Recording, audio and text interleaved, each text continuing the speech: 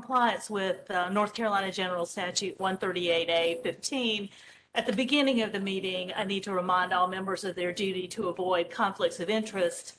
The chair also needs to inquire as to whether any member knows of a conflict of interest with respect to any of the matters on the agenda today. Does any member know of a conflict of interest? If not, I will turn to our clerk to call the roll. I know we have 4 commission members who will be absent today for several different reasons, but if you will call the roll, Madam Clerk.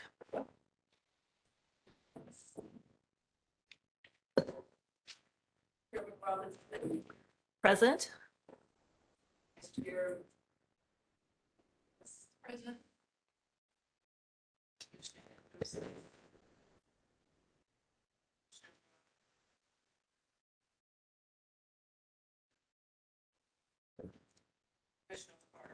Here. Present.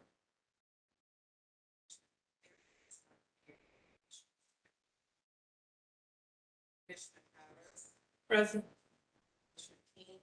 Here. Here. Here. Thank you. Sorry, it's not here. Here. I had the packet. Thank you very much. So the first item on the agenda is approval of the minutes from the May 12th meeting. Is there any comment or correction to the minutes? And if not, is there a motion to approve the minutes? I move to approve the minutes. This is Commissioner Monist. Is there a second to the motion? Second by Commissioner Anderson. I'll approve. I'll vote aye. Aye. And no nays. The first action item is the request to adopt amendments to the commercial leaking underground, petroleum underground storage tank cleanup fund and approve the hearing officer's report. So I'll recognize Mr. Randolph for that presentation.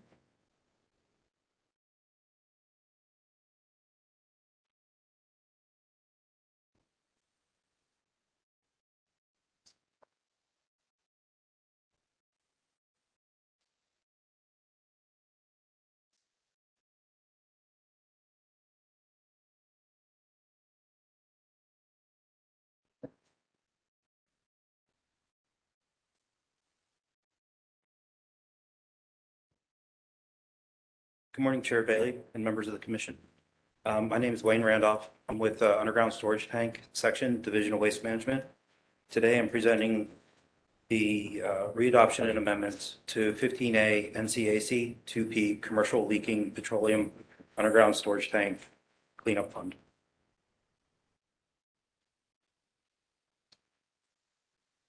Not sure how to advance them. Oh, here it is. Okay, great, thank you.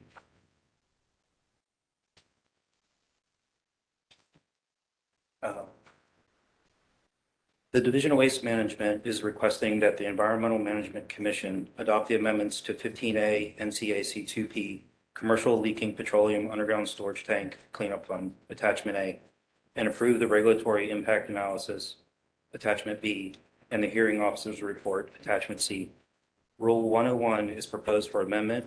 Rule 102 is proposed for repeal, and the remaining rules in 15A NCAC 2P are proposed for readoption in accordance to General Statute 150B-21.3A. The rules proposed for readoption are required to be readopted by the deadline established by the Rules Review Commission on January 31st, 2023. The Office of State Budget Management approved the regulatory impact analysis for publication on December 9th, 2021. The proposed amendments are not expected to impact state or local governments, private households, public health, or the environment. with the exception of providing a benefit through clarification to applicants and to state employees. Mr. Randolph, excuse me, would you mind pulling the microphone toward you just a little bit? Yes, We're ma'am. having trouble picking you up on the recording system. Thank you, ma'am. The proposed amendments do not cause a substantial economic impact.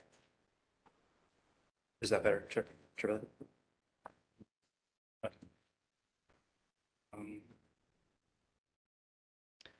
The next 3 slides are a summary of rule changes that were reviewed during the March 10th, 2022 EMC meeting.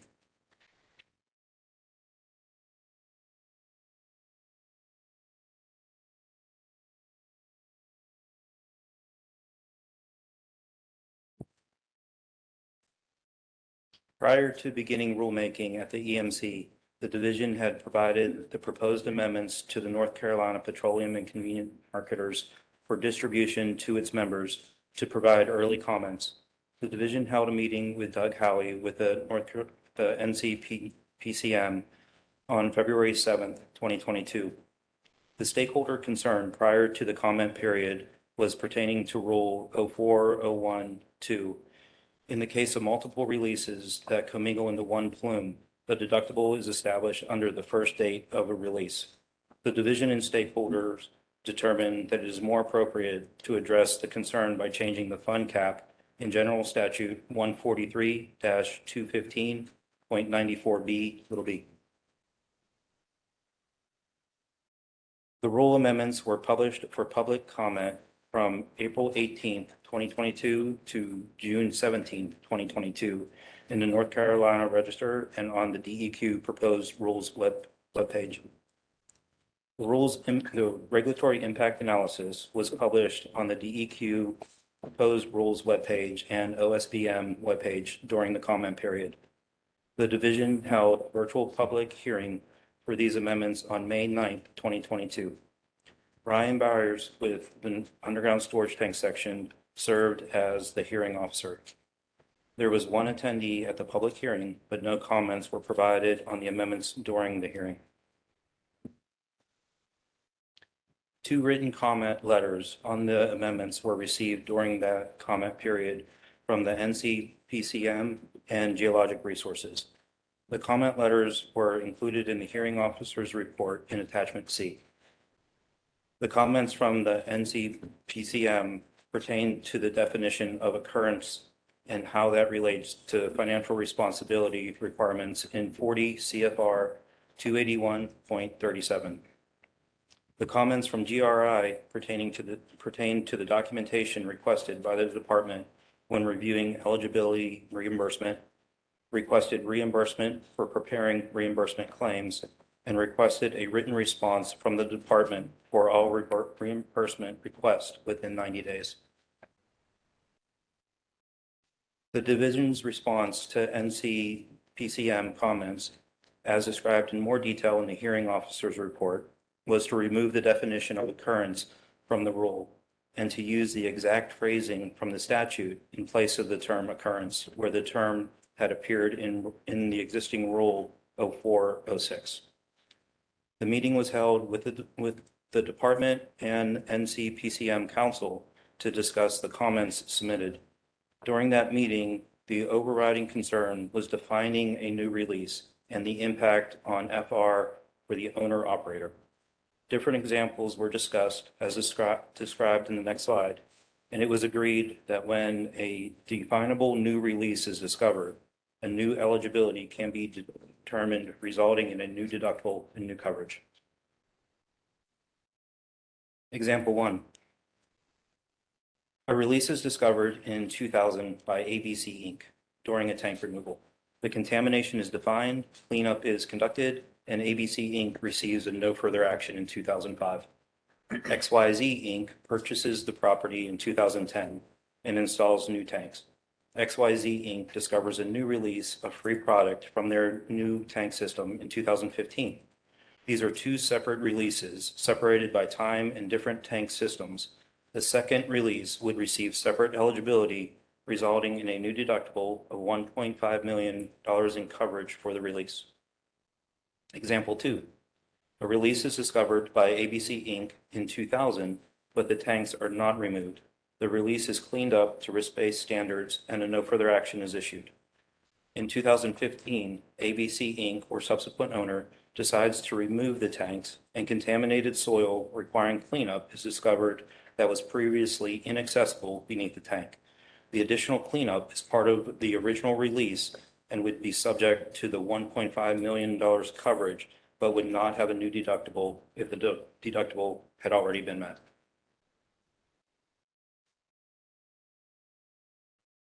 NCPCM is also provided comment that seemed primarily concerned with the division's explanation of impacts from the amendments in Rule 0401 in the regulatory impact analysis. The division agrees that the language was confusing. In response to that comment, the division has now clarified that language in the regulatory impact analysis. The revised regulatory impact analysis has been provided as attachment B.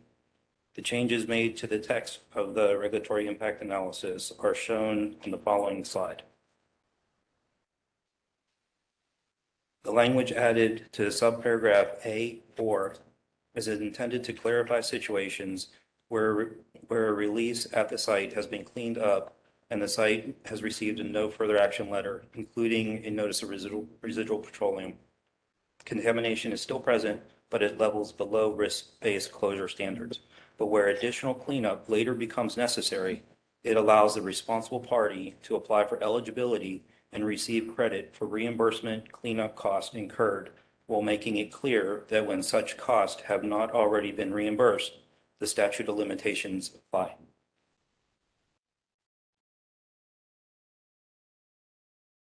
The division's response to GRI comments, as described in more detail in the hearing officer's report, are as follows. The comment, documentation requested by the department when reviewing eligibility reimbursement. The response, General Statute 143-215.94E, little e 5(4) states that in all cases, the department shall require the owner, operator, or landowner to submit documentation sufficient to establish that a claim is eligible to be paid or reimbursed. The comment, requested reimbursement for preparing reimbursement claims. The response, the existing rules state that this is not a reimbursable task. The comment, requested a written response from the department for all reimbursement requests within 90 days. The response, this requirement is set forth in General Statute 143-215.94E, little e2. In response to these comments, the division has added a reference to the applicable statute in these rules for clarification. The clarification in the rule is not saying that a response letter will not be sent. It's only saying that the applicant is able to take further appeal action if a letter is not received within 90 days. The division will send a letter. Also, the division historically has provided a response on an average of 30 days.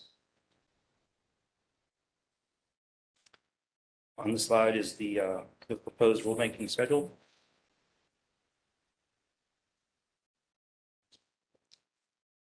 The division is requesting that the Environmental Management Commission adopt the amendments to 15A NCAC 2P, Commercial Leaking Petroleum Underground Storage Tank Cleanup Fund, and approve the hearing officer's report and regulatory impact analysis, including the changes made after the comment period. Thank you, Chair Bailey and members of the commission. Thanks for allowing me to be here. Are there any questions? Are there any questions by commission members of Mr. Randolph? Madam Chair. Yes, Commissioner Keen. Mr. Randolph, whenever the shareholders, stakeholders, during the hearings or during the comment periods, was there any mention of the adjacent landowners being affected through cleanup costs and land contamination, like groundwater from a tank that had, I guess, the ingress or egress in groundwater over to the contiguous property? No, Was sir. that in any discussions about the cleanup fund? No, sir. No, sir. Primarily, the conversations were about the FR requirements and the definition of occurrence with the petroleum markers. That was the main concern with them. I guess, And- Madam Chair, if I could approach you on that. My concern is that during this whole process for underground storage tanks and dollars to be reimbursed for cleanup, then the concern of mine would not be just the landowner, but the adjoining landowner. If an underground storage tank was closed within setback rules that they had set back 25 feet or 50 feet, and the underground storage tank was having issues and they were removing that. And they found that the groundwater had seeped over into another parcel. And that parcel, during a phase 1 or phase 2 environmental study, was found that the contamination came from that source. Then it had come over, then who's responsible for the cleanup? And where does the cost of that cleanup?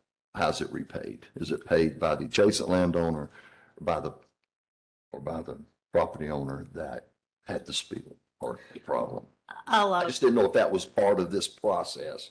it is, but a step away from that process, I suppose, is the way to describe it.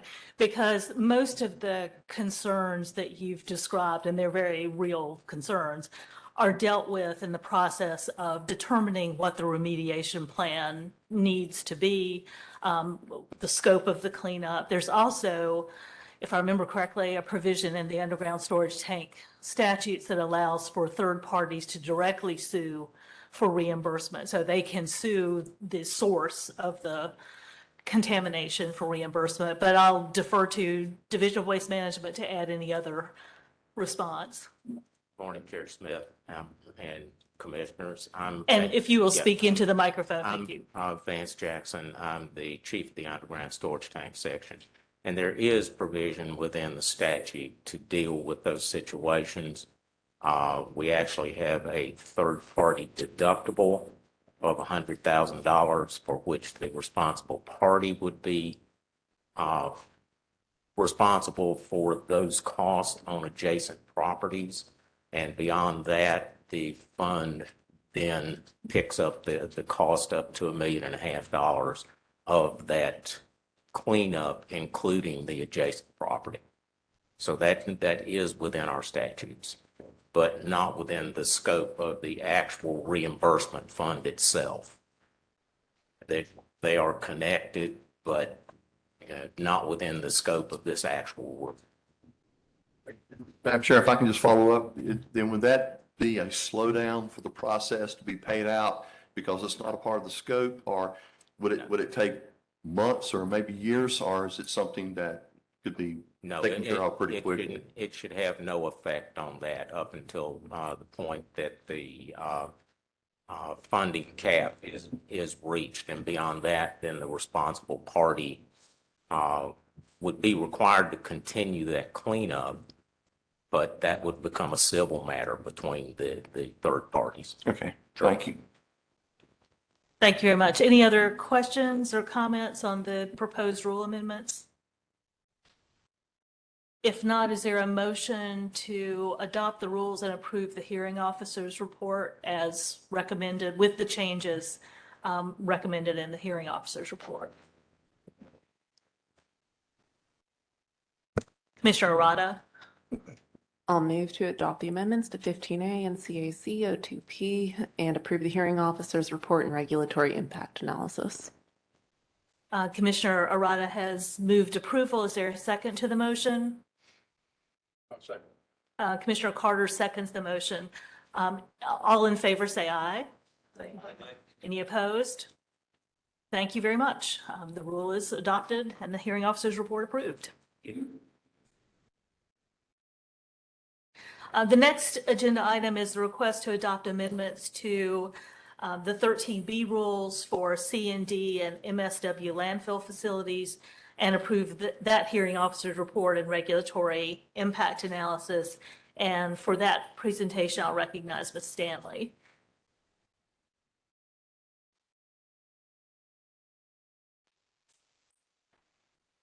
Good morning, Chair Smith, Commissioners. My name is Sherry Stanley, and I represent the Division of Waste Management.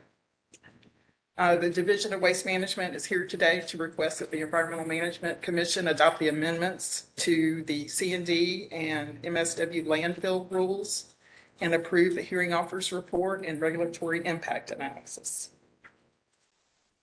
These existing rules establish requirements for permit application and for groundwater monitoring, assessment, and corrective action for both C&D and MSW landfills.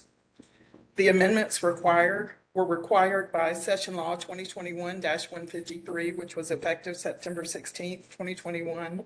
A copy of the session law is included in the regulatory impact analysis in Attachment C. Session Law 2021-153 included provisions that the current amendments are not subject to review by the RRC and are automatically subject to legislative review. The amendments reduce the amount of documentation required to be submitted in an application for a change of ownership or corporate structure. They eliminate the requirement for an application to be submitted to the division in order for a permit for closure and post-closure to be issued. They remove the mention of the term IMAC, interim maximum allowable concentrations, and they make minor technical corrections for typographical errors. The regulatory impact analysis was approved by OSBM on November 16th, 2021, and indicated that no fiscal note was necessary because the proposed amendments will have little to no impacts on the regulated community. And will have no substantial economic impact based on the following. The changes reflected in the rule amendments were implemented directly by the session law or are minor technical corrections. The division has been complying with the changes implemented by the session law since the law was effective in September 2021. The session law implementation remains effective until these rules are amended. The rule amendments were published for public comment from April 18th to June 17th of 2022. The regulatory impact analysis was published on the DEQ proposed rules webpage and on the OSBM webpage during the comment period. The division held a virtual public hearing for the amendments on May 3rd. Deb Asia was the hearing officer for the section. There was one attendee at the public hearing, but no comments were provided. No written comments on the amendments were received during the comment period, and no additional changes have been made to the rules following the comment period. Here's the proposed rulemaking schedule. And I'll restate the requested action. The division is requesting that the EMC adopt the amendments to 15A NCAC 13B rules for C&D and MSW landfill facilities as included in attachments A and B, and approve the hearing officer's report and regulatory impact analysis. Thank you. Are there any questions for Ms. Stanley?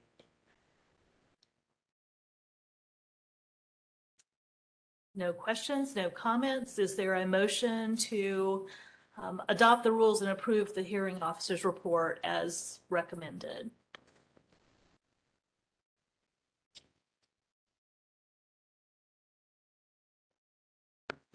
I will move. So moved. Commissioner Carter moves approval. Is there a second? Second. Commissioner Keen seconds the motion. All in favor say aye. Aye. Any opposed? Thank you very much. Thank you. The next agenda item concerns approval of revised local programs for Noose and Tar Pamlico new development stormwater implementation. And while Ms. Arconti is coming up and while we're getting set up for that presentation, one thing I wanted to say is that I know commission members may have received a letter from Mr. Millis on behalf of the Home Builders Association concerning this agenda item, and I just wanted to clear up a little bit of confusion. The letter is written apparently on the assumption that the plans that are before the commission today are the plans that were before the Water Quality Committee yesterday, which is not the case. The plans that are on the agenda today are the plans the Water Quality Committee approved 2 months ago. And in that intervening period of time, I'm not aware that we've received any specific objections to the plans that are on the agenda today. The plans that were approved yesterday by the committee will be on the commission's agenda in September. And so we will have that intervening 2-month period to consider any specific objections and decide how to respond to those at the time. Commissioner Solomon. Yeah, Madam Chair, I would, that was my first meeting, re-meeting of the groundwater, of the surface water committee yesterday, so good to be back on that committee. But I heard enough concerns about the part 2 to lead me to think that we probably need to hear this today as an information item and take action next time on this set and the next set. Because I think that would give the department some time to maybe make sure we're solid on this, and we're not bound by what we did in this session if we discover conflicts on the next time. So my suggestion would be this would be an information item. I'm not making that as a motion right now, but it's something after we hear this, we could talk about. So my suggestion would be that we proceed with this as an action item. At the time, Ms. Darconti has finished her presentation and commissioners begin their discussion, we can entertain any motions commissioners choose to make. Thank you very much, Ms. Darconti. Thank you. Today, I'm presenting to you the first 12 of 38 local programs for the revised new Tar-Pamlico new development stormwater rules. To give you some history, just to orient you to what has gone on. So we had nutrient stormwater rules for the new Tar-Pamlico starting about 20 years ago. In that original set, we had 15 local programs in the news and 11 in Tar-Pamlico. We had a recent revision and readoption that was effective in 2020, and that increased the set to 30 programs in the news, 12 in the Tar-Pamlico, 4 of them are in both basins. Last year, that is March of 2021, we brought a new model program to the EMC, which was approved. And the rules specifically split the submission of draft local programs into at least 2 cohorts. Those cohorts were the ones that are already implementing the old rules, and then the ones that are newly added to the rules. Programs require EMC approval before they can be locally adopted and implemented. So just to cover the changes, we tried to keep the same rule structures we had before, but make them similar to each other because there are 4 local governments that do overlap, and it's easier if they have the same rule structure between the Tar-Pam and the news. We codified and clarified requirements from earlier model programs. We attempted to make it mimic as closely as possible the stormwater rules in terms of low, high density requirements, on-site stormwater treatment, design criteria, runoff volume match. That was an option that was added. We set it up so that there's no longer you don't have to meet an on-site nutrient export target before you can buy down credits. Instead, you either are required to do on-site stormwater or not, and whatever isn't handled by on-site stormwater is what you can buy down. Revised phosphorus target for Tar-Pamlico.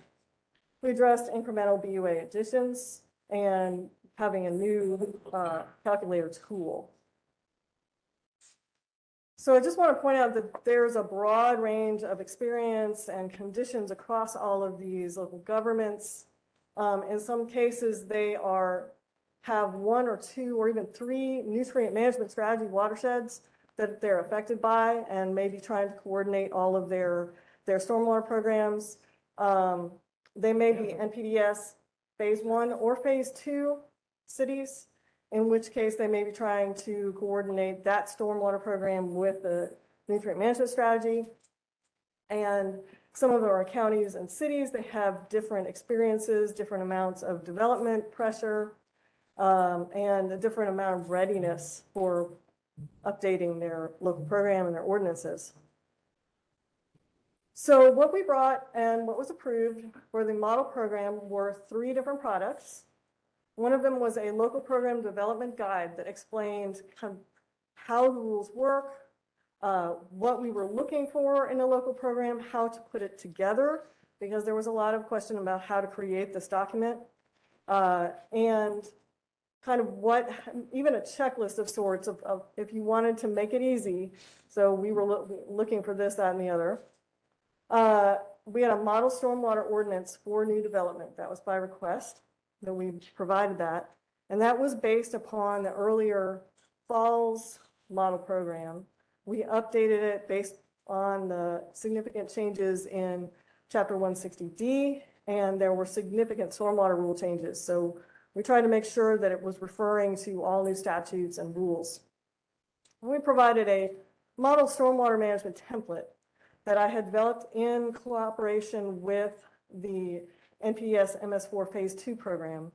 It's a very structured document that lists exactly what activities that the local government expects it's going to be doing to implement its local program or its stormwater program, depending on what its requirements are.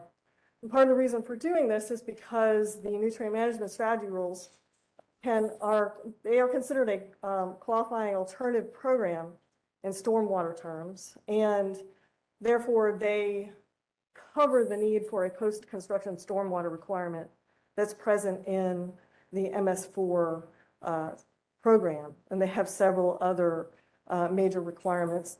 They also overlap in terms of having a requirement for a illicit discharge program and a public education program. So we worked with the MS4 program because they already have a highly structured document. It provides an excellent base for local governments to create a new program or to structure their existing program. It's highly organized, and most of the local governments used some version of this template in order to produce their local program. We also provided extensive guidance throughout the entire process, a lot of individual MS Teams meetings and calls, lots of guidance emails. So when we did our review, specifically what I was looking for and what is required by the rules is we review them against what the NUS and or TARPAM rules require, which in particular are the local program implementation requirements. That's, for instance, requiring that developers submit a stormwater plan, that you have to have a plan for maintenance of SCMs, a public education plan, illicit discharge plan, stormwater mapping plan. That's the first set. Then it was specific about what development is excluded, and that as well as included. So it covers what projects, like the disturbance threshold, the land cover types, the amount of BUA, and it also includes exclusions for existing development as defined in 143.214.7, redevelopment also defined there, and then activities subject to requirements of the related agricultural rules. And then there's the third part, which is looking at how they manage and review what requirements they have for development project requirements, such as their nutrient rate targets, whether they had, if there were any overlapping programs there, such as water supply watershed or coastal, HQW, ORW, they have different thresholds for stormwater treatment than the NUS and the TARPAMCO do. So that says to defer to those programs' thresholds in terms of stormwater treatment. Otherwise, it sets a base of 24% EUA. And then it gives some exceptions for on-site stormwater treatment in a few cases, and how to do the calculation, or that there's what we look for in a tool if they don't want to use the division approved tool. So materials that I asked them for were stormwater ordinance, because they are going to need that in order to enforce this. Then they're going to need a local program plan or local program, and that describes what they're doing, how they're doing it, a schedule, how they're tracking their progress, and what they expect to report to us. And then I might ask them for more details on the specifics of their stormwater program, whether they are implementing other stormwater programs, if they have other nutrient management strategies. Some of them decided they wanted to try to merge this local program with another, such as the Falls local program or an MS4 Phase 2 local program, and any supporting materials such as if they were cooperating with Clean Water Education Partnership, so that I could understand, are they ready to start implementing this program? So just to give you an overview of what I saw, so there's a list of local governments that are in this particular set. 9 of them are the news. 4 of those are also implementing Falls Lake rules. 3 of them are Tarr-Pamlico. As you see, some of them actually overlap with MS4 and have decided to merge with it, but 10 of them use the MS4 style local program template. We provided a model ordinance. Most of them borrowed some language from the model ordinance, and 2 of them just used the whole model ordinance entirely, customized to their situation. But keep in mind, all of these have previous stormwater programs. They are presently implementing either the NEWS or the Tarr-Pamlico, the old stormwater rules.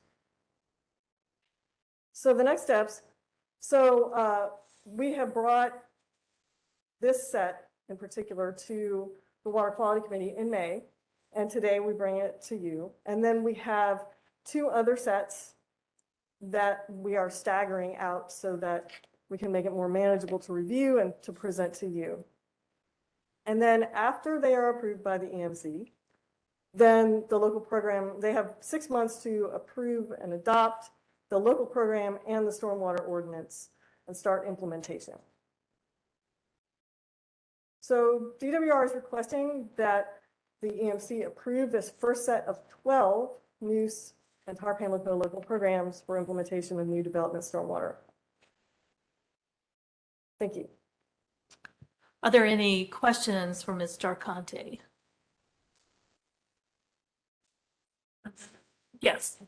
Thank you for your presentation. I just wanted to find out if you have reviewed each of these plans to make sure they are consistent with the requirements in General Statute 143-214-7. Have you reviewed each of those plans to make sure they comply with that? I reviewed the plans with regard to what was required in the NEWS and or the Tarr-Pamlico rules.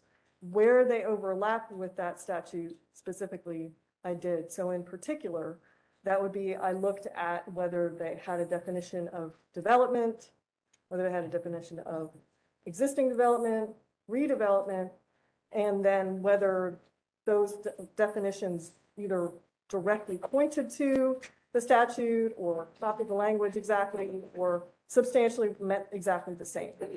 That is the only part of that statute that I reviewed because that's the part that significantly overlaps with the NEWS and the program. And you can say for certain they comply with that statute? With that part, yes. With the entire part of that statute? Where those definitions, yes, specifically. Did you have a follow-up, Commissioner Kelvington? Any other questions?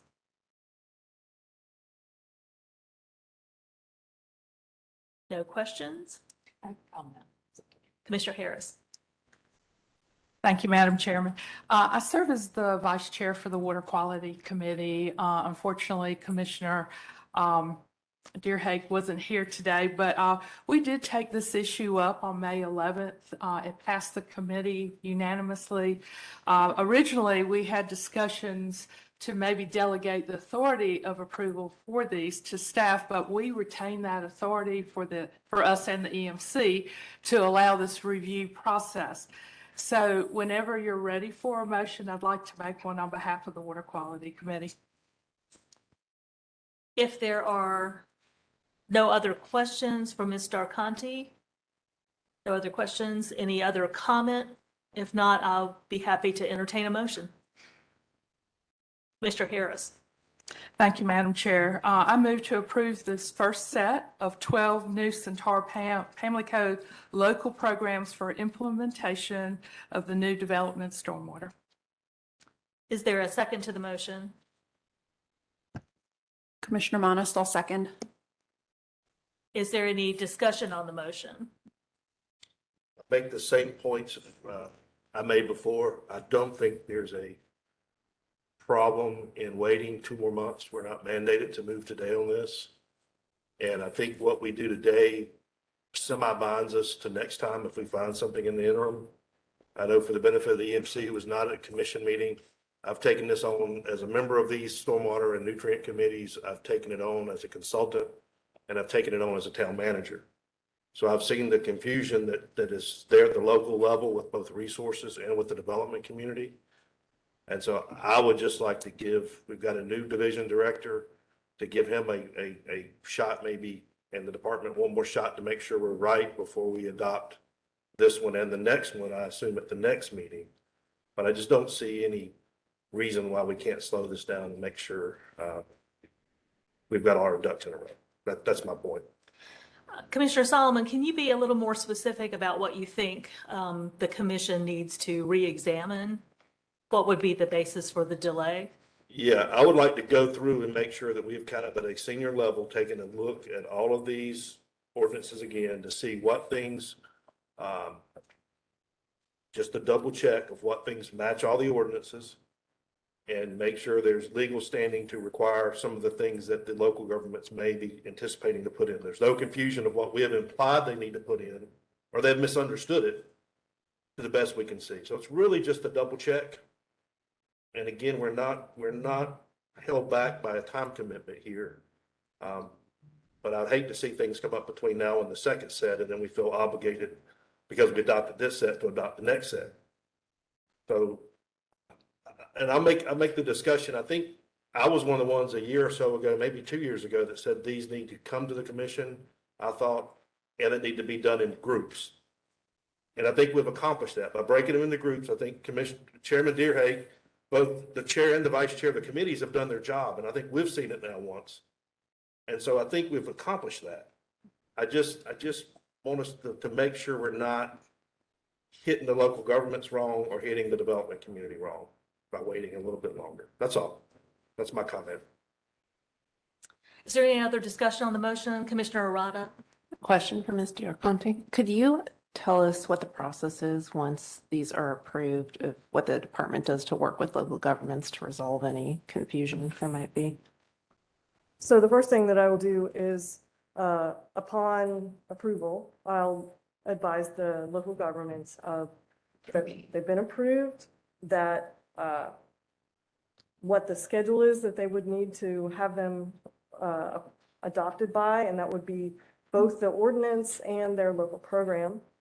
And instruct them that if they had any significant changes, that they need to contact me, let me see what their changes are before they adopt those. There are a lot of these where there are, it's clear they're in edit form, and they're going to be updated to some degree. They have a lot of comments throughout from their own staff, or they're going to have to either remove extraneous material. So it's not the final version. So I've instructed them to give me any modifications they expect to make. I have not had any ask me about things now that I've taken them to the Water Quality Committee. I insisted, I was very sure to make sure that they contact me at any point in the drafting of these materials if they had any questions. And we've had many, many calls and opportunities to discuss any confusion or questions, talk about how other local governments are doing, because in many cases they wanted to see how it's done elsewhere. So then after they adopt, then they would send me whatever the final that they actually adopted. Any other questions? I'll just add to that. I think it's important to remember what the process is at the local level as well. And any of the requirements in 143-214.7 with respect to stormwater apply directly to those local governments. They don't simply apply to the EMC. And once the plan and the ordinance has been, or draft ordinance has been approved by the EMC, it still has to go through the ordinance adoption process at the local level, which is very similar to our rulemaking process. It involves public notice, opportunity for public comment. So if there are specific questions or concerns about the wording of an ordinance at that point, there is an opportunity for any member of the community, including the development community, to go directly to the local government with comments on that language. Any other questions or comments? Madam Chair. Mr. Keene? Yeah, I think you hit the exact point I was thinking at the same time. The concern that I have, as Commissioner Solomon had mentioned his position as engineer or consultant, but same as me, planning board, commissioner, local government, council on these municipalities throughout the state. And when you look at the municipalities, the commissioners, commission, North Carolina Association of County Commissioners and League of Municipalities, and then you get stakeholder letter from the previous meeting asking us to, and representing this many people and the builders, in particular, the stakeholders that are construction workers and builders and those that are looking at permitting, going into the state government and the municipal city planners or county planners. It's the interpretation. And that interpretation, depending on who is at the helm in that city or county government, is the interpretation going to hold up, or is it going to require more time that affects commerce and development and jobs? I mean, we're protecting the science and protecting this process, but I can't take it lightly that this the next to last page going in on this letter from Mr. Millis, Director of Regulatory Affairs for the North Carolina Home Builders Association, next to the last page and going into the 143-2114.7, specifically subsections that he's picked out specifically, that the members of the local government stormwater ordinance properly handle existing impervious consistent with state law. And we ask that these local government stormwater ordinances be properly amended to conform with current state law prior to Commissioner's final approval. We also ask that the Commission provide notice to previously adopted local government stormwater ordinances. And this is where I have sort of a bend as a commissioner here, is making sure that the local stormwater ordinances that the municipalities and the county governments, the planning process, that they understand that. And it seems okay with me that since we're not under a time constraint, that if waiting and putting it all together in a package where we see it clearly and get all the stakeholders to the table, this might instigate, might implement, might get some interest now where we hear more, so we're ready to do something at our next meeting. That's just a comment. Thank you. Mr. Kelvington? Yes, I have a comment also. I think it would be more efficient if we do take this 2-month delay and resolve this issue rather than having each of these local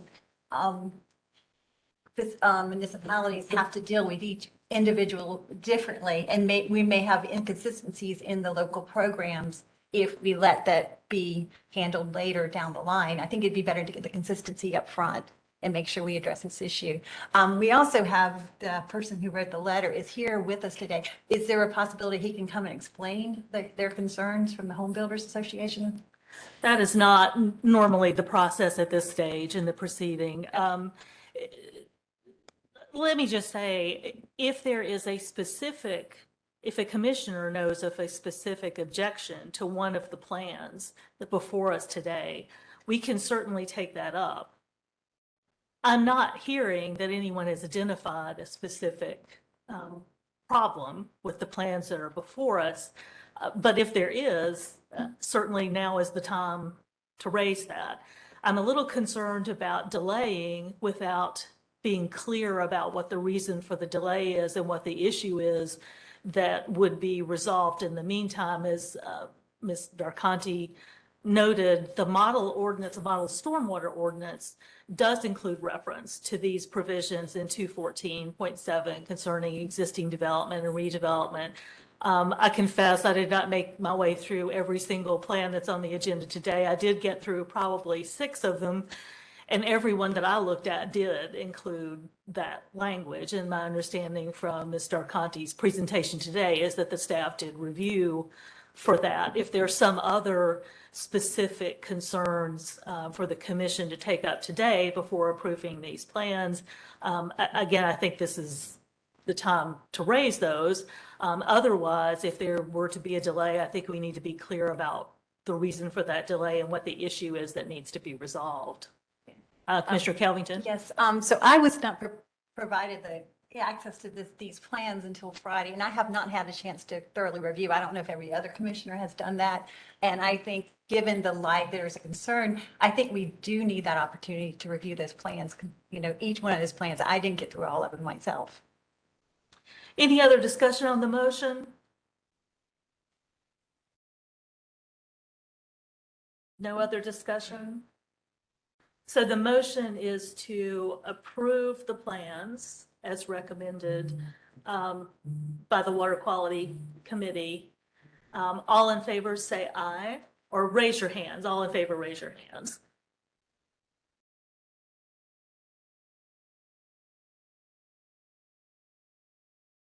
All opposed?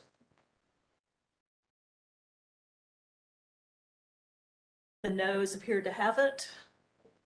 So the plans are not approved. Is there another motion?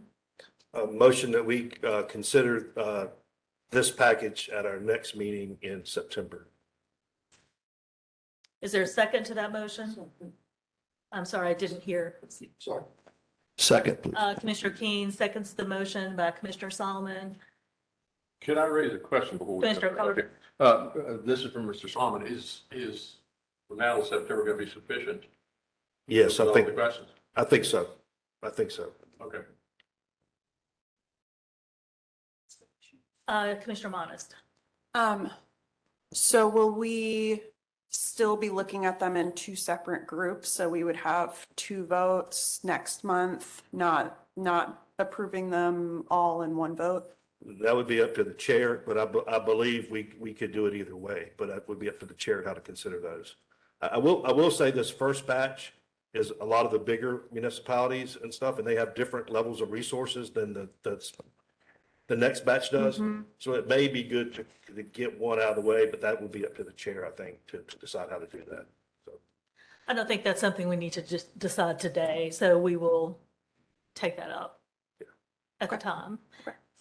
So I've now lost track of where we are. So motion to consider it the next. we had a motion and a second. Any discussion on the motion? I'd like to make a suggestion. Commissioner Kelvington. That we would to have the commission hear from the Home Builders Association at the next meeting so we can understand their concerns after review has been done before we take a vote. I will take that under consideration, although that's really outside the normal practice at this stage of the decision making, but I'll take that under consideration. Thank you very much. Can I Commissioner make a Carter. suggestion, and which might be, might help, and that is maybe have that presentation at the Water Quality Committee meeting in September rather than here at the full commission. I understand your reluctance on the process here. I for the can full have commission. that discussion with the chair. Point of order, can we just vote on this motion and we can discuss this maybe after we make the motion? Commissioner Solomon, in terms of Commissioner Carter's request, I think we can take that up with the Water Quality Commission chair before the next meeting. I do think it will be helpful, whatever is taken up at the next meeting in whatever venue, that people be very clear about what the issue is that's under discussion, because I'm not sure it's been particularly clear today what needs to be resolved. Commissioner Arvada. One question, it might be for Commissioner Solomon. Are you thinking the third set of local plans are going to be similar enough to the second group that once we get to September's meeting, then we're not going to be in the same position of saying, well, let's wait again. Yeah, I think my personal logic is if we get the first two sets right together and make sure they're both right, that the third is just going to follow. I was just concerned that we get this started and then you got two more sets coming, especially with the smaller governments coming later. And we get bound into something that and we're not forced to do it. So let's just, the motion again is to wait and consider it and give us some time to look into this a little deeper for about a month. Is there any other discussion on the motion? Commissioner Anderson? As I understand it, the motion is to defer action on approval of these plans until the September meeting. All in favor, please raise your hands. Any opposed? Thank you very much. Thank you, Mr. Arconti.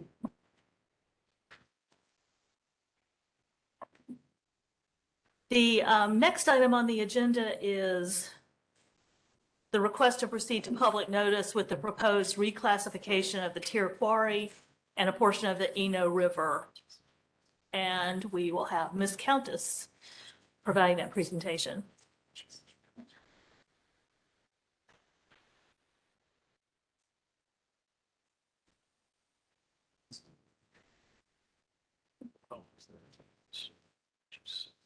Morning. My name is Elizabeth Countess, and I am here to ask the Commission for approval to send a proposed reclassification out to public notice in the hearing. The request received from Durham County is for the Tier 40 in a segment of the Eno River in Durham County. The quarry and Eno River segment is to be reclassified from water supply for protected area, or PA, to water supply for critical area, or CA, because the city of Durham seeks to construct a new intake in the river, pump water from the riverine intake to the quarry, and utilize the quarry's waters as a public water supply.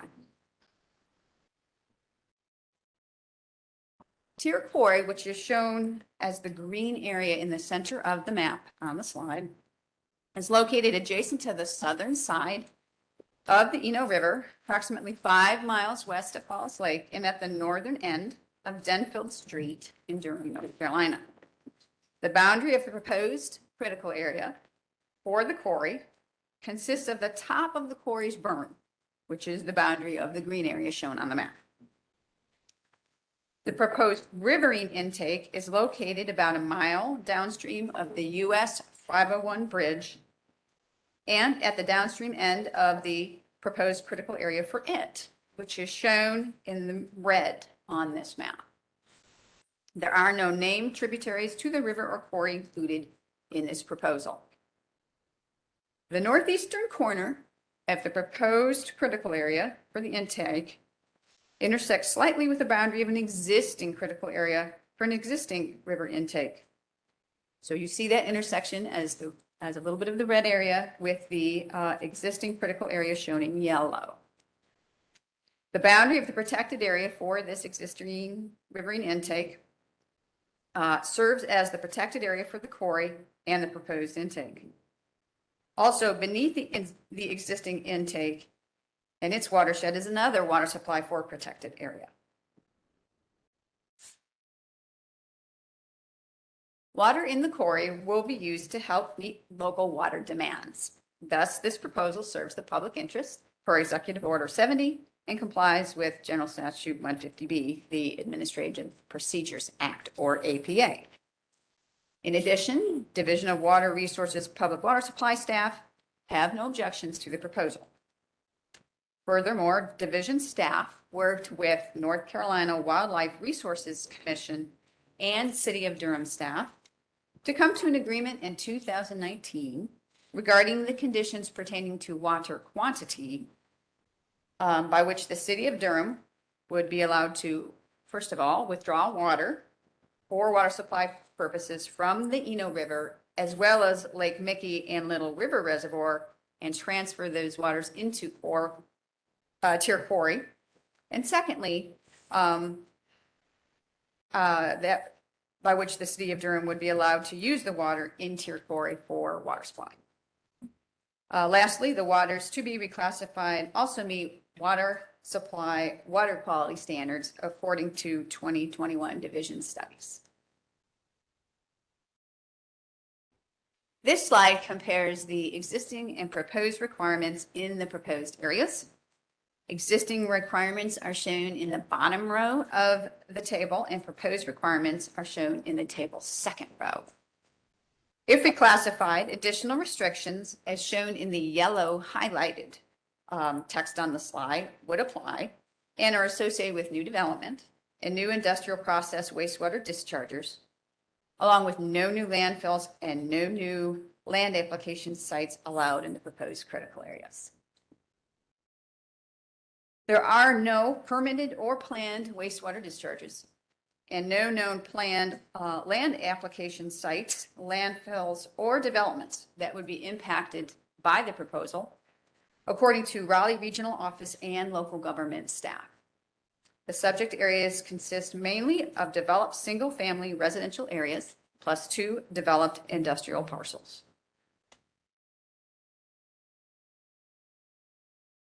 Durham County and the City of Durham are the only local governments with jurisdiction in the reclassification areas and would need to modify their water supply watershed protection ordinance within the required 270 days after the reclassification effective date. Each of these local governments has provided a resolution to the division, and the purpose of a resolution is to indicate whether a potentially impacted local government will implement the water supply rules within its jurisdiction once the reclassification becomes effective. In addition, letters of no objection were received from parties that are subject to the voluntary Eno River Capacity Use Area Water Management Operations Plan, along with the City of Durham, and those parties are the Town of Hillsborough, or the Hillsborough Water System, Orange Elements Water System, and Resco Products, which is formerly Piedmont Minerals. A regulatory impact analysis for this proposal, which has been submitted to and approved by OSBM, shows a one-time cost of approximately $2,000 to the state associated with notification review and approval of ordinance changes. The analysis also shows a one-time shared cost of approximately $8,000 to the City of Durham and Durham County affiliated with rezoning and ordinance text amendments. Sampling of groundwater wells adjacent to the quarry has revealed the presence of contaminants from releases of petroleum hydrocarbons and chlorinated solvents associated with historical uses of the area. According to the most recent groundwater evaluation of the site, a January 22 Phase 2 remedial investigation, or RI, for which you see the cover page on this slide, levels of 1,4-dioxane exceeded its associated groundwater 2L standard in several intermediate and deep monitoring wells. Levels of vinyl chloride, naphthalene, and an estimated value of hexachlorobenzene exceeded their respective 2L standards in one each of separate intermediate wells. And lastly, levels of naphthalene, bis-2-ethyl hexylphthalate, and 2-methyl naphthalene exceeded their respective 2L standards in one deep well. Lastly, and I quote, "Given groundwater flow in the intermediate and deep zones is toward the quarry pit, the compounds detected are likely migrating toward the pit." Also, and again I quote, "Based on results of this Phase 2 RI, ELMSS, which is the consulting firm involved with this RI, recommends continued annual monitoring at the site. Surface water monitoring points should be increased for the next monitoring event to confirm groundwater impacts are not affecting surface water in the quarry pit." The division concurs with this recommendation, and the next monitoring event is planned for September of this year. In closing, I am here to ask for EMC's approval to send the proposed reclassification out to public hearing and notice. The proposed reclassification's effective date is estimated to be May 1st of 2023. At this time, I'd be happy to answer any questions you might have. Are there questions for Ms. Countess?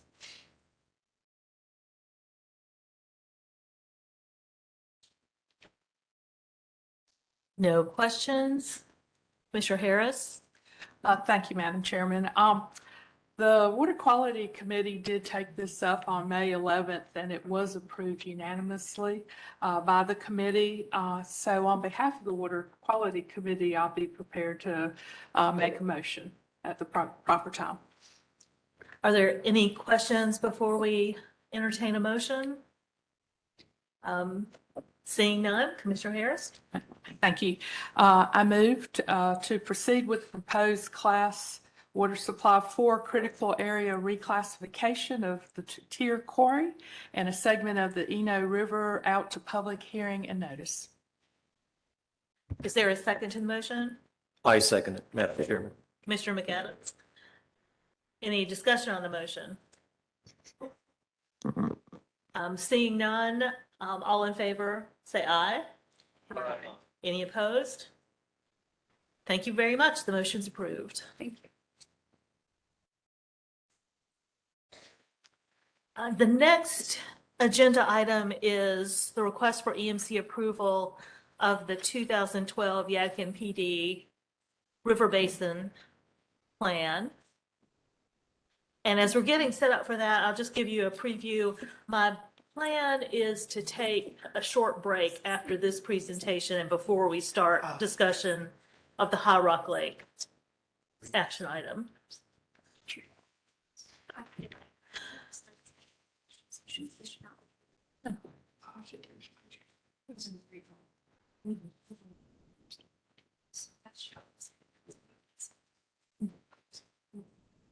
You're going to be your boss.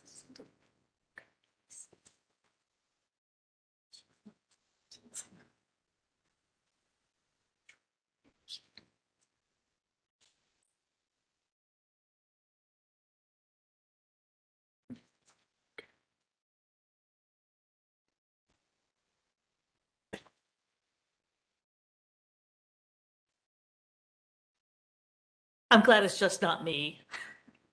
It has the computer issues. Make sure I can see this.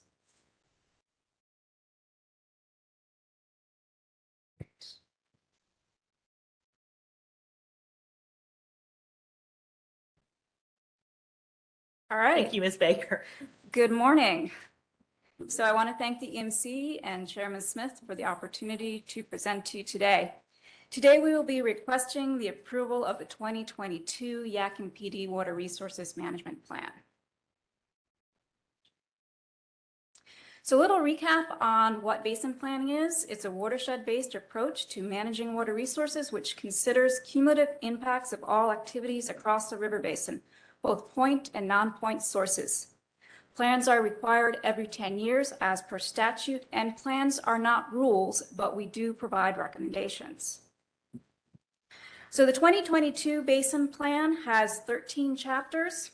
The first chapter maps out what's in the plan. Chapters 2 through 6 cover general topics, and chapters 7 through 13 are the watershed chapters. 7 through 12 focus on the main Huck 8 watersheds, and chapter 13 focuses on the High Rock Lake watershed. 2 through 7 are basin-wide topics. The 2022 plan is the fourth cycle plan and the first that covers a 10-year span from 2007 to 2016. Where current data was used if available when the section was being prepared for some summary and analysis, those included older data. So in the presentation today, I'm going to provide a basin overview. I'm going to talk about some of the known point and non-point sources of pollution or potential sources of pollution, what the water quality condition is, and then I'm going to focus in on the Rocky River watershed, talk a little bit about High Rock Lake, but my colleague Chris Ventilora will be talking about that next. Also talk about water use and availability. We have some recommendations to share for some of these topics, and then some basin-wide recommendations to share at the end. And then I've got a recap on public comments. So the Yakimpd is the second largest river basin in the state. It covers over 7,000 miles in North Carolina alone.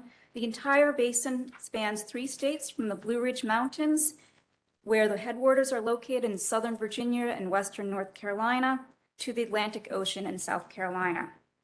The main stem of the Yakimpd has 7 reservoirs that are used for recreation, water supply, and hydropower.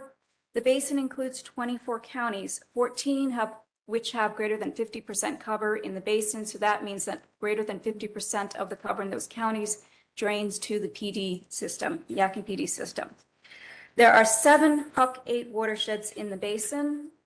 The Yakin River headwater, which is the largest, the South Yakin headwater, the Yakin River, where High Rock Lake is located, Lake Tillery, PD River, the Rocky River, PD River. These are the 6 main ones covered in the plan, and then the Lynches River, which is primarily, it's like my slide's a little cut off there, located in South Carolina.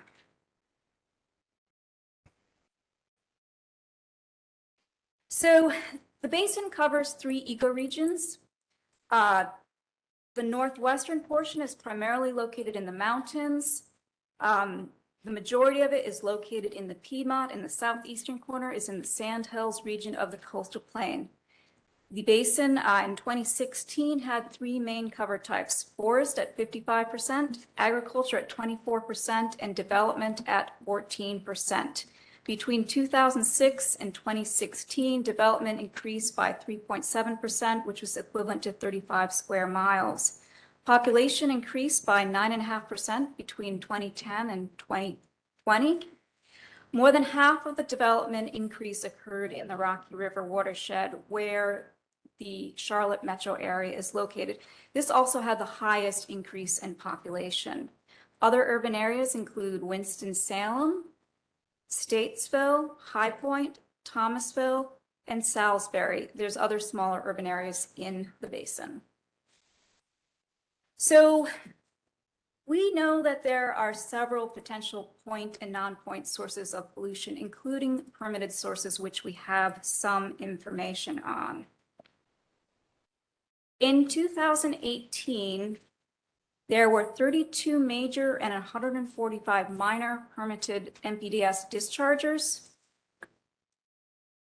of which 2/3 of the permitted as-built shown on the map to the left was located in the Yakin River headwater and in the Rocky River watersheds.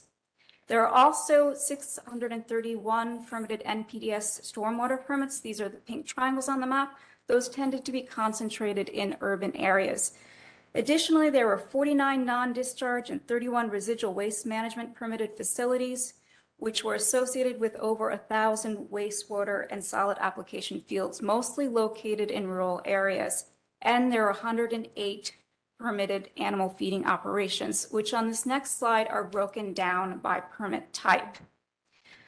The most common type of animal feeding operation were cattle. Those were primarily located in the upper part of the basin, with a concentration in Iredell County in the South Yakin watershed, where 40% of the permitted live weight was located. Swine farming is less common in the Yakimpd basin. It's primarily in the lower part of the basin. There was also 1 permitted wet poultry facility located in Union County. So to better understand agriculture in the basin, which has a significant presence, especially animal agriculture, we queried the USDA National Agricultural Statistical Data, just using queries on the 14 counties that had greater than 50% cover in the basin. Queries were done on poultry, cattle, swine, or farm numbers and animal totals. We did an inventory query, which is a point in time, so it's a snapshot of what's happening. We also did a contract production query. Contract numbers represent the portion of the livestock that is to be raised and delivered by contract for the entire year. So these numbers are different. They are not additive. We also queried the number of acres that were treated with fertilizer and manure, and the crop types and acreage totals. The individual results for each county are available in the plan. The table here shows cumulative results for those 14 counties. Between 2007 and 2017, there was a decrease for both poultry and livestock farming in the basin.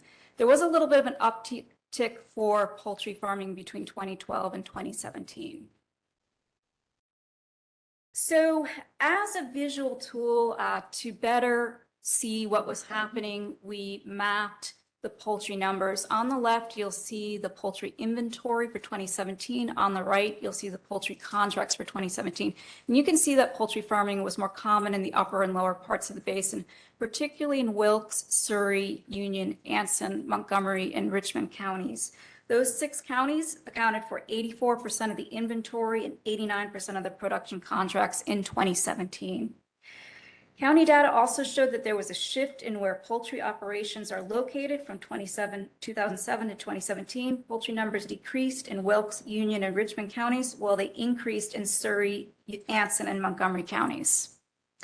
The distribution for cattle using USDA statistical data was fairly comparable to where we know our permitted facilities are located, with higher numbers in the upper part of the basin, particularly in Iredell County.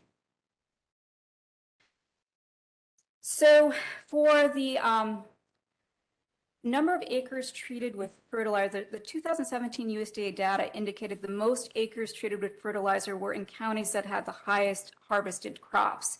Those were Surrey, Rowan, and Union counties, and there was a little bit of change between the census years for the agricultural data. The acres treated with manure were highest in Union County in all of the agricultural census years.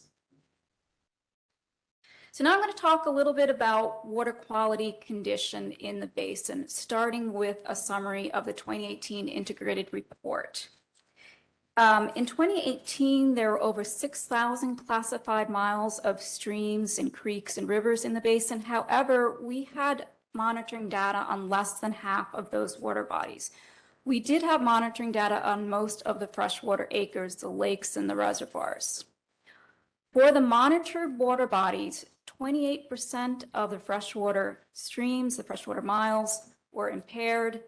80% of the lakes, the freshwater acres, were impaired, and this resulted in about a third of the assessment units or the individual water bodies being impaired.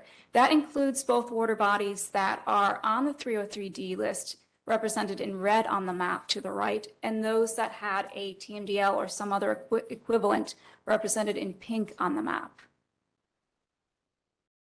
So this next slide breaks down the integrated report by parameter. The most common cause of impairments to freshwater miles were due to biological communities, particularly benthos. These impairments occurred in both urban and rural areas. Commonly, they occurred in that Charlotte metro area in the Rocky River water basin. Other impairments to freshwater miles included turbidity, metals using the older total metals standards, and dissolved oxygen and fecal coliform. Common impairments to freshwater acres included chlorophyll A, PCB fish tissue, pH, and turbidity. 2018 was the first year all 7 lakes along the main stem had impairments. So biological communities are highly sensitive to changes in water quality, and they can reflect what's happening on both the long and the short term. The graphs on this slide show a subset of the stations that were monitored each of the 5 years. Typically, when we do our monitoring, we'll go back and visit some of the same stations, but not every station each year. And you can see that there was some variability between the years. The table on the bottom right shows the number of stations that were visited each year. And one thing I want to point out here is that between 2006 and 2016, there was a greater than 50% drop in the number of stations that were surveyed for benthos sites. And that was due to a loss of funding and a loss of staff positions. So the next series of slides is going to cover some of the other parameters and show you kind of what's happening basin-wide, starting with turbidity. So the map on the left shows the percent exceedance over the 50 NTU standard for turbidity from data collected from 2014 to 2018 at the ambient stations. So these are the river and creek stations that are generally monitored on a monthly cycle. The map on the right is the integrated report results for turbidity for 2018 and includes both those ambient stations and the lake and reservoir stations that tend to be monitored on a 5-year cycle. And looking at the 2 maps, you can see that there were problem areas along the Rocky River main stem, the upper part of High Rock Lake, some of the tribs to High Rock Lake, the South Yakimpd watershed, and these occurred in both urban and rural areas. The graph on the bottom right is the percent exceedance for turbidity for those ambient stations from 2004 to 2019. Overlaid on the graph is discharge from the USGS gauge at Yakin College at Yakin River, which is about 20 miles above High Rock Lake. So it's the one that's least regulated and most centrally located. It does give you an idea of which years were wetter and drier. At the watershed level, the Rocky and the South Yakin had comparatively higher percent exceedance rates than the other watersheds. So this next slide focuses on fecal coliform. The map on the left shows the percent exceedance over the 400 colonies per milliliter from 2014 to 2018 at those ambient stations. The map on the right shows the integrated report results for fecal coliform, and you'll see by the pink coloring that most of the fecal coliform impairments are category 4 with the TMDL, and these are actually older impairments. It would seem by looking at the two maps that there should be more fecal coliform impairments, and that's because the map on the left is screening level data. 5 and 30 tests were not done for most of these stations. Those are tests that are required to impair a water body for fecal coliform. We tend to prioritize those for Class B waters due to resources, and many of these, or at least some of these, are Class C waters. There were problem areas for fecal coliform in the South Yakin watershed, the Rocky River watershed, the Yakin River watershed above High Rock Lake, downstream of Winston-Salem, and these problems occurred in both urban and rural areas. Likely, if we did additional 5 and 30 studies, there would be other impairments in this watershed. At the watershed level, the Rocky, the Yakin, and particularly the South Yakin, which in recent years has had upwards of 40 to 60% exceedance, at very high levels of fecal coliform. So for dissolved oxygen, there were fewer impairments. Those occurred in the lower part of the basin where the Triassic region and Carolina slate belt are located. This area is known for warm season flows. So we had 5 impairments for dissolved oxygen. For pH, there were 10 lakes impaired for pH, 6 along the main stem and 2 in the Rocky River watershed. For temperature, there were 3 lakes with impairments, including Kerscott, the most upper lake on the main stem, and Lake Lee and Lake Monroe in the Rocky River watershed. For chlorophyll A, there were 10 lakes, 5 along the main stem, 4 in the Rocky River watershed, and Lake Tomalex. That's on a tributary to High Rock Lake that had impairments for chlorophyll A. In 2008, Stanley County officials requested a study for PCBs be done in Baden Lake due to the proximity to Alcoa and a history of PCBs as a byproduct of the aluminum smelting process. Baden Lake was listed as impaired for PCB fish tissue in 2010 after a 2000 investigation by DHHS. A follow-up, more in-depth study from 2011 to 2013 on the lower Yakimpd system was conducted, and that resulted in the impairment of High Rock Lake and Lake Tillery at a later time. So for total nitrogen, since we do not have a standard for nutrients, instead the 75th percentile was mapped to highlight where those hotspot areas were from 2014 to 2018. And looking at the map, you'll see that there are hotspot areas or problem areas along the main stem of the Rocky River, also along Richardson Creek in the Rocky River watershed. We determined there was likely an illicit point source discharge in the vicinity of Monroe above the wastewater treatment plant that stopped discharging around 2018 that likely caused these high levels. There was also very high levels in Salem and Muddy Creeks below Winston-Salem, along Abbott's and Richfords Creek on a tributary to High Rock Lake. And the nitrogen signature of these water bodies does suggest there was a primary point source. At the watershed level, the Rocky River watershed had extremely elevated values of total nitrogen in comparison with the other watersheds, generally ranging from 2.5 to 7.5 milligrams in stream. Most years, some were as high as 10. So the inorganic portion of nitrogen, nitrite, nitrate, was comparable to total nitrogen with extremely high levels in the Rocky River watershed and also high levels along the Rocky River main stem, Richardson Creek, Rich Fork and Abbott's Creek, and Salem and Muddy Creeks. The results for TKN, the organic portion of total nitrogen, were a little bit different. TKN increases with biological productivity. It was generally correlated with discharge, suggesting more of a non-point source. There are high levels along Lanes Creek, Polecat Creek, and Richardson Creek. This is where Union County is located, and if you'll recall, we also had high levels of poultry and a high number of acres treated with manure in that county. So total phosphorus was kind of comparable to total nitrogen with high levels along the Rocky River main stem, Richardson Creek, also in Lanes Creek and Polecat Creek. And at the watershed level, there was comparatively elevated levels in the Rocky River watershed in comparison to the other watersheds.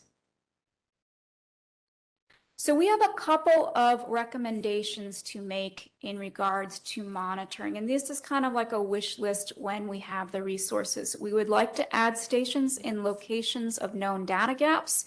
We'd like to add parameters to existing stations where needed. We'd also like to expand the fecal coliform bacteria studies for determining water quality impairments and expand metals monitoring using the new dissolved metals standard. We'd like to increase biological monitoring, and we would like to grow the algal monitoring program to respond more adequately to the increasing incidences of potentially harmful algal blooms.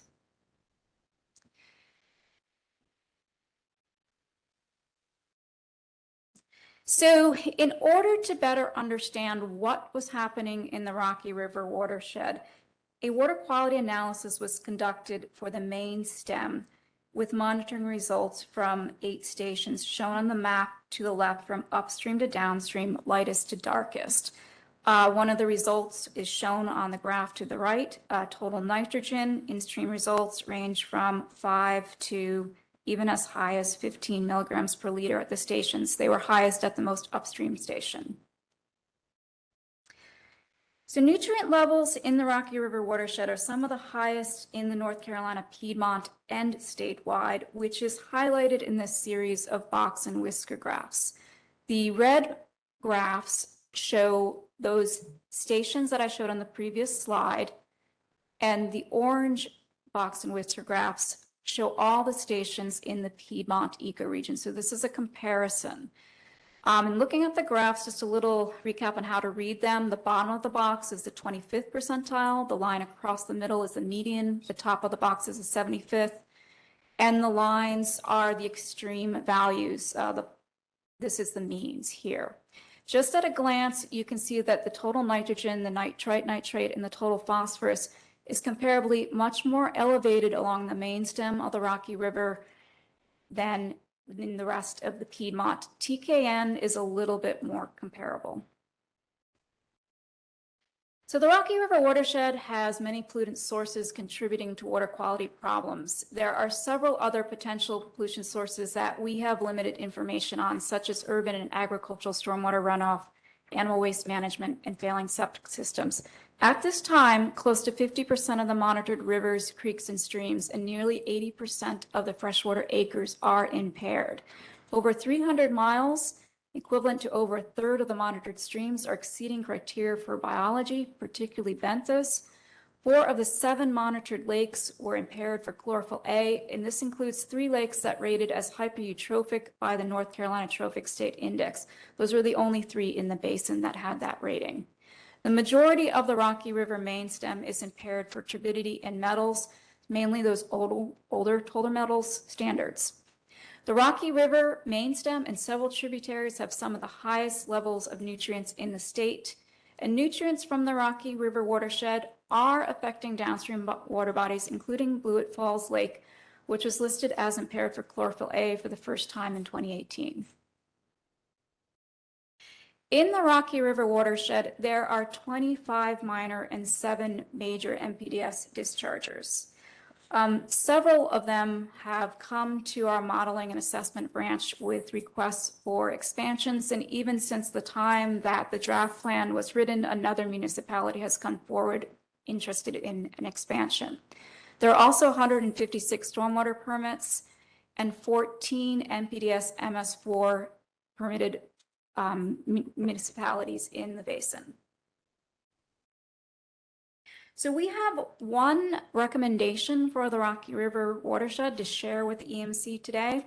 And that's that water quality indicates the Rocky River watershed is likely nutrient sensitive and in need of a comprehensive management strategy to address growing water quality issues resulting in degraded aquatic habitat and negative water quality impacts to downstream water bodies. DWR has identified multiple limitations with the current model. These are outlined in the plan that are used to determine a simulative capacity for any new and expanding point source discharges renewing their application in the Rocky River. It would benefit all entities involved if changes could be made to the existing model, resulting in the development of a regional Rocky River model extending to the confluence with the PD. This last fiscal cycle, that model was not funded, but DWR will continue to pursue funding to update the model and will work with local governments. Once the model has been updated, in-stream nitrogen and phosphorus criteria will be needed in order to establish nitrogen and phosphorus limits. So I just have one slide for High Rock Lake because I know you all have had many presentations on High Rock Lake. Eutrophic conditions and water quality impairments in High Rock Lake have been a continuing concern for state managers, local governments, and stakeholders in High Rock Lake for a long time right now. Chapter 13 provides an overview on High Rock Lake, including a timeline of nutrient management activities. We have one recommendation to share, and that's that DWR supports the nutrient criteria development process, which resulted in a recommended site-specific chlorophyll A water quality standard for High Rock Lake, which will be presented next.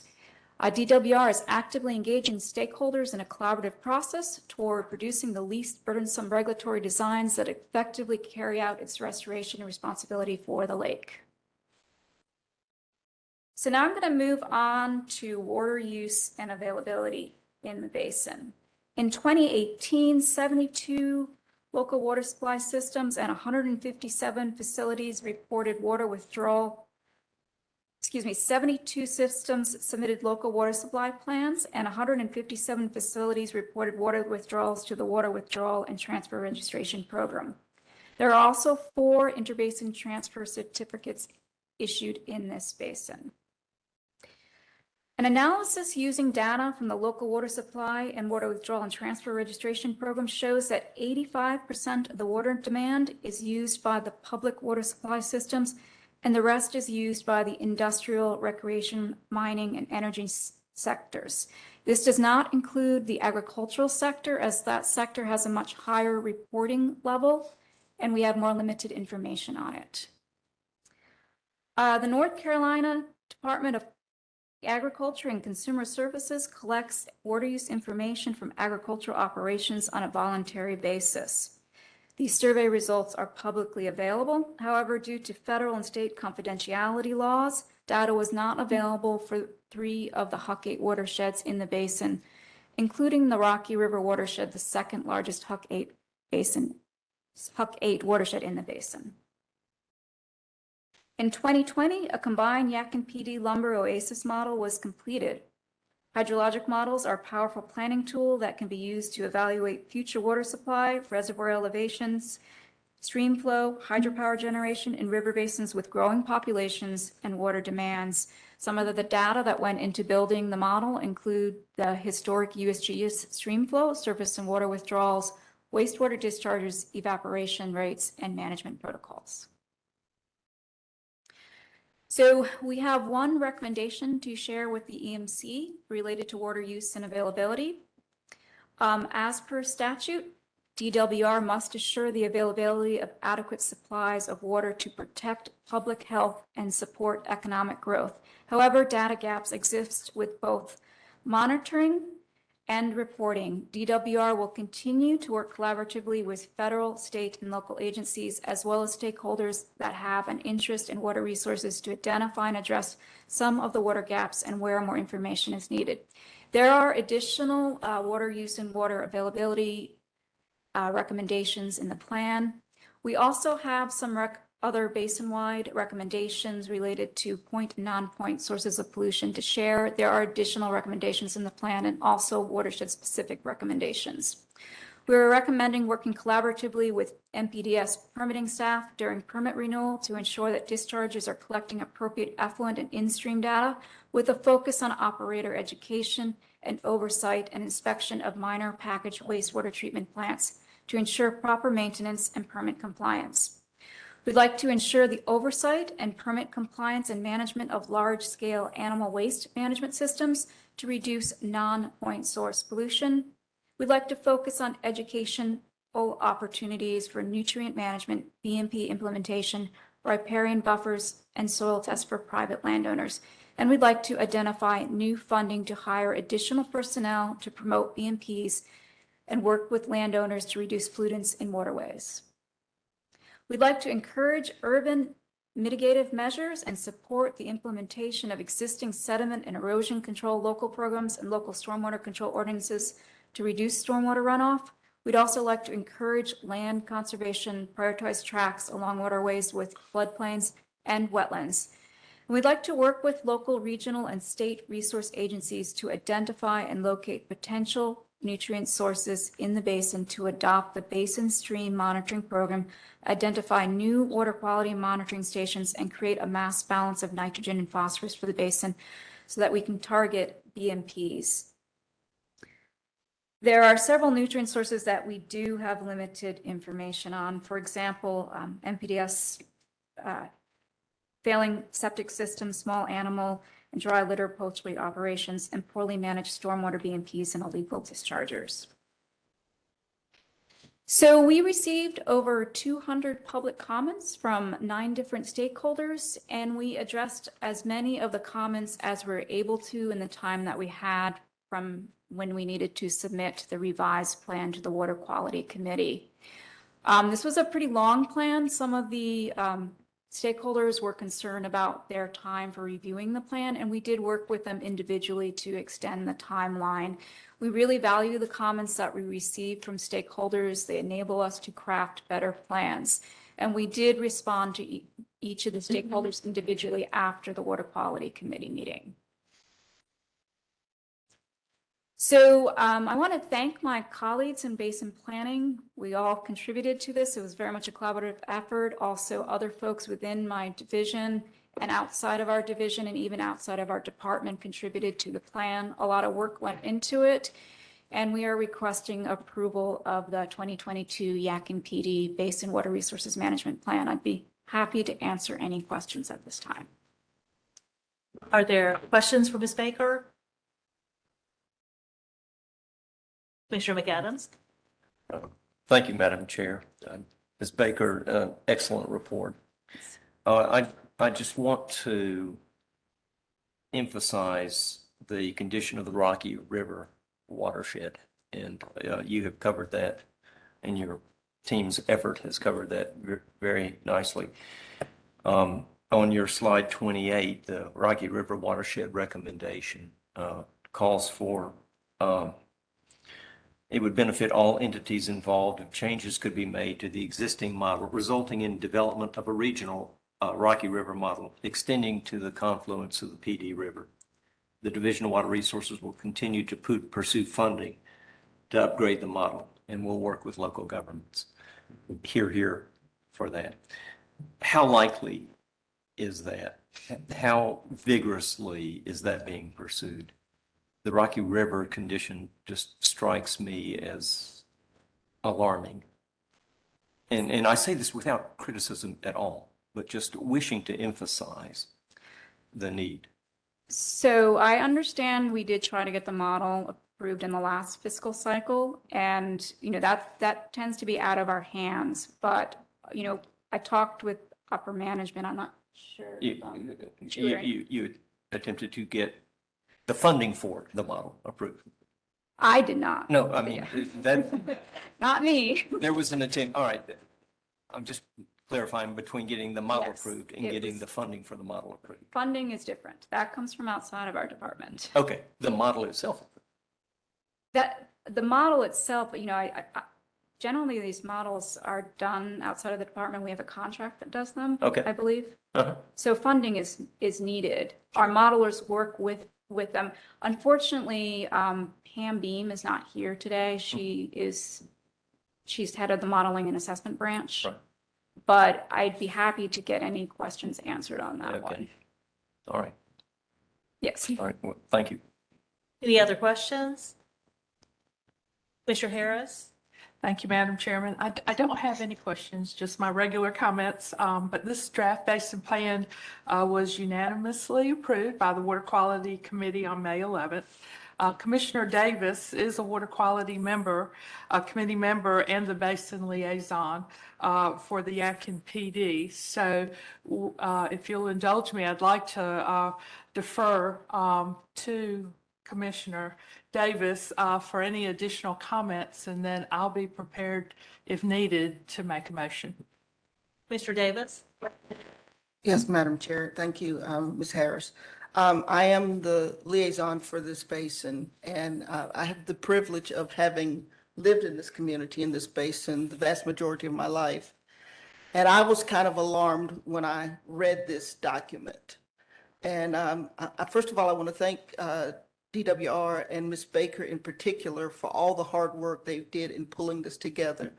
One of the things, in addition to what was stated here, is I believe our communities, our local governments, our public in general needs to take advantage of these resources and understand where we are. We live in these rivers. We recreate.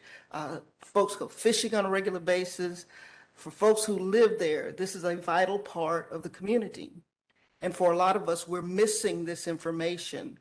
So I know this is kind of preaching to the choir, and this may not get back, but to those of you who can, take it back to your local communities. Make sure your local governments, your elected officials are aware of what's going on in our basin, because as Mr.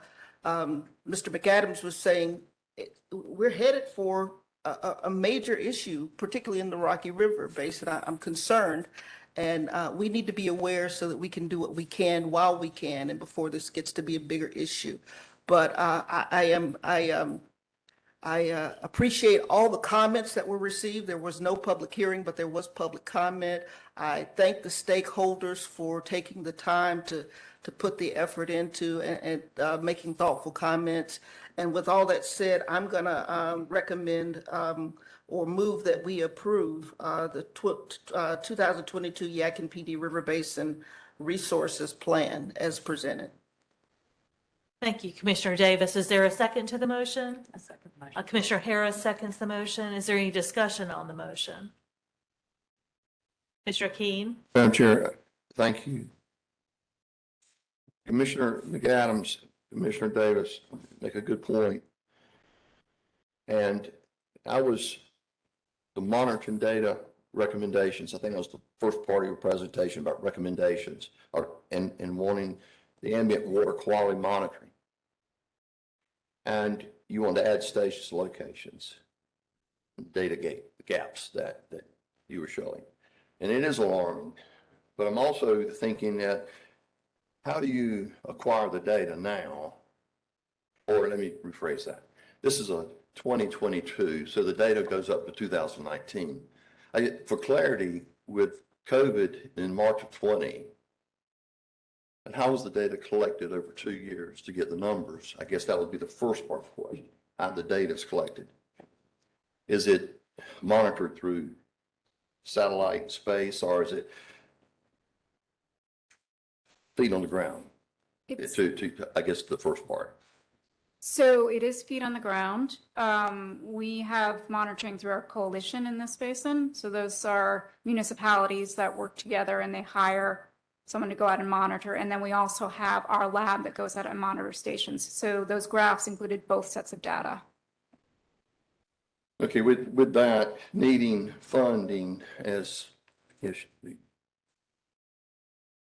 Commissioner McAdams had spoke about. Certainly there are funds on the federal level and the network on the federal level into the state level to get those funds due to monies that are on the federal level, particularly environmental concerns.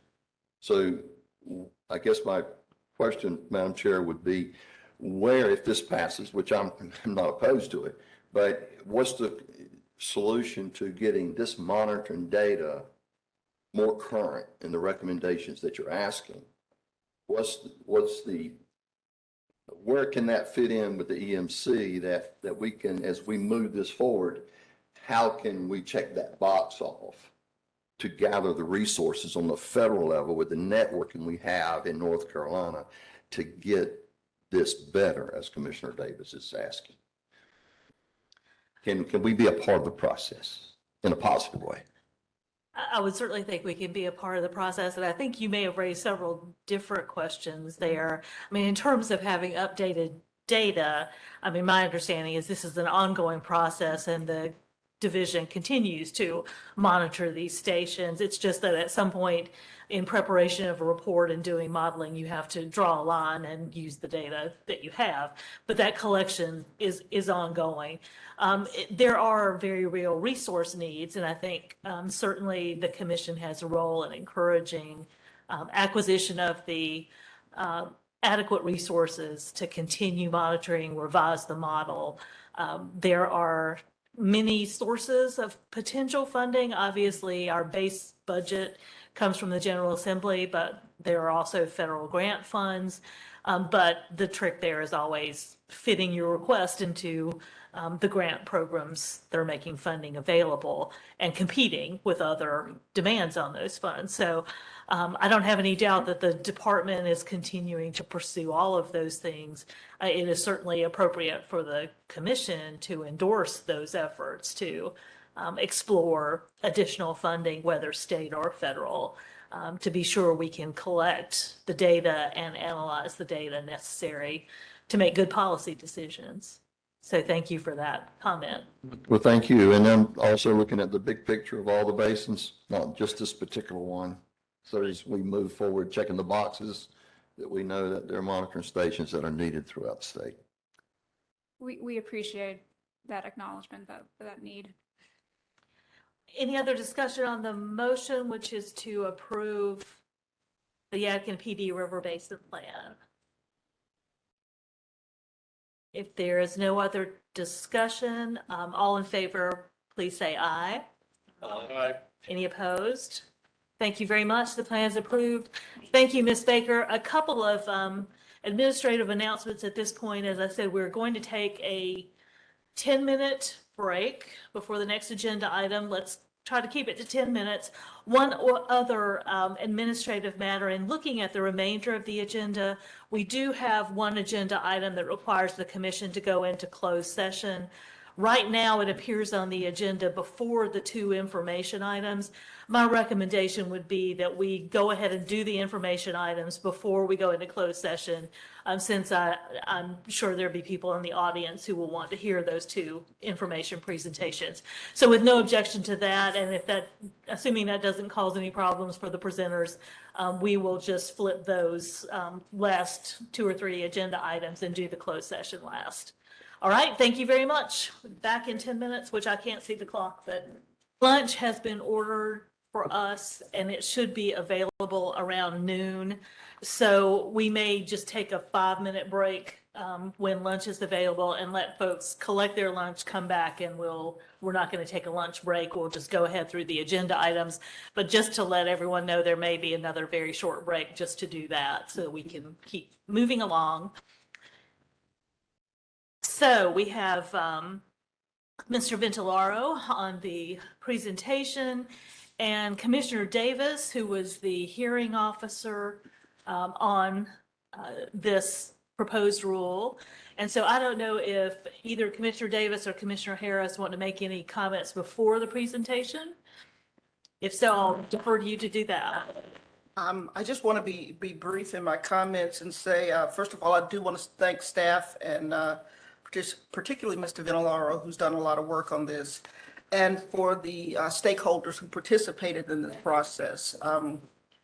This has been a long process and a very involved process. And it is one that people have worked hard on to achieve something that we believe is reasonable and workable and that will benefit the High Rock Lake area and hopefully help us move forward in getting some things under control in that area. So with that, I'm going to turn the presentation over to the hands of Mr. Ventilaro, and I'll respond after the presentation. Thank you very much, Mr. Ventilaro. All right, thank you so much, Commissioner Davis. Again, my name is Chris Ventilaro with the Division of Water Resources. And today we're coming back to you with the hearing officer's report of proceedings for the site-specific chlorophyll A standard in High Rock Lake. Our request today is for approval of the hearing officer's report of proceedings and adoption of the hearing officer's recommendation for a site-specific standard for chlorophyll A in High Rock Lake, which would appear in 15A NCAC 02B 0211. And can you all hear me okay?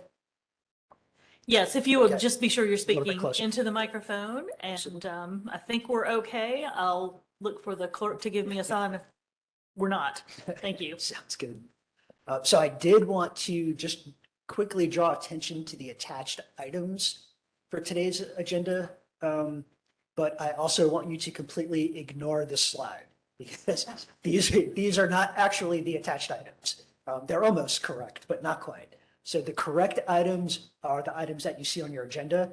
So that would be attachment A, which is the hearing officer's report, attachment B, which would be the public comments, C, which would be the regulatory impact analysis, D, which would be the nutrient criteria development plan, Scientific Advisory Council, High Rock Lake Chlorophyll A criteria recommendation document,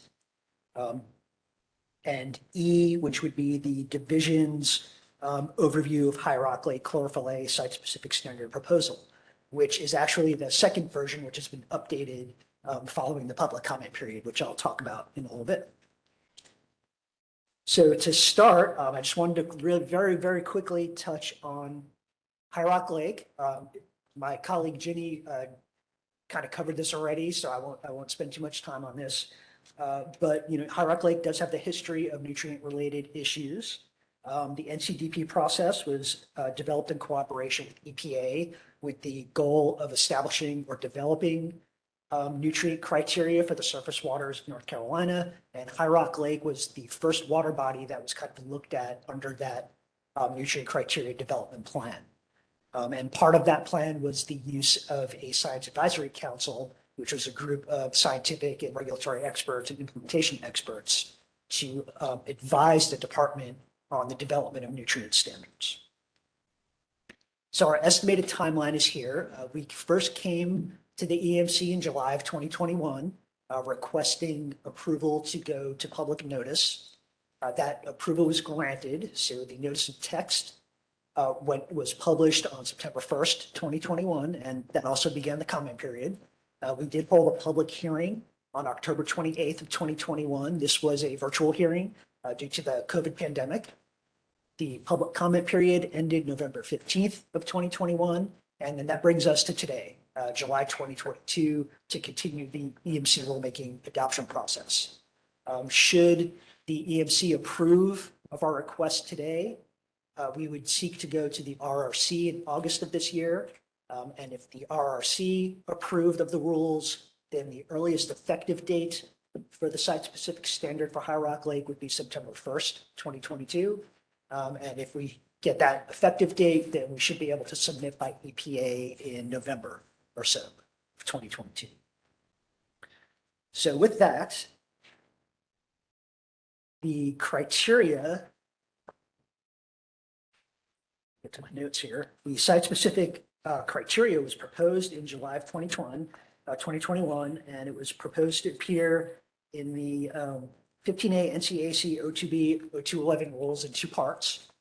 The first part was just a minor change to the introduction paragraph for the statewide chlorophyll A standard. And that phrase was just there to basically direct attention to the main body of the site-specific standard language, which would appear as sub-item A of that statewide chlorophyll A standard. So this text language you see here was what was originally proposed in July of 2021, and this is what went out for public notice. And I'll just kind of quickly read through it. The site-specific Hierarch Lake Reservoir standard for chlorophyll A, not greater than growing season geometric mean of 35 micrograms per liter in the photic zone based on samples collected in a minimum of 5 different months during the growing season. For the purpose of this sub-item, the growing season is April 1 through October 31, and the photic zone is represented by a composite sample taken from the water surface down to twice the measured second depth. Chlorophyll A shall not occur in amounts that result in adverse impact as defined in OTH 0.1002. And again, this is the language that went out for public comment. And as part of those public comments, we received about 12 written comments. And they were mostly from the stakeholder groups that are kind of active in that geographic area associated with Hierarch Lake.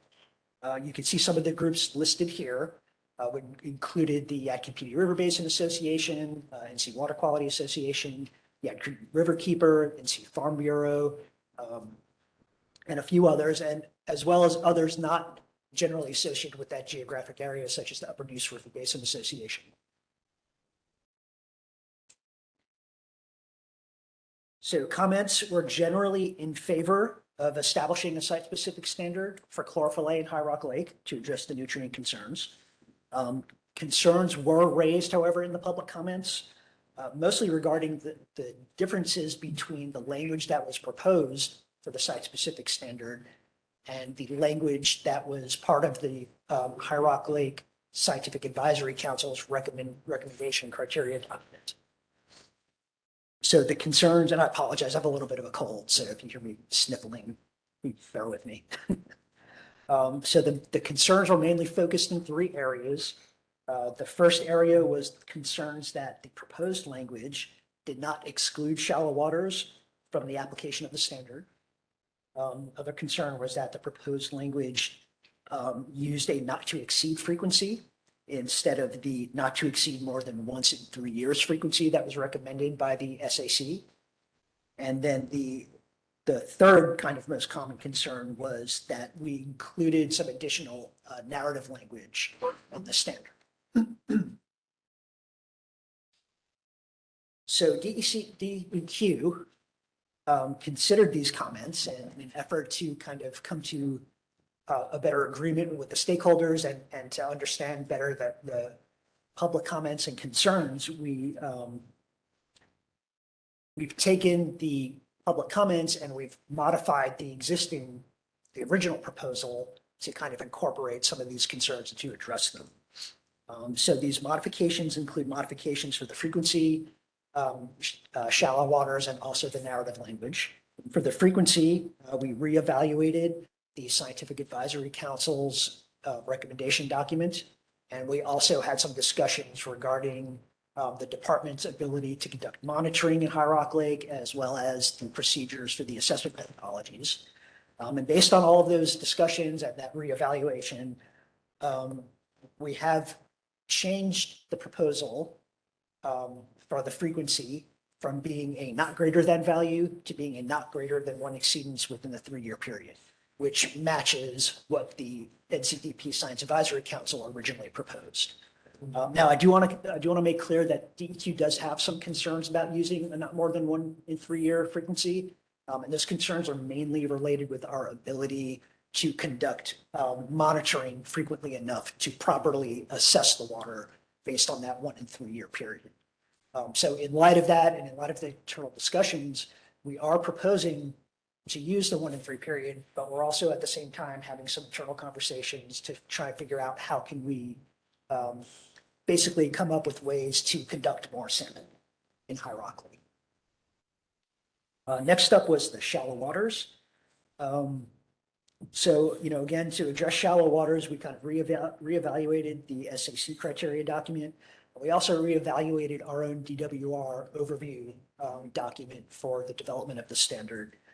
And we really kind of came to the conclusion that the concern was really seemed to be related with the data that's being used to compare against the standard being representative of the lake as a whole. So in order to address this, we wanted to ensure that any samples that are taken in High Rock Lake are representative of the lake as a whole. So to do that, we're recommending that only samples that can be taken down to twice the measured Secchi depth will be used in the calculation of the geometric mean to compare against the standard. And that twice measured Secchi depth is important, as you'll see in a second when I show you the modified language, as that's how we define the photic zone. So what this really means is that at each of our monitoring stations, which are fixed monitoring stations in High Rock Lake, only when samples can be taken to accommodate that full photic zone will they be used in the calculation of the geometric mean, the seasonal geometric mean, that will eventually be compared to the 35 micrograms per liter. And I'm going to show you the modified language in the next slide, so this will hopefully make a little bit more sense. And then lastly, for the narrative language, there was concern that that narrative statement that was at the end of the proposed language that I just read a few slides ago, there was concern that that language was kind of duplicative of other narrative standards in the OTB 0211 rule, and that it was unnecessary. And on reevaluation, we agreed with that concern. So we've proposed to remove that narrative language. And this all comes together in the new proposed criteria, which I'll read here. So the beginning portion is pretty much the same. It's still going to appear in OTB 0211, item 4 as sub-item A. And it'll read site-specific High Rock Lake Reservoir with the associated index numbers. All of that's the same. Chlorophyll A corrected, which remains the same. Not greater than 1 exceedance of growing season geometric mean of 35 micrograms per liter in the photic zone within a 3-year period. And for purposes of this sub-item, we have item number 1, the growing season is April 1 through October 31. Item number 2, samples shall be collected in a minimum of 5 different months within each growing season, with a minimum of 2 growing season geometric means collected in a 3-year period. Item 3, the photic zone shall be defined as a surface down to twice the Secchi depth.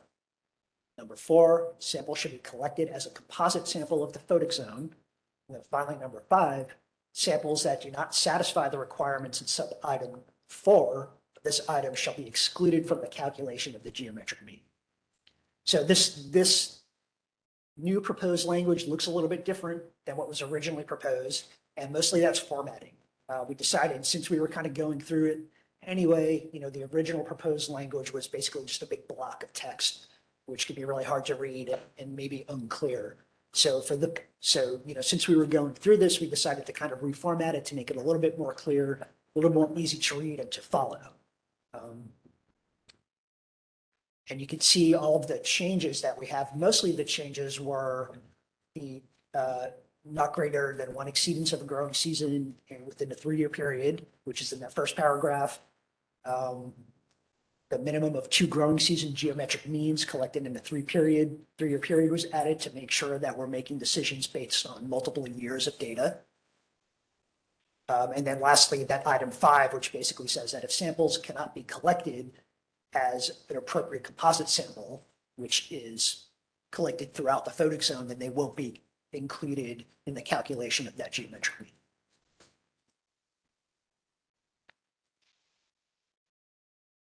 So the regulatory impact analysis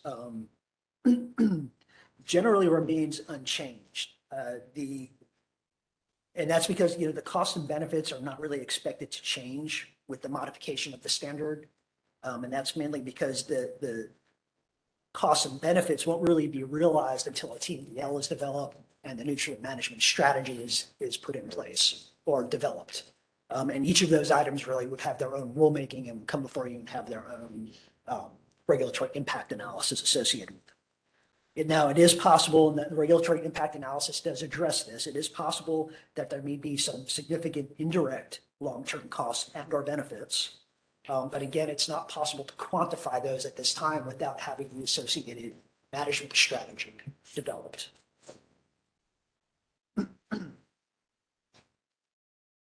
And then lastly, I just wanted to repeat our request for today. So today we're requesting approval of the hearing officer's report of proceedings, and adoption of the hearing officer's recommendation for a site-specific standard for chlorophyll in Rock Lake to appear in O2B 0211. And with that, my name is Chris Ventilaro again, and I'm happy to answer any questions. Thank you, Mr. Ventiloro. Commissioner Davis, did you want to add anything at this point before we take questions? I'm ready to make a motion. Ready? Well, let's see if we have any questions from commission members first. Any questions for Mr. Ventilaro? Commissioner Solomon? Yeah, and this is, and y'all can ask me more about it if you're interested, but my own concern about this and why I would not be for it is primarily because of the fiscal note. I've looked hard at the fiscal note again. I don't think it's sufficient to do the job. It is one of the three things or two things we have to approve. That is up to us to approve. So with this, we would have to do the fiscal note.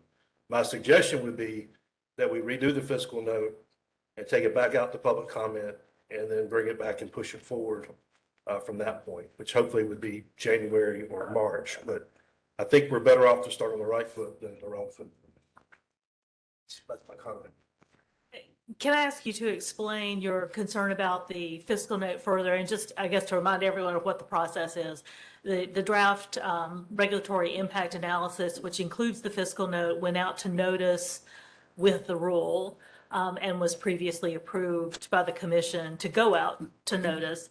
As my understanding, and the normal process is that fiscal analysis has to be approved by the state budget office and has been.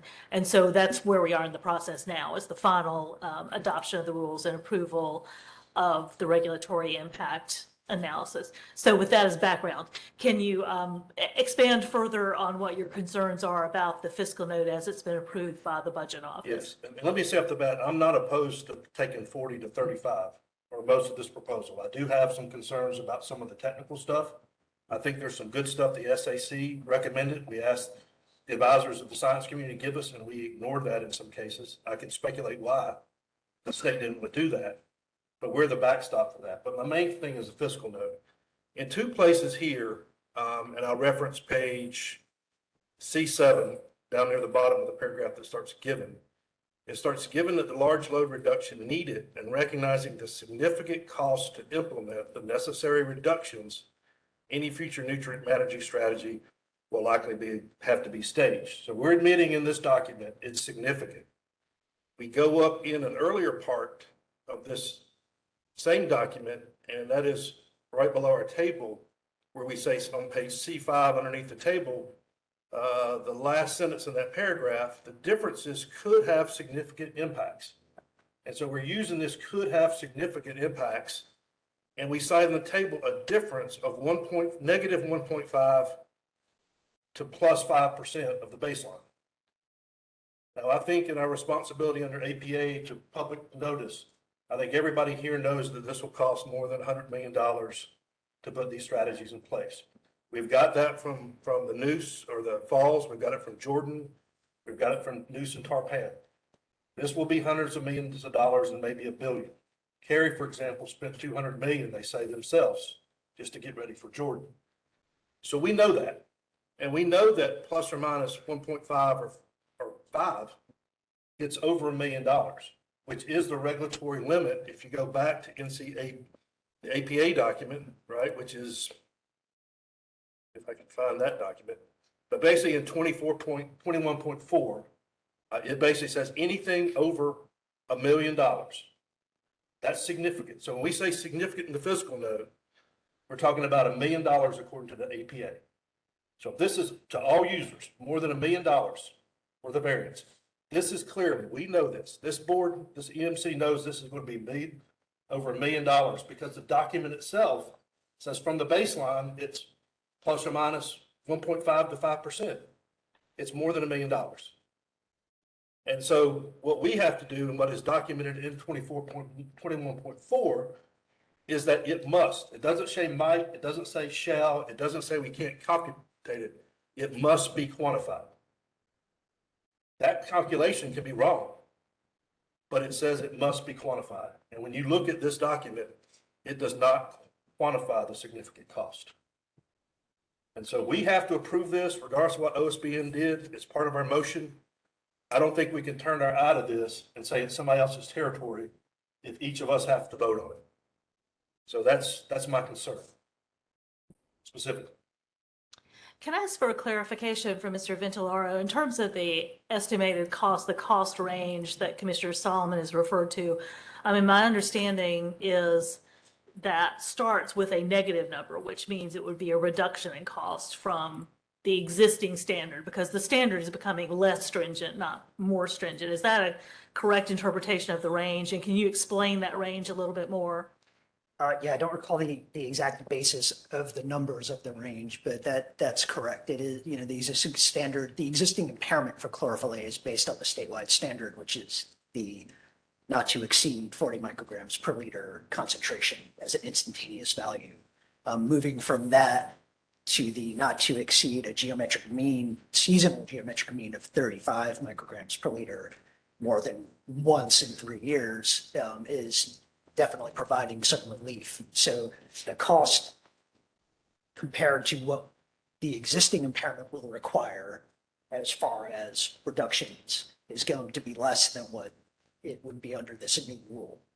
Now, I think it's difficult to, from the discussions that were had with OSBM in the development of this regulatory impact analysis, it's difficult to quantify those numbers without having the exact management strategy. And I know from those discussions, OSBM was very concerned about trying to approve something that was too speculative in a sense, if that makes sense. Yeah. Commissioner Solomon? If I may, and Chris, I think you guys tried to do your best on this. I'm just reading what's written and what's been out and back. Table 1 talks about increases and decreases based on chlorophyll A in that fiscal note. And it's minus 0.15% for nitrogen and plus 5% for phosphorus. So it could be anywhere. And in this document, you say you've only based it on one place, one monitoring point. So this was really broad brush, man. And you've acknowledged here, it's likely to be positive or negative. So I just don't see where the documentation says that this big number of 40 equates to a definite reduction in cost to the local governments. In fact, it says something opposite in table 1. So I just point that out. I'm reading the document.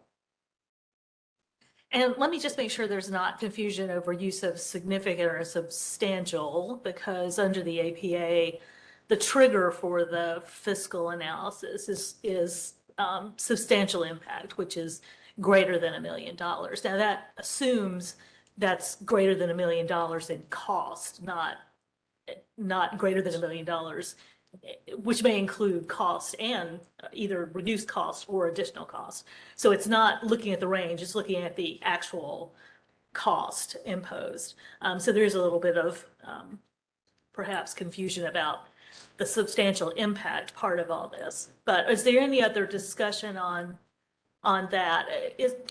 Mr. Vigilaro, can you describe how that calculation is normally done in terms of what baseline you start from? I'm assuming the baseline for calculating cost would be cost to comply with the current standard, which is 40. That becomes the baseline for the new rule, which proposes a less stringent standard of 35. So can you explain a little bit how that works? Yeah, and that's really the extent of my understanding of it as well. So I'm not an economist, but you know, the baseline is treated as the existing standard. And in this particular case, because High Rock Lake is already on the impaired waters list for the chlorophyll A standard, that cost associated with what would have to be done based on the existing standard, I think plays into that baseline as well. But unfortunately, yeah, I'm not the economist, so I can't get into the technical financial discussion of that. So, Commissioner Monist? Yeah, let me see if I can lay this out in another way. So, and check me if I'm right. So there's an existing standard. Commissioner Solomon, you're talking about like, it's going to cost money to comply with the standard. The question is, yes, at 40, it will cost probably $500 million to $1 billion to comply. Yeah, it'll cost money to improve water quality. Yes. but that standard already exists. They were going to have to spend that money anyway. Yes. This fiscal note is the difference between the new site-specific standard, I'll get that out, which is a little bit less stringent than the existing standard. Perhaps. It doesn't say here, it says it's dependent on the management strategies or, so the assumption is it could be a range. And that's what's stated in this report. It could be a range of positive or negative. And I'm saying it's, if I just do the percentages off of 100 million even, it's over $1 million. Because it's minus 1.5% to plus 5%. I'm just saying back of the napkin, we have to explain that later. Did we consider that when a utility or local government has to spend $1 million? Okay, so you're speaking to, so we understand, we all have a common understanding of what the baseline is, but we're speaking to the potential difference in what the actual impact of the site-specific standard is as compared to the current standard. That's right. And those costs are significant. So those percentage of deviation creates an absolute number, I believe, that is more than $1 million. Mr. Vigilaro? And if I could just chime in real quick, I think it's also important to keep in mind that a lot of that discussion will be happening when the nutrient management strategy is actually being developed. So that, I think that would be the time when those actual numbers can actually be quantified because the understanding will be there of how it's going to be implemented. Let me just add, I think that is an important point as commissioners think about how to proceed with any of these rules that propose changes in water quality standards. Because typically the management strategy, and certainly that's true in the nutrient impaired waters, are developed based on the standard. Standard is adopted, and then the strategy for meeting that standard goes through an entirely separate rulemaking process through the commission, which also has to have a regulatory impact analysis, including the fiscal analysis. So I think one of the challenges here is to think about what a reasonable way of assessing the cost of the standard versus the strategy to implement the standard, which is yet to be determined. And that has perhaps a much greater impact on the fiscal impact than just simply adopting the water quality standard itself. And if I may, I'm not arguing that the cost is needed or it's big. I'm just saying for public discourse, for the standard, there's nothing wrong in the fiscal note with saying this is a fiscal note. It's $1 million or more. And if it's wrong, it's okay, but we've checked that box. Here it says must if it's more than $1 million. And I think there's enough in this fiscal note. The APA says must. And so I'm not fishing for changing anything as much as I'm getting the process right. That's all. Any other discussion or questions? So if we were to ask for, attempting to put a range into the fiscal note, a range of costs, but would that trigger, we have to go back out to public comment again? My understanding is, yes, we would have to go back out to public notice with a new fiscal analysis.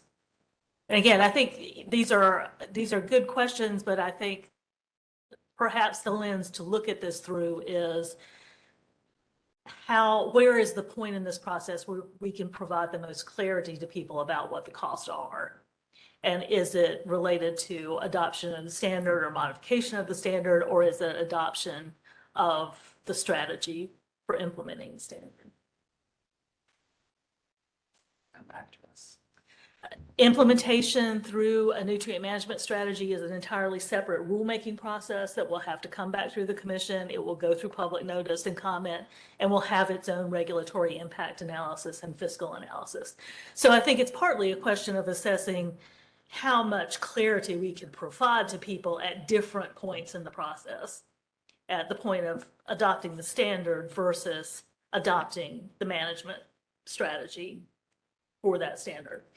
Okay, with that context, I feel more comfortable moving forward as is. I mean, I'm very sympathetic to your comments here. And as you know, we're under-resourced to complete these fiscal notes. These are big analyses. Why are people?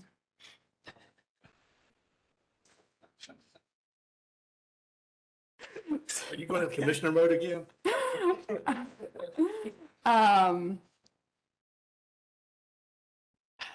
Lost my train of thought.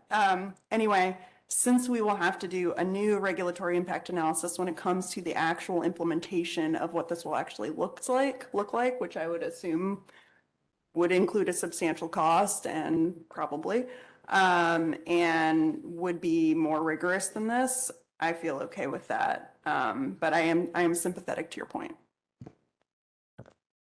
Mr. Carter? Well, certainly, I see us, we're going to have to do a fiscal note at the strategy level, but I guess my concern as I'm listening to this discussion is you're already at the strategy level, you've already set the standard, so you can't really go back and review or have any evaluation of that at that point. You're simply, okay, here's the level, this is it. Now we've got to figure out the strategy and a fiscal note related to the strategy, but the standard is already set in place. It seems to me, I guess I'm inclined to agree with Commissioner Solomon that you need to do that first step, that is the fiscal note with respect to the standard, before you get down that next step into a strategy and a fiscal note related to the strategy. So I guess I'm inclined in that direction at this point. So I guess I'll just say, I guess my perspective on that is twofold.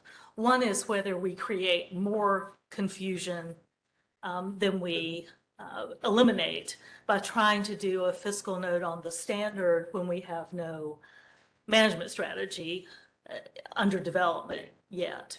The other thing to think about, I think, is our fundamental obligation in adopting the water quality standards, which is to adopt the standard that can meet the environmental criteria set out in the statutes and the rules. So the water quality standard itself is not a cost benefit analysis. It's a determination of what standard needs to apply to those waters to meet water quality criteria.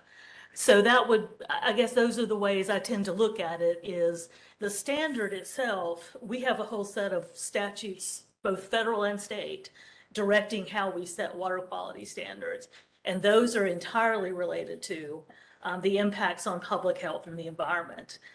When we then have adopted that standard, we have to go through the next step of deciding what's required of the dischargers in these areas to meet that standard. That's the point at which we're developing the strategy.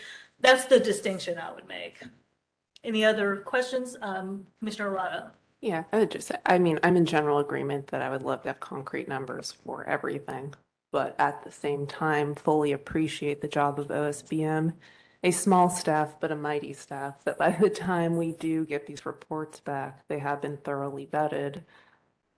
And they do a good job because there is pushback. It's not just a rubber stamp of whatever this commission wants to do. There is a back and forth, or whatever the department wants to do. So at least I'm proceeding with full faith in the analysis that it is the best it can be at this point, and we will get those more concrete numbers when we actually have those strategies in place. Is there any other discussion or any other questions for Mr. Ventolaro? Commissioner Keen? In reference to Commissioner Solomon, is it the must or shall or may? I don't, for clarity, I don't understand the wordage that you are implying that may cloud the process moving forward. Right. And although they are standards, they are rules. So these are rules and they must fall under an APA, and it's 150B-21.4. And I'm just picking one here in the local funds, right? Section B, local funds. It says the fiscal note must state the amount, and it must explain how the amount was computed. If it's over $1 million, and I think we have reasonable belief that it is over $1 million. Just that difference in that standard. So that's all I'm saying. And I wish it wasn't this way, but that's what it says. It says must. A question for Mr. Ventolaro. So does adoption of the new standard immediately impose any additional cost on local governments? No, and I think that may be the distinction here, if I'm remembering correctly. I believe that language is referring to the direct impacts, whereas the fiscal note is identifying that there would be no direct impacts from the adoption of the standard, but the potential indirect impacts would be that there would be long-term costs and benefits associated with it, if I'm remembering correctly. And I may turn to other staff to, if they recall more specifically. Just raising a guess. Any other discussion? Is there a motion? Madam Commissioner Chairman, Davis? I move approval of the hearing officer's report of the proceedings and adoption of the hearing officer's recommendation for a site-specific standard for chlorophyll A in High Rock Lake to appear in 15A NCAC 02B 0211. Is there a second to the motion? Second. Commissioner Harris seconds the motion. Any discussion on the motion? If not, would all in favor please raise your hands? 2, 3, that's 6 in favor, all opposed. 4 opposed. So the motion carries. Thank you, Mr. Ventiloro. Thank you so much. Thank you. Our next two, again, we're going to skip over the closed session until after the next two information items. The first of those is an update on PFAS by Assistant Secretary Mazemore.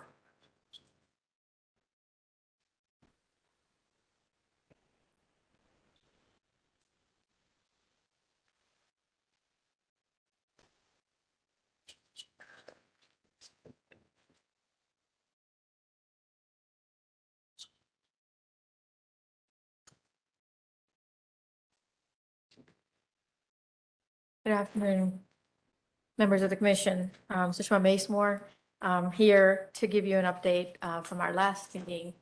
In July, I provided a background on PFAS, PFAS. It's also an acronym for PERP and polyfluoroalkyl substances. And specifically, we talked about what they are, what we're seeing in the Cape Fear region, and their presence across the state in drinking water, in surface water, and groundwater, in landfill leachate, and other sources. We also discussed those PFAS chemicals that EPA is currently reviewing or has reviewed, and other North Carolina specific compounds that will require a state level review of the state of science that's available. We also discussed a little bit about the existing data gaps that exist, and also taking appropriate regulatory actions in terms of rulemaking and permitting actions where adverse health effects are identified.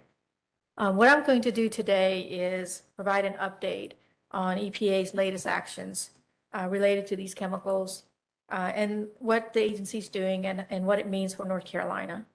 I will also provide a high-level overview of DEQ's action strategy for PFAS that was released in June and how this document is guiding our next steps. I'll start out with a few announcements that EPA made and what it means to North Carolina. On June 15th, related to PFOA, PFOA, and PFAS, PFOS, these are two compounds that are what we call legacy compounds that were in, that were in manufacture some time, and some of that has been discontinued. EPA announced an updated interim lifetime drinking water health advisories for these two chemicals. This means that they released these new final drinking health advisories for two additional compounds called PFBS and Gen X chemicals. And I'll walk you through the PFOA and the PFAS first, and then Gen X. For PFOA and PFAS, you may recall that in 2016, EPA had a lifetime advisory that was issued. And we were actually discussing potentially revising our existing standard for PFOA a couple of years ago. EPA has now updated the levels for PFOA and PFAS based on its most latest science. And that includes about 400 studies that they cited. And basically what they're concluding is that, that some negative health effects may occur at water concentrations of PFOA and PFAS that are close to zero. And as a result, they have issued interim health advisories for PFOA at 0.004 parts per trillion and for PFAS at 0.02 parts per trillion. These are really, really small numbers, much smaller than they were before in 2016. However, there's no analytical method or ability to measure or detect PFOA and PFAS at these levels. So as a result, EPA has set minimum reporting levels of 4 parts per trillion for both of these compounds, based on what the instruments can measure and what the analytical capabilities are currently. Some labs can do better, but the EPA has based this 4 parts per trillion as the reporting level based on its UCMR4 analysis that they did. So EPA recommends that if any water systems that detect PFOA and PFAS above this level, that they take steps such as informing residents, undertake monitoring, and examine steps to limit exposure. These interim health advisories will be in place until the national primary drinking water regulations for PFAS take effect. Next Monday and following week, and on Wednesday, the EPA SAB board will be meeting. They'll be conducting quality reviews of 2 key SAB reports. And the purpose of these reports are to derive and make the agency take their next steps in proposing the national drinking water standards for PFAS. And those are for PFOA and PFAS. And so these documents are going to be discussed at a national level by the SAB. And what was going to result from them are a proposal, like I said, for PFOA and PFAS, expected in fall, and then final regulations in 2023. Also starting next year, the 5th Unregulated Contaminant Monitoring Rule, acronyms UCMR5, will require monitoring for 30 chemical contaminants. That includes 29 PFAS. So as you can see, the interim health advisories have been issued. There will be rulemaking that sets drinking water standards for PFOA, PFAS, and then it will be promulgated by next year. And in preparation for that, the agency and the states will be involved in significant data collection of the drinking water systems across the country. I'll transition to what this means to North Carolina, and I provided a little bit of maps and data last time, but I'll go through at a high level based on these advisories what that means. So unlike other states, our state, North Carolina, is fortunate to have some measurements data for drinking water systems. In 2019, the PFAS network sampled and analyzed approximately 380 samples that were taken from the raw water intake of public water systems in 97 counties. Based on that limited sampling that was collected, and these were grab samples, we looked at that data and determined where greater than 4 parts per trillion were measured. And they were detected in 53 of these 97 counties. Our Division of Water Resources has communicated with those utilities and counties, and they're in regular communications regarding next steps.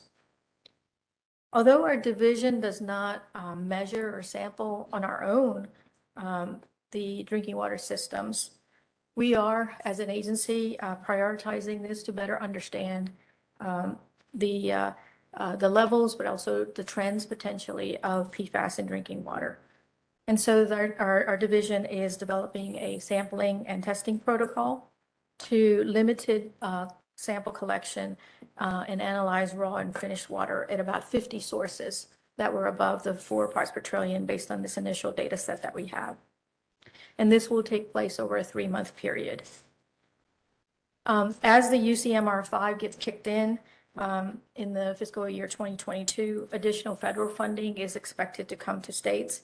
And this will significantly expand the number of small drinking water systems that will be able to participate in the program. And we, as a state, will continue to expand our better understanding of what the levels are and the frequency and its trends.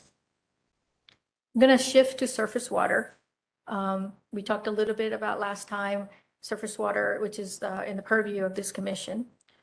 There are no national regulations pertaining to PFAS in industrial wastewater. EPA is currently working on several rulemakings and studies to limit industrial discharges of PFAS from such sources. A key action that's going to occur in the coming year or so is the beginning of rulemaking to revise EPA's National Effluent Limitation Guidelines, or ELGs. And the industry category that will be prioritized first is the organic chemicals, plastics, and synthetic fibers category. This includes those facilities that manufacture PFAS. North Carolina has one facility that manufactures PFAS, and a lot of the data that's gone into this rulemaking process are currently being reviewed. And so we will have a direct impact on what these ELGs ultimately say. The second category that EPA plans to issue ELGs are the metal finishing category, and to address PFAS discharges from chromium plating operations. And there are other categories that they have listed, and I won't go into that for now. In the meantime, while these guidelines are being developed, EPA has issued a memo to the National Pollutant Discharge Elimination System permitting programs that the agency actually oversees themselves. This memo aims to reduce discharges of PFAS at the source and also obtain comprehensive monitoring information to support surface water quality standards criteria for PFAS. We're expecting a guidance memo related to the same type of memo that EPA has issued to their agency to come down to the states for how we can utilize a similar strategy. I'm going to shift to what PFOA and PFAS means for surface water in North Carolina. So based on the PFAS data that our agency collected in the Cape Fear River Basin in 2019, we have identified several wastewater systems that may discharge PFOA and PFAS downstream that affects downstream water supplies that are greater than 4 parts per trillion. This also includes industrial sources. So our division is currently working with appropriate sources and pretreatment operators to better understand the levels and variability and work with them to voluntarily submit PFAS sampling data. The division's also working on a permitting strategy for addressing these compounds, initially focusing on monitoring and reporting. And now I'll shift to groundwater systems. As you know, we have an interim maximum allowable concentration for PFOA at 2,000 parts per trillion. This was set in December 2006. Last month, on June 17th, our division received a request to withdraw the current IMAC pursuant to 02L 0202C. And they cited the documentation associated with the health advisories, as well as an additional document that I didn't mention, and that is the proposed approaches to the derivation of MCLs, or maximum contamination level goal for PFOA. And in this letter, they're requesting the division director to withdraw the current 2,000 parts per trillion IMAC for PFOA. We are reviewing that request and will provide a report to the commission along the timelines as set up in the rule. I'll quickly talk about what we know regarding groundwater PFAS contamination. In addition to the work that our Division of Waste Management has been doing, better understanding where areas of contamination may exist, we're also have launched a statewide groundwater monitoring well network campaign. We have 703 groundwater wells at 234 monitoring stations in 68 counties. So our DWR team has began the sampling in the Lower Cape Fear that I mentioned last time. We just want to know what the occurrence of PFAS in groundwater are at a statewide scale. And to date, of those 703 wells, we tested 217 And this includes most of the lower Cape Fear River Basin, where we're specifically looking at PFAS contributed by the Comores under the consent order, but also other types of PFAS. And so we covered New Hanover, Brunswick, Pender, Sampson, and Columbus counties. Some of the work is still ongoing. However, this summer we'll also move westward onto Onslow, Dukeland, Cumberland, Bladen, and Robeson counties. And the goal here is to basically better understand whether or not PFAS is detected based on the current test methods, at what levels and which compounds are measured. So I'm going to pause here to see if you have any questions on PFOA and PFAS before I go into the Gen X and PFBS. Any questions for Secretary Bazemore? Commissioner Carter? Yes, real quick. I'm not sure if I got it right. You said, you mentioned the levels of concern and then said that there's a reporting level of, what was that again? 4 parts per trillion. It's 4 parts per trillion. Okay. Now, but with respect to those, the levels of concern that EPA has expressed, I think it was 004 and 02. But did I not hear you say that those are below detection limits? That is correct. How then do they believe they have data to show that there are adverse health effects at those levels if they can't detect at that level? I am not a toxicologist, but that is exactly when they did develop the reference dose and prepared the human health effects impact.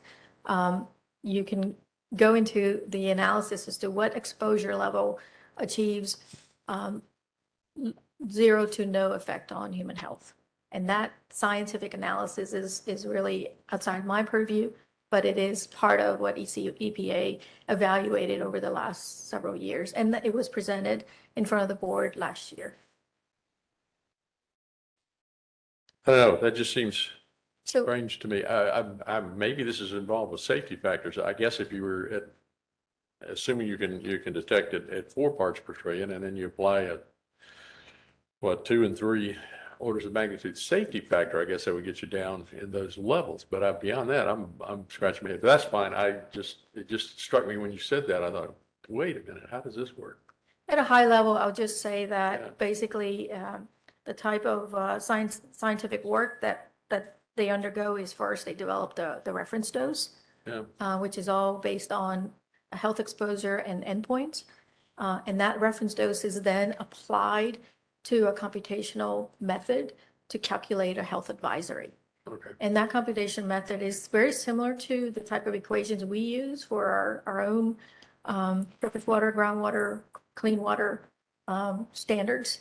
That equation is been used by EPA to translate that reference dose into an actual concentration. It sounds like you're coming back to where I started from, which is that it's a computation. It's not something that you actually detected or have a level that they've detected health effects. It's simply been put into an equation, as you said, and cranked, and whether it's orders of magnitude or however it comes out, you end up with a number that's that is way correct. low. Yeah. It's basically all health-based. Yeah. So right now, 4 parts per trillion is being used as a guidepost. Right. It's quite possible that as laboratory methods improve, as the new the 1633 method and the other laboratories and EPA's own certification process improves for these compounds, that we may slowly over time be able to detect lower than 4 parts per trillion. So 4 is it within the detection limit? Yes. Range? Okay. And some labs can do better. Okay. Are there any other questions on this part of Secretary Mazemore's presentation? Yes, Mr. Modest. Just to clarify a couple of things. So the 4 parts per trillion, is that just for groundwater or for surface water? The 4 part trillion is the interim human lifetime health advisory level, and it is based on exposure to drinking water. Okay. I'm trying to connect this back to previous actions that we've taken as a commission, and I'm having some gaps in my memory. So I remember we were working on trying to change the 2,000 parts per trillion groundwater IMAC, which everybody agreed was too high. But then the question, right, was what to change it to. And I'm having a memory of like a 70 coming in there somewhere, but Can you, and then we discussed that and I'm kind of losing the trail, or maybe somebody on the groundwater committee, I'm losing the trail of where we landed. And then where I want to go is to how this affects where we landed. Commissioner Mason, excuse me, Secretary Mason. I'm happy to sort of elaborate on that. Thanks so much. I'm just trying to like It's a connect long, the dots. long history. So you're right. 2016 EPA advisory was set at 70 parts per trillion. Okay. Many states basically moved forward to using that. And our rulemaking process that you saw about 2 years ago was intended to bring our standards to that level, 70 parts per trillion. And we went through public comments. We received good feedback. Just a couple of months prior to us coming back to you all to proceed with that level, the CDC released the ATSDR values for the same compounds. And there they had utilized additional new scientific data. And based on what they used, the PFOA and PFAS reference doses were order of magnitudes lower than where the 70 was in 2016. Some states use that to develop their own groundwater standards at a lower level. We examined it. We sought input from our own scientific advisory board, and majority of the board members advised that we wait until, because we knew this interim health advisory was coming and they was going to integrate comprehensively all the past scientific work. And as a result, we recommended that we come back to you all and not move forward with the 70. And as a result, it was retracted. This interim health advisory is really now the starting point for all of us to examine what the next steps are. Okay, so now we're going to pick that back up and proceed with that better data. That's correct. We're in the process of, again, looking at the data and also understanding. We did receive the request to remove the 2,000 parts per trillion, so that's something that request has been to take it off the books. So what that would mean is for PFOA at least, or PFOA, it would resort back to PQL, the practical quantification limit for that compound as the allowable level. Thank you so much. That was very, very helpful. Sure. All right. Any other questions concerning this part of the presentation before Secretary Mazemore moves on to Gen X specifically? If not. Thank you. So Gen X chemicals and PFBS are the other two groups of chemicals that EPA established, this time final lifetime drinking water health advisories. Gen X, as you know, is HFPO dimer acid and its ammonium salts. This is produced in North Carolina through the Chemours Fayetteville plant. PFBS has been in place as a replacement for PFAS, and Gen X has been was introduced by the chemical and product manufacturing as a replacement for PFOA when it was discontinued. So for Gen X, the health advisory is set at 10 parts per trillion. And again, this is final drinking water advisory. And for PFBS, it's set at 2,000 parts per trillion. Both of these numbers are less stringent than for PFOA or PFAS, which I mentioned was nearly zero. And the 10 and 2,000 are all both above the level of detection. So we're able to measure with confidence. Yesterday, you may have seen already in news that Chemours filed a petition for review of the final advisory, including the October 2021 Gen X toxicity assessment. And Commissioner Carter, the toxicity assessment is the background document that's used to develop the health advisories. So Chemours has filed this petition in the U.S. Court of Appeals for the Third Circuit. And in short, in that filing, the company states that EPA's final advisory for Gen X chemicals is flawed, inconsistent with the best science, and legally unsupported and insufficient. And as I mentioned in our last meeting, a lot of North Carolina's experience and the work that we've been doing for the last 5 years has been related to Gen X and other Chemours-related signature compound exposure to several counties. And so I'll talk a little bit about how this 10 parts per trillion has affected that strategy we've been deploying for the last 4 years. So EPA's lifetime advisory of 10 parts per trillion will replace the state's provisional drinking water health goal of 140 parts per trillion that was developed by DHHS in 2018. The consent order between DEQ, several parties in the company, requires Chemours to provide public water or whole house filtration for any private drinking wells with a Gen X concentration above a health advisory, which is now 10 parts per trillion. So using this 10 PPT as a new threshold, we asked Chemours in November of last year and June of this year to prepare for this announcement. And we directed Chemours to revise its drinking water compliance plan, its feasibility study report, and provide public water or whole house filtration for any party with a private drinking well contaminated with Gen X that exceeds this 10 parts per trillion. We received a response from the company yesterday, which was due yesterday. So based on, we're still reviewing that response, so I can't get into much detail, but at a high level, I can tell you that in addition to the 243 properties that tested above the original 140 health advisory, the company now estimates that an additional 1,545 properties that tested between 10 and 140 PPT for Gen X will be now examined for public water connections or whole house filtration.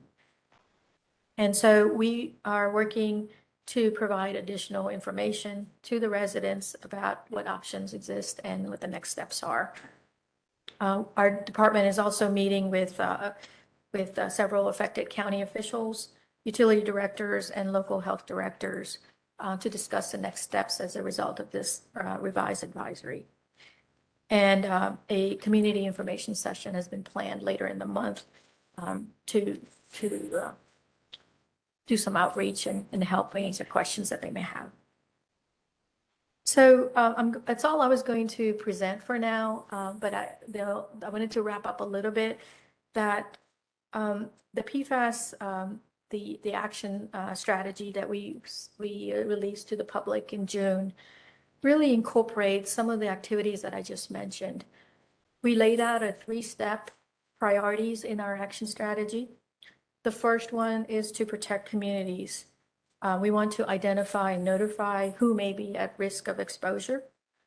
The second is to protect our drinking water by setting regulatory standards, encouraging actions to prevent future PFAS pollution, and look in our own toolbox as well as work with the federal agencies to exercise not only what they're doing, but complement what they're doing within the state. And we know we have our own North Carolina specific compounds that we're going to have to address on our own.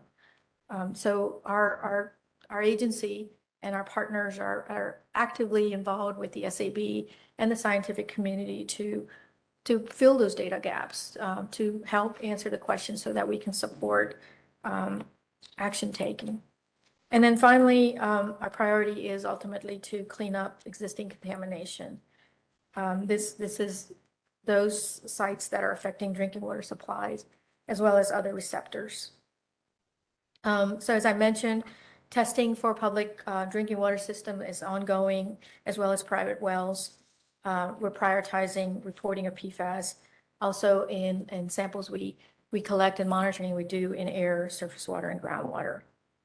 At the upcoming August SAB, we're going to be presenting information on 2 of the signature compounds that are North Carolina specific and have a dialogue as to whether there's sufficient information to extract a reference dose for those 2 compounds. We also want to ask the SAB whether the reference dose and the health advisories can be used for surface water and groundwater standards development. And then finally, I want to announce that we last month we announced a partnership between DEQ and the North Carolina Collaboratory to together work on research topics on PFAS to help answer and address data gaps that exist from a regulatory perspective, also from the research perspective. And what this will mean is between 1 to 2 fellows that are national and global and experts in PFAS science will be working with our agency staff to work on common goals. And each fellow will be here for the fall session, and then again in the winter session, and again in the summer session. So we already have folks lined up from ECU, from Duke University, NC State, and UNC Chapel Hill. I'll pause there. Thank you. Any other questions for Secretary Mazemore? Commissioner Modest? I had one other. Do you want to go first? Okay, I had one other quick question. I understand this is tough because it's a class of chemicals that there are thousands of them. And, you know, going compound by compound might be the only way we have data, but also extremely time and resource consuming. How are you thinking about the class of compounds versus the individuals as you proceed in this? So I can answer that 2 ways. Actually, next week, the SAB, one of the charge given to them is actually how can they be grouped and under what basis. And so I think that national dialogue, this is very complicated. There are some pathways to doing that. So that's the first answer. I think we'll be having good responses and a better understanding on where they're headed. Secondly, with our own SAB, we proposed one approach, which is you start with what you know, and then you find common compounds or chemicals that are similar and apply those same techniques to develop reference dose for those compounds. Now, whether or not the initial group of compounds you have strong enough scientific data is to extrapolate or evaluate as a group is where a lot of the debate's going to be. And then thirdly, I will say that we are conducting our own fish sampling campaign, as I mentioned last time. And out of that, we will have the type of data that we never imagined at the state level, and it may be used nationally.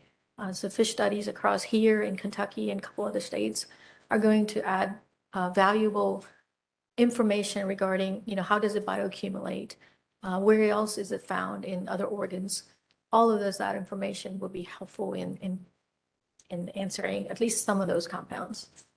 That's great. And did you say the conversation about how to group them, is that happening at the national SAB or North Carolina?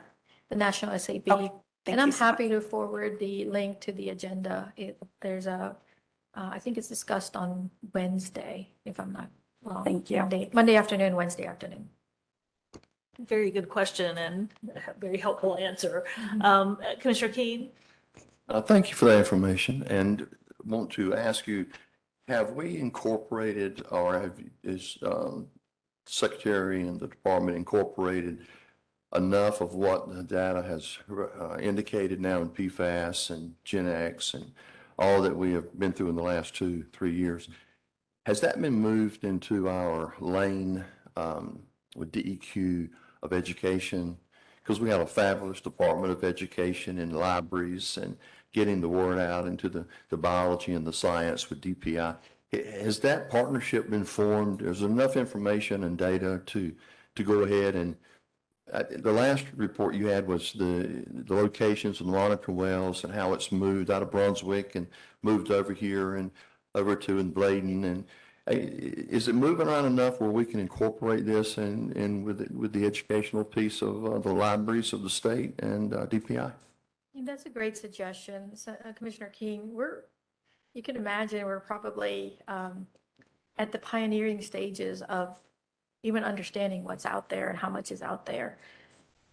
The first is, you know, the way it's been grouped is who are the manufacturers? And we know who manufactures these compounds and chemicals. The question is, what is safe and how much is safe related to those manufacturers? The second is, the products are used to formulate other products.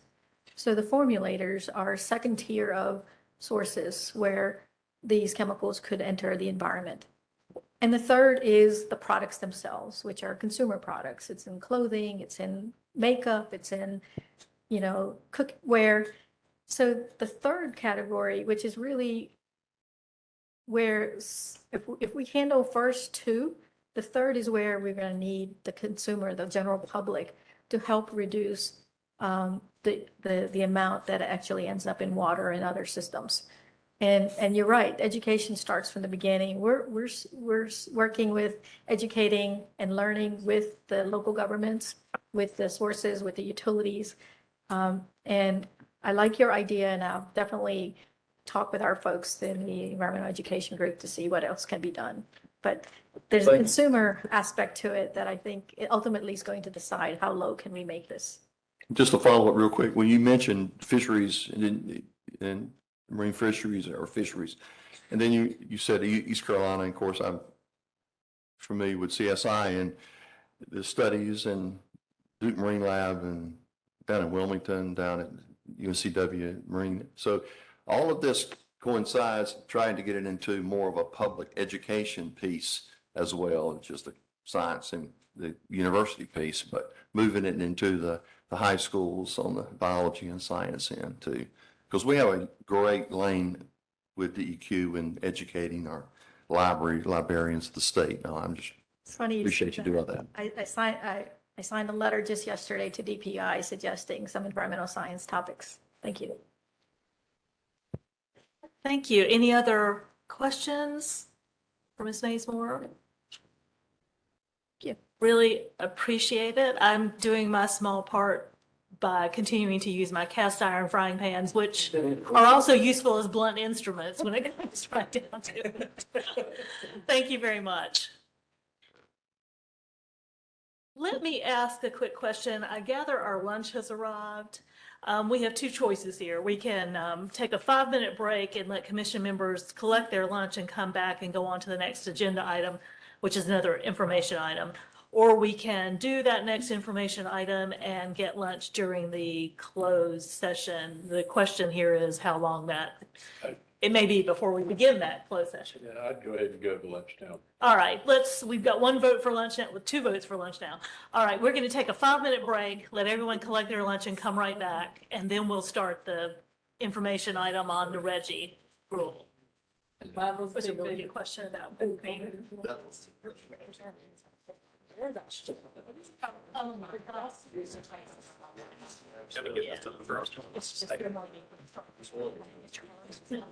It wouldn't take but one.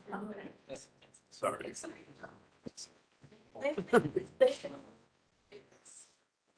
So I did download everything. Oh, go ahead and get your lunch. Yeah, I think that's right. No, probably. Hey. If it wasn't uploaded to later.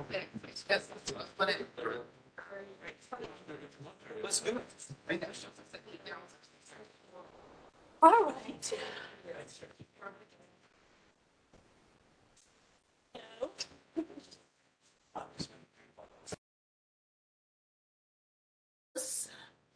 Presentation.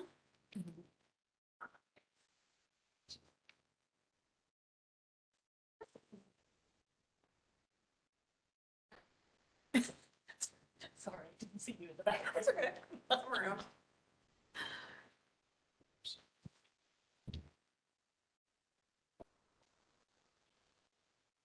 All right, thank you, Madam Chair, and good afternoon, everyone. This topic is one that we thought it was time to provide an update on. It's a topic you haven't heard from us on since Commission granted a petition for rulemaking 1 year ago. So today, we're going to give an update that provides an overview of the program, how it functions in other states, how it could function in North Carolina under this set of rules as submitted in the petition. Next, we'll discuss our approach for developing the fiscal note and the change in baseline that occurred last fall with the passage of House Bill 951. we'll discuss the methodology, we'll discuss the assumptions and the uncertainties with regard to estimating the costs and benefits associated with the petition rules. And then we're going to finish with a projected timeline. So there's a lot of heavy content in the slides today. So it's understandable if you have a lot of questions, either along the way or at the end of the presentation. We'll be glad to answer those as a team as we can, as much as we can at the end of the presentation. So one of our lead engineers in our Rules Development Branch, Katie Quinlan, is going to give the presentation. So I'm going to hand it over to her now. Thank you.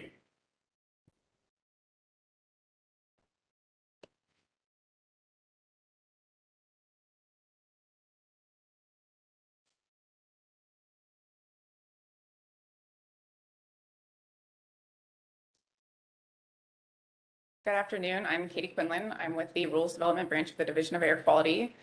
And as stated, I'll be providing an update on our rulemaking pursuant to the petition for rulemaking that was granted last year.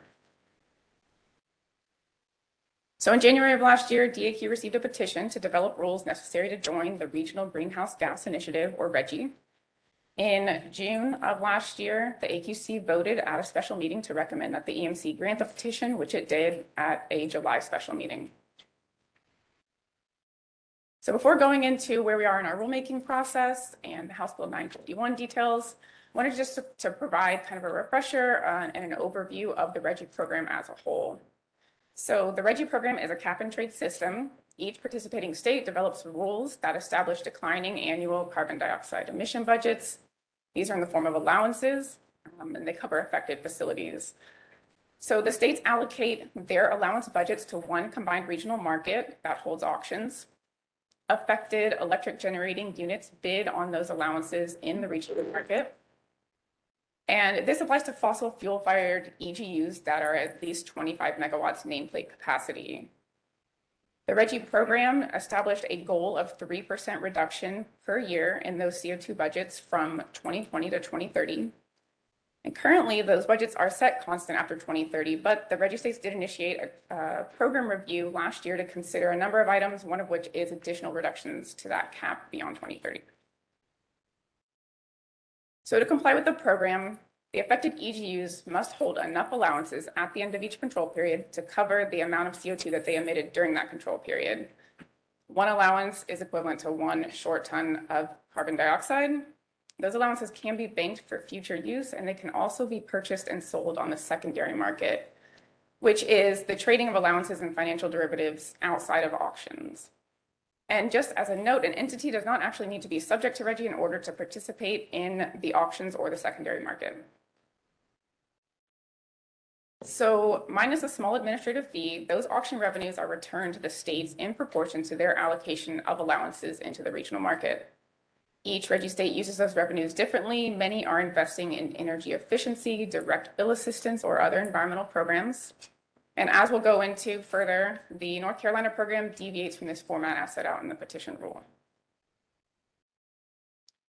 So this diagram is intended to show the general concept and flow of allowances and revenue from the facilities and through the auctions. So on the left-hand side, we have the 12 existing current participating states. They all combine their individual state budgets into one regional market. That regional market holds quarterly auctions, so 4 auctions per year, and the facilities or other entities bid on those allowances. There's one final uniform clearing price for each auction, so all of the winning bidders pay the same clearing price for their allowances. They pay that money to RGGI, and then RGGI returns the revenue to the states that originally allocated them to the market in proportion to the amount that they allocated. So as we noted, North Carolina's program under the petition rule would deviate from this format in a few ways, and we'll go into some detail for some of these. So it expands the applicability to a wider range of sources. It implements a consignment auction approach. It treats all emissions equally when looking at fossil fuel emissions or biomass emissions. North Carolina will not accept offset project applications. That's pretty common. A lot of states don't do that.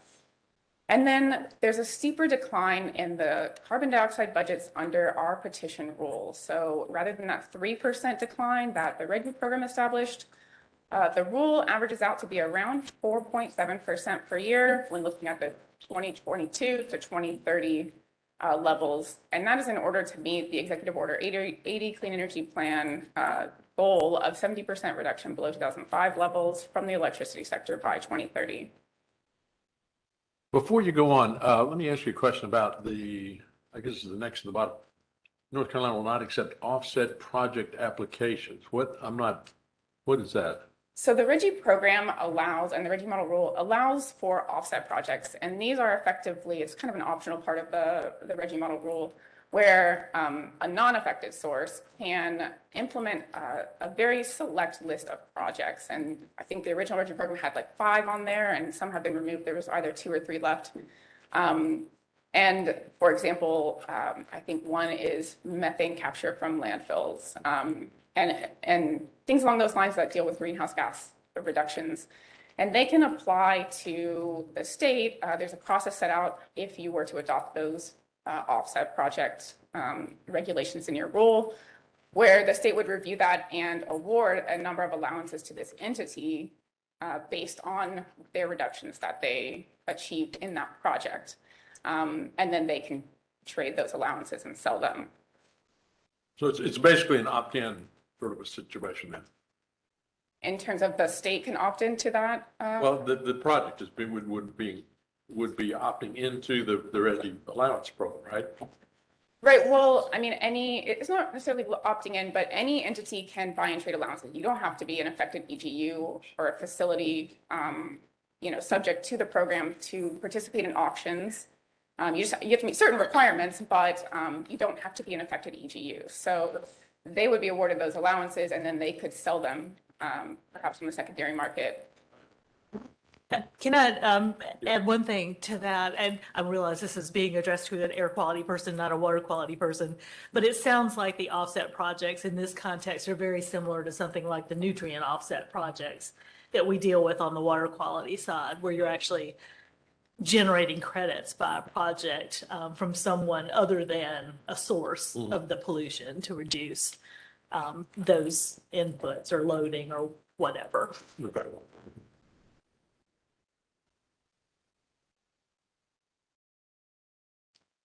So I mentioned that the RGGI petition rule expands the applicability to a wider range of sources. So the RGGI model rule applies to fossil fuel fired EGUs of at least 25 megawatts nameplate capacity. The petition rule that we are looking at changes that to anything that emits CO2 and serves a generator with a nameplate capacity greater than at least 25 megawatts. And so that's going to pull in the biomass and biofuel units. And then it also does not contain the portion of the RGGI model rule in that a lot of other states implement regarding grid connectivity. So the common number or what's in the RGGI model rule is anything that does not sell at least 10% of its gross generation annually to the grid is exempt from the program. Many states adopt that or some version of exempting these units or treating them differently. Our petition rule does not contain any language similar to that. So industrial units, regardless of whether they're connected to the grid or how much they're selling to the grid, would be subject to the program under North Carolina's rule. So the industrial units would not necessarily be selling power. They're just simply generating for their own use and they would still be included? That's correct. Under the rule. Right. And then I also mentioned that biomass emissions are treated the same as fossil fuel fired emissions. So the RGGI program applies to fossil fuel fired EGUs, but if an EGU is firing both fossil fuels and biomass, it would still be subject. However, under the RGGI model rule and a lot of states' regulations, they would not have to cover those biomass emissions with allowances. So they can basically subtract them or deduct them from their total compliance obligation. That deduction language does not exist in this petition rule. So all of those emissions would have to be covered in North Carolina by allowances. And then the note at the bottom is just a quick note that Exhibit C of the petition listed the affected facilities. We did, after looking at the rule language, note that it applies at the unit level, and some of those facilities only had units less than 25 megawatts, and so we're projecting that they would not be subject to the rule under North Carolina's language. So we've looked at the affected sources that we expect to be subject to the rule, and we've categorized them into 3 basic categories. The first being IOUs, so those are the investor-owned utilities, and primarily that's DEP and DEC, so Duke Energy Progress, Duke Energy Carolinas. There is one Dominion facility, however, its emissions are very small compared to the other facilities' emissions. So for the most part, when we're referring to the investor-owned utilities, we're referring to those Duke Energy entities. And then we have the non-investor-owned utilities, or the non-IOUs. So that includes independent power producers, which we've noted as IPPs on the slide, municipalities, and cooperatives. And then the last category is non-EGUs. So that includes the industrial facilities. There's 4 pulp and paper mills that appear to be subject, and 1 institutional facility, that being UNC Chapel Hill.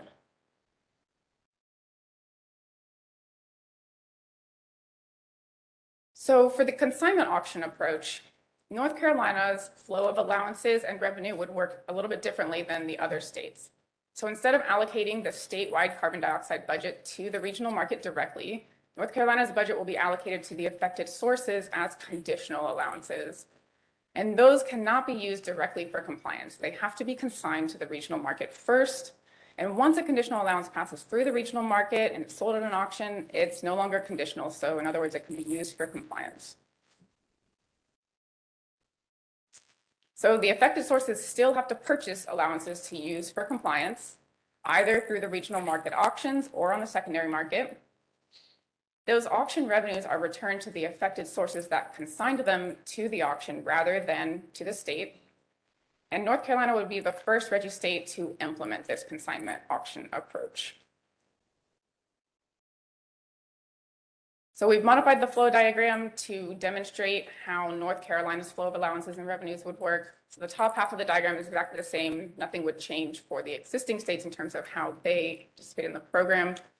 But North Carolina is shown at the bottom. So like I mentioned, North Carolina would allocate its conditional allowances, kind of shown in those pink arrows, to the facilities.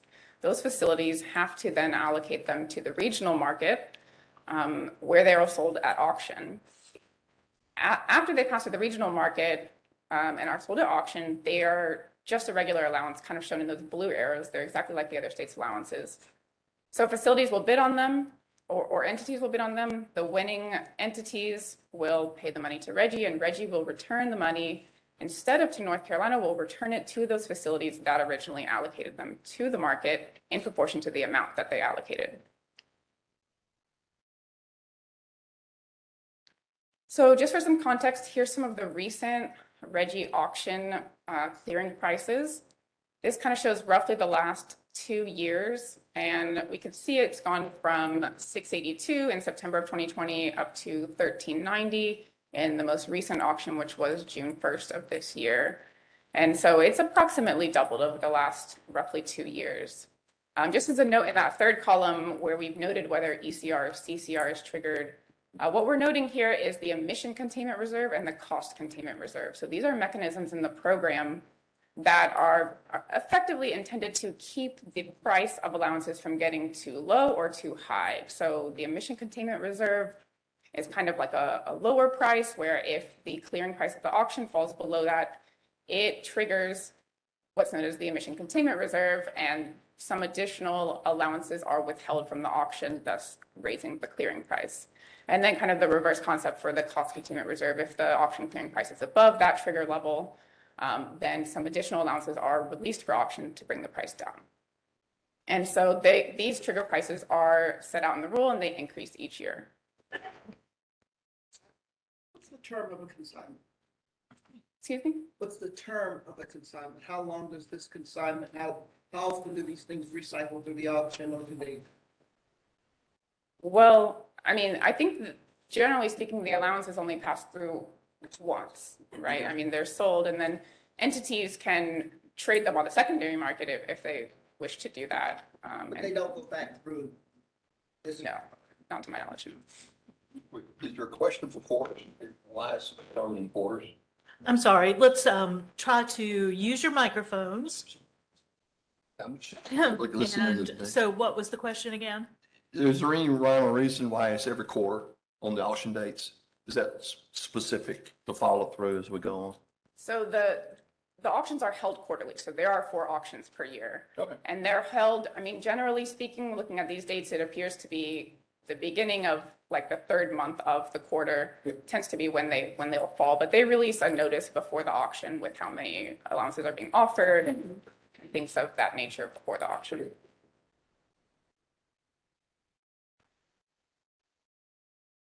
So the rulemaking process has started, and we're in the process of developing a fiscal note analysis. There will be an environmental justice report, and then after that, we'll proceed with the regular rulemaking process, a request to proceed to public hearing from the EMC, a public comment process, including a public hearing, and then final action by the EMC and the RRC before a rule can be final. So it was mentioned that last fall was the passage of House Bill 951, which instructed Duke to develop a carbon plan. So with that being existing law now, we have to incorporate that into our baseline. So when we develop a fiscal note, we have to compare the policy or the rules that we're proposing against existing or current laws, regulations, policies. So now that's in our baseline. So I believe that the AQC heard some informational items just before that carbon plan was filed in May.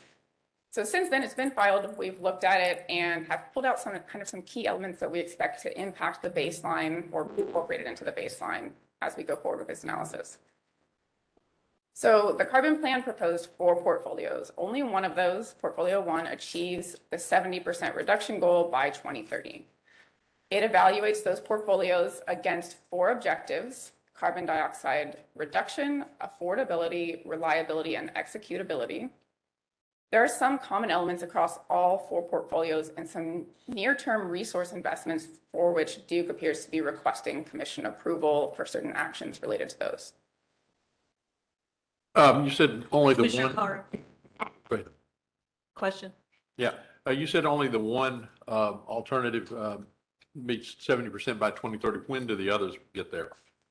Portfolio 2 achieves it by 2032 and portfolios 3 and 4 by 2034. So we got 2 and 4. Okay, thank you. So there are some near-term resource investments for which they're requesting approval from the Utilities Commission.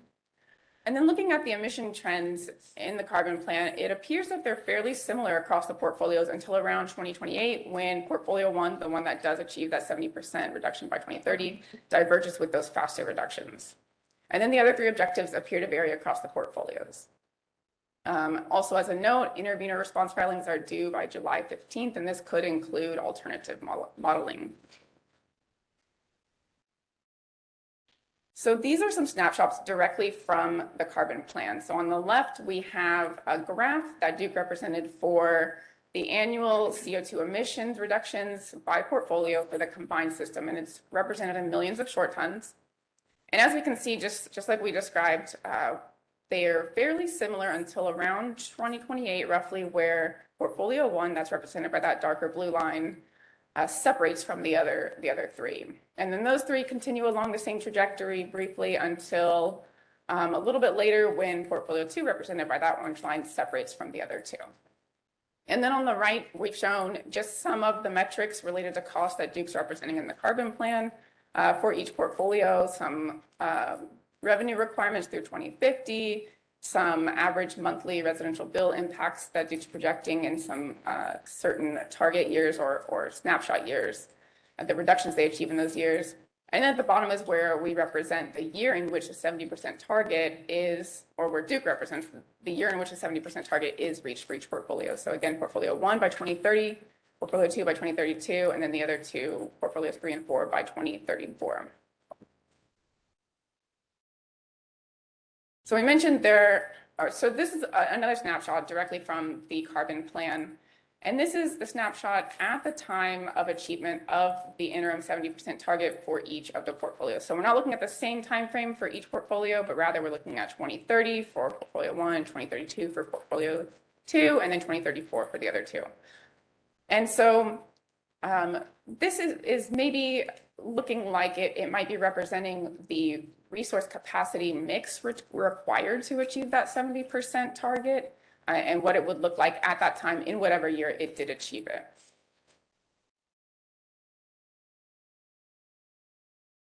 So I mentioned there are some supply side resources for which Duke is requesting Utilities Commission approval under House Bill 951 for some actions in the near term. And these are actions such as beginning transmission projects, engaging communities in preparation of procurement activities, submitting certificates of public convenience and necessity. And these are elements that Duke represents are consistent across all 4 portfolios, or the resources are consistent across the 4 portfolios.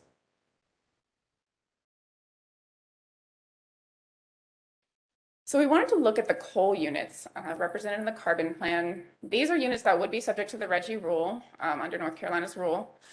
So looking at the far right, we've compared the 4 portfolios and the retirement dates under each portfolio for each of the coal units. And so we can see for the majority of the units, all except for 2, the retirement date does not vary between the portfolios. Now, it might be advanced from what was in the 2020 IRP or the same, but it is consistent when you're looking at any one of the 4 portfolios. Where we see a difference is in Roxborough 3 and 4. They are projecting an earlier retirement date under Portfolio 1, and possibly that is what is causing those faster reductions that we saw for Portfolio 1, where it's achieving that 70% target earlier than the other 3. And then Portfolios 2 through 4 delay that retirement date a little bit from the 2020 IRP. So this graph shows a comparison of the carbon plan and the petition rule. So I'll start with the petition rule. That orange kind of stair-step line in the middle represents the budgets that are set out in the petition rule as written and as submitted. So we can see it declines from 2022 to 2030. And then we represented a dotted line to show it's right now consistent after 2030, but that's dependent on future program adjustments through RGGI. And then everything else in the graph represents the Duke carbon plan. So we can see that purple line is showing their 70% reduction for their system from 2005 levels. And then the bars at the bottom are showing the different portfolios and the emissions they achieve in 2030 and 2035. We can see only the gold bar, which is Portfolio 1, achieves that 70% target. The other 3 in 2030. The other 3 are above that purple line, and they all achieve it by 2035. The gradient bars are just showing the years in which portfolios 2, 3, and 4 are achieving that 70% reduction, but we're not entirely sure at this point whether it's exactly 70% or some other number, 71%, for example. The one thing I want to note about this graph is that we're not comparing the exact same set of sources. As we noted, the RGGI petition rule applies to more than just Duke and the investor-owned utilities. And on the other side of that, the Duke carbon plan covers some facilities that would not be subject to RGGI because they have units less than 25 megawatts. So it's not exactly the same set of sources, but we did want to show them against each other and see how they compare. So this graph, this orange line is the same petition budget that we showed in the previous one, except just a line for simplicity. And what we're doing here is we're breaking down that petition RGGI budget into what's attributable to Duke units and what's attributable to the non-IOU facilities. And it is draft, it's for illustration purposes. We're still working out exactly where these lines would fit on the graph and what the exact numbers are and the exact trajectory. But we expect it to look fairly similar to this. And the point being that the majority of that petition RGGI budget is very likely attributable to the Duke energy facilities. The non-IOU portion is much smaller. So if we carry that orange and purple line, both of those down to the next graph, those are the same lines, but now we've overlaid the carbon plan emissions, and that's shown by the blue line, which then kind of diverges into the other colors to show the different portfolios. And what we just wanted to show here is the difference between, really kind of highlight the purple line versus the blue line or whichever portfolio we would compare against, and show that difference between effectively what they might be allocated under the rule versus what their emissions would be under the carbon plan, which is now our baseline. And so again, we are working out exactly where these numbers lie and trying to get the exact data, but just trying to illustrate the concept of the comparison of these two. And we'll kind of see as we continue to look at the data where exactly these lines fall, if they cross at some point, if possibly the carbon plan emissions dip below that purple line at some point where it might look like a benefit or where they're allocated more than they need for emissions. I'm sorry, I think I missed something. What does DEC/DEP stand for? Duke Energy Carolinas and Duke Energy Progress. Oh, okay, the two, all right, all right. Thank you. Commissioner Monas? Can I ask a question as well? Yeah, I don't understand why, if the goals are the same in the legislation and in the proposed Reggie plan, why the purple line is below all the other lines? So it's a couple factors. One, we are still working, we don't have the exact numbers yet of where those carbon plan emissions are. We have that graph that we showed on the several slides ago, and that's where we kind of made this estimation of where the emissions trajectory is for the carbon plans. But also, when looking at the set of sources that are under this, there are some facilities that are included in Duke's carbon plan because they are part of the Duke system. And so they're included in that 2005 baseline from which they took a 70% reduction to determine their 70% interim goal.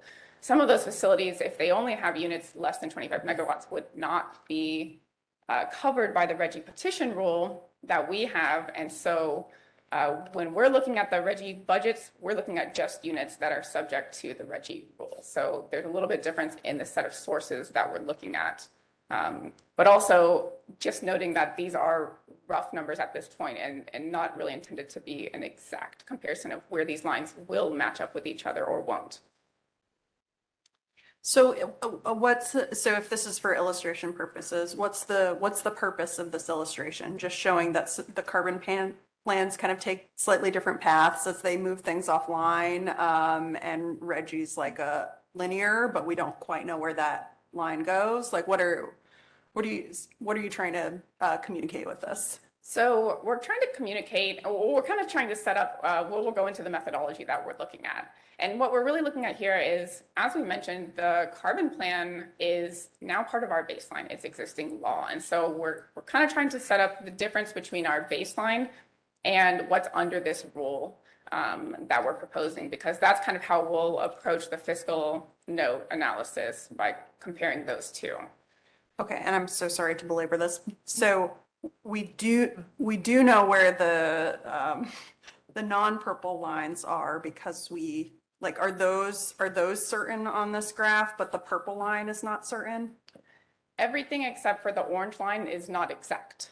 I mean, we think they're close, but the reason being, in the carbon plan that was submitted, the exact emission levels of each portfolio in terms of numbers were not given. We have that graph that we showed previously that showed the lines from, I think it was 2023 to 2050. And from that, we made an estimation of where we think it's hitting each year. But we're still waiting on the data to be able to place these exactly where they'll fall. But it's pretty close. Okay, thanks. Can I just make sure I'm understanding this chart too? So the orange line is the total Reggie budget as reflected in the rule. So that would include all the other sources beyond the investor-owned utility. So that's the total budget. Is that right? That's correct. And then the purple line, you've separated out the budget for the Duke, the investor-owned utility sources. Yes. So the two bottom lines are showing what the Reggie rule would require first for all sources and then for the Duke sources specifically. And then the blue line is showing what the actual reductions would be, estimated obviously at this point, based on the plan Duke has submitted. Is that correct? That's correct. So, so maybe another note is the purple line is indicative of what we expect. So if you recall, we're doing this consignment approach. That's what's under the petition rule. And so we will allocate allowances to the sources. So that's kind of what we're representing by the purple line, what we expect to be allocated to these Duke facilities as conditional allowances from the state. Let me ask one more follow-up question. So is another way to think about that the blue line, because it represents our estimate at this point of the reduction trajectory based on the plan Duke has submitted, that the difference between the blue line and the purple line represents allowances Duke will have to buy under the RGGI program to make up the difference between what RGGI requires and what the actual estimated reductions will be under the Duke plan. That's correct. So, right, what's under the purple line is what we're estimating. They'll be allocated those from the state, and then they turn around and sell them, buy them back in the auction. So it's kind of a net zero. And then what's above that, as you mentioned, is what additional they will have to purchase to cover those emissions. Because if their emissions are at the carbon plan levels, that's above what they would be allocated from the state. So they will have to purchase additional allowances, which is an additional, a cost to them. So that's kind of what we're trying to highlight here, like you mentioned, is that allowance cost beyond what they're allocated, because they're allocated those, they sell them and buy them back. Commissioner Carter? Well, I'm counting here, and I'm only counting 5 lines, and yet you got 6 down at the bottom. Are you missing the yellow line? Is it under one of the others, or what's? It's, like I mentioned, so portfolios 3 and 4, from looking at that graph that we formed, is from, they follow each other very closely. And so looking at that and trying to estimate numbers, they are overlapping. Basically, the blue line is overlapping the yellow line exactly. Okay. For this illustration. I mean, in reality, they're slightly different, but it's not noticeable on this graph. And your vertical axis here, this is tons. This is not reflecting the 70% reduction requirement under either program, right? Right. Well, I mean, it represents, a million short tons of CO2. So, I mean, if you looked at the orange line all the way at 2030, that would be the 70% reduction set under the Clean Energy Plan, 70% reduction from 2005 levels for the total electricity sector, so not just Duke units. So it's basically then, does that mean that the 70% reduction is around, I'll say roughly around 30 million tons a year? It's a little bit lower than that for the total system. For the total electricity system in North Carolina, it falls around 24, I believe, million short tons.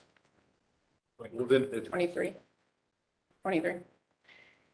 Well, if that's the case, then none of these get there.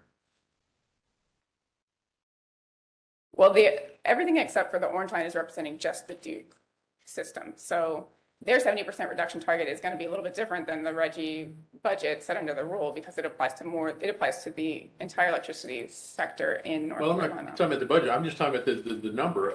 If that 23 is correct, it looks like, well, I'm sorry, maybe I'm misreading this. Okay, all right, I am. I had my lines off. Okay, I'm with you. Any other questions before we move on? Commissioner Solomon? Yeah, just quick, and I just go back to the vice chair's comments here. You've got these depicted as straight lines and your estimates, and you talk a lot about uncertainty. I would think there'd be a cone here around each, or some uncertainty around each, like a probabilistic type analysis. These lines are only 10% apart. So, I mean, within the slop of the calculations, there's that on the forecast. So are you going to do anything for the purple line? May be a wider potential for variation than, say, the orange line. Even Duke has uncertainty around their line. They may have provided it, but there's got to be some uncertainty in that. So the RGGI budget is set to establish the RGGI petition is set to establish the budgets based on a starting and an ending year, and then just a linear decline between there. So the starting year, it's meant to be the projected emission levels in that year, and then it declines to the 70% target. So looking at that starting year projected emissions, we were trying to figure out what portion of that is attributable to Duke's projected emissions in that year, and the non-IOU projected emissions in that year. But it is projection. And I do a lot with probability and forecasting, and I just see 10% in some very straight lines that are very linear, and all your comments, kind of like the vice chair said there's a lot of uncertainty in estimating here. So I just want to know how that's going to be reflected in what you finally present at the end. Right. I mean, there is some uncertainty associated with this rule, this making in the analysis. So, we're looking at this as a potential approach that we're taking in the fiscal note, but we will, explain the assumptions behind it and the basis to, associated. Can I ask one more question? So is it fair to say, though, that there's probably less uncertainty about the purple and orange lines, because those are just based straight on the Reggie budget process. And so you're just applying uniform reductions year by year to an existing universe of sources, as opposed to the blue line, which is estimating what the actual reductions would be based on the plan Duke has submitted. Is that about right? I think that's fair, yes. Thank you. All right. So I want to pivot back just a minute to the rule. As I was just mentioning, the budget is set to decline from a starting year to an ending year budget, and then it's just a linear decline between those two. So the starting year is intended to be projected emission levels from the set of sources in that year, and then it declines to the Clean Energy Plan A1 goal of 70% reduction from 2005 levels in the electricity sector. So we will note that there is some rule language at the very end of the petition rule that allows for recalculation of the starting and ending budgets if North Carolina does not join Reggie by 2022, which is the case now. So just another consideration for this analysis. So now I'll pivot into the methodology that we are looking at, and that we're incorporating into our fiscal note. So I mentioned we categorize the group of facilities into 3 categories. The first is the investor-owned utilities, Duke Energy Progress, and Duke Energy Carolinas. So we have to estimate their impacts incremental to state law, House Bill 951, which in other words, the Carbon Plan. That carbon plan will specify a schedule for deployment of generation resources and retirements to meet the 2030 and 2050 CO2 reduction targets, considering affordability, reliability, and executability of resources. The Reggie petition rule cannot impose a deployment of a generation mix or retirements in conflict with the carbon plan. So the incremental impacts will reflect the costs and benefits associated with participation in the Reggie market. So in other words, the allowance is reflecting the difference between the investor-owned utility portion of the Reggie cap, that was the purple line, and the carbon plan for each year, that blue line, or whichever portfolio we were comparing against. So this exactly goes back to that conversation we just had about those lines. I think it was the previous graph. And yes, we're looking at the difference between the blue line and the purple line. So for the second category, the non-investor-owned facilities, these are not covered by House Bill 951. So we'll apply the Reggie declining cap schedule to determine their portion of the Reggie cap. The total non-IOU emissions are a small portion of the total Reggie budget, like we illustrated before. And we'll estimate the costs and benefits associated with participation in the Reggie market. Just as a note, we don't have information to determine if these facilities would implement measures to control their CO2 emissions. Question, Commissioner Kelvington? Yes. I just wanted to understand what the legislature, you can't have an environmental regulation that's more restrictive than that, than the federal government, or, we can't be more restrictive. And what's the basis from a legislature standpoint to regulating the non-IOUs and the large industrial facilities? Meaning the basis on, for this rule to establish requirements for the non-IOUs and the non-EGUs beyond just Duke? Yes. Well, I think this is a different program. Yes, that one's set out in law. If you're referring to the Hardison Amendment, where we can't impose a more restrictive requirement, more stringent than a federal requirement. Yes. I don't think that, I'm not sure that covers state law or not. Let me just address that briefly. So yes, if you're talking about the provision in the EPA that prohibits environmental standards that are more strict than a standard adopted by federal law or federal rules, except in some exceptional circumstances.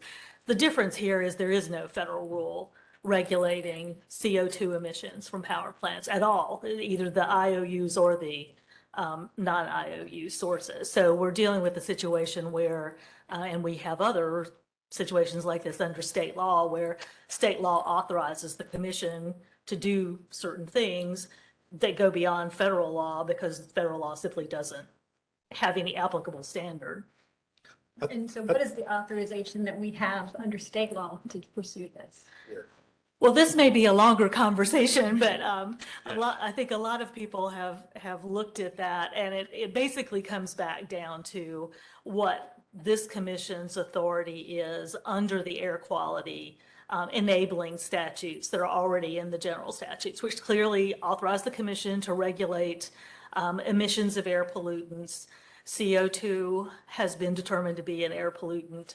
And so it's really just based on the normal air quality statutory authority of the commission. Commissioner Manis? That's very good.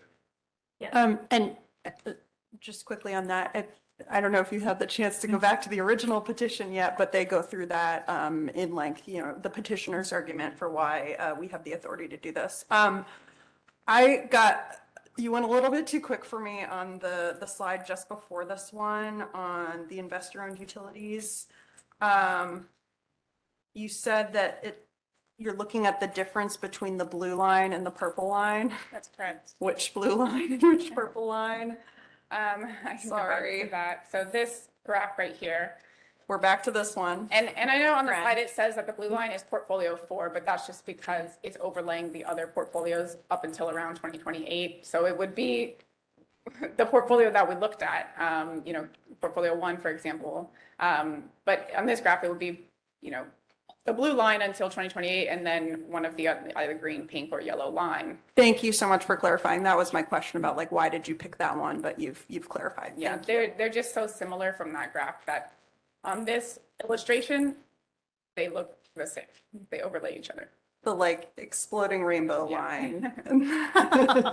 Okay, great. Thank you.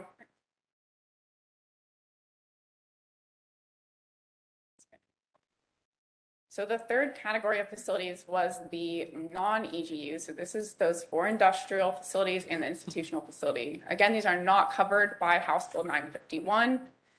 Their emissions did not appear to be included in that RGGI petition rule budget. So if you recall the original graph with the lines on it, we did not have a line for the non-EGUs, but we were proportioning out the budget into IOUs and non-IOUs. There was no line for the non-EGUs. That's because we don't believe they were accounted for in the RGGI petition budget. So also based on current data and the methodology in the RGGI petition rules, these facilities are unlikely to receive allowance allocations from the state. So we'll estimate the cost associated with the purchase of allowances from the RGGI market to cover their CO2 emissions. Again, we don't have information to determine if the facilities would implement measures to control their CO2 emissions. So the RGGI declining cap schedule would not be applied to determine their annual allowance purchases. And then just as a note, most participating states exempt these facilities or treat them differently under their rules. So we have a couple of questions. Let's start with Commissioner Arado. For the third sub-bullet, could you just explain a little bit more how you landed at that conclusion? So the petition language has the allocations being determined based on net generation, historical net generation. These facilities are primarily using their generation, well, their total plant generation, they generate and they use it on site for the most part. There might be like a couple of them sell like a very small amount to the grid, but most of it's used on site. And then they purchase additional electricity to be used on site. So when you look at their total plant usage, it exceeds their generation. So we don't believe their net generation would be greater than 0. I think this is the source of my confusion on this matter, is because it's a unit-based rule, like the footnote said earlier. Is why would you look at the output from a generation unit, then subtract total power used by the facility regardless of source, rather than just subtracting the amount of power sent by that generator out to the facility? Right. Due to the way that the definition of net generation is written into the petition rule, the way that it defines it is, I'm paraphrasing, but the gross generation minus the plant usage. So I think And it's the same as the model rule definition, the one that was used in the petition. I'm just flagging this as an outcome that I don't believe was intended based upon the presentation of the petitioners, and something that could be dealt with in rulemaking to avoid that outcome of having basically a negative net value. Understood. Mr. Carter? Yeah, let me follow up on that because, I actually got two questions, but let me start with following Commissioner Rada. So you just said that these facilities primarily use their generation on site. That's correct for the most part, yes. Well, looking at that list, that strikes me as not correct. You've got the Federal Public Service Authority in there. You've got the REAs in there. You've got electric cities in there. Those folks are not using that electricity on site. They're providing it to their customers. So we're referring to the non-EGUs, the industrial facilities, those 4 pulp paper mills and the UNC Chapel Hill, not the non-IOUs. So are you going to treat, well, wait a minute then. Are you lumping these others in as IOUs? No, we have 3 categories. So we have investor and utilities, and then we have non-investor and utilities, but they're still EGUs. So they're still power plants. And I think those are maybe the sources you were just referring to. Correct. And that was covered on the previous slide. And then the third category that we're covering on this slide is the non-EGUs, so the industrial facilities and institutional facility. So you're not separating out, though, the non-IOUs into a separate category or including them with this group? No, we have 3 categories. We've separated into 3 categories. Right, but I think I've only seen 2. You've done Duke, and then now we're doing these. Is there? So we covered Duke on this slide. Yeah. And then we went to the non-IOUs, and I think we paused for questions, and then I immediately went to the next slide, which was the non-EGUs. Okay, well, I guess I must have jumped over that and missed that slide. Well, I guess the next question then I have is the one you mentioned. You said something about these folks not getting allocations. Why would they not get an allocation of allowances if they were included in the system? Because along the lines of Commissioner Arata's question, due to the way that the rule language is written in our analysis of that, so the rule language is written so that their allocations are based on their historical net generation. And based on the way that net generation is written into the rule, defined into the rule, it appears that their net generation would not be greater than 0. So because the way that it's defined as gross generation minus plant use. Net generation meaning kilowatts that you're selling onto the grid, is that? Gross generation, and then you subtract what is used on site at the plant, the electricity usage of the plant.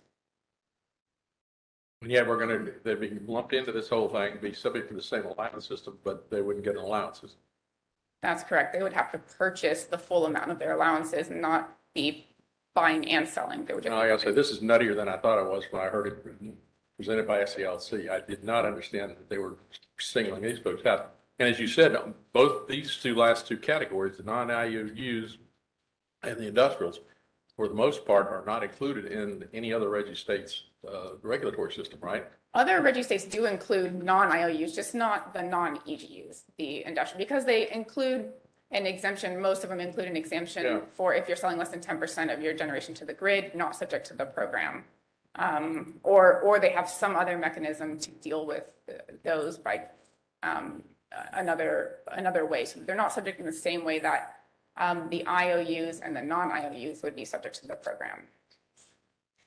Okay. Commissioner Arata? I just flagged, I think New York's rule. New York's definition of net electric output does account for in the EGUs and the non-EGUs. It has some big secondary clause language, but that might be an example to look to. Okay.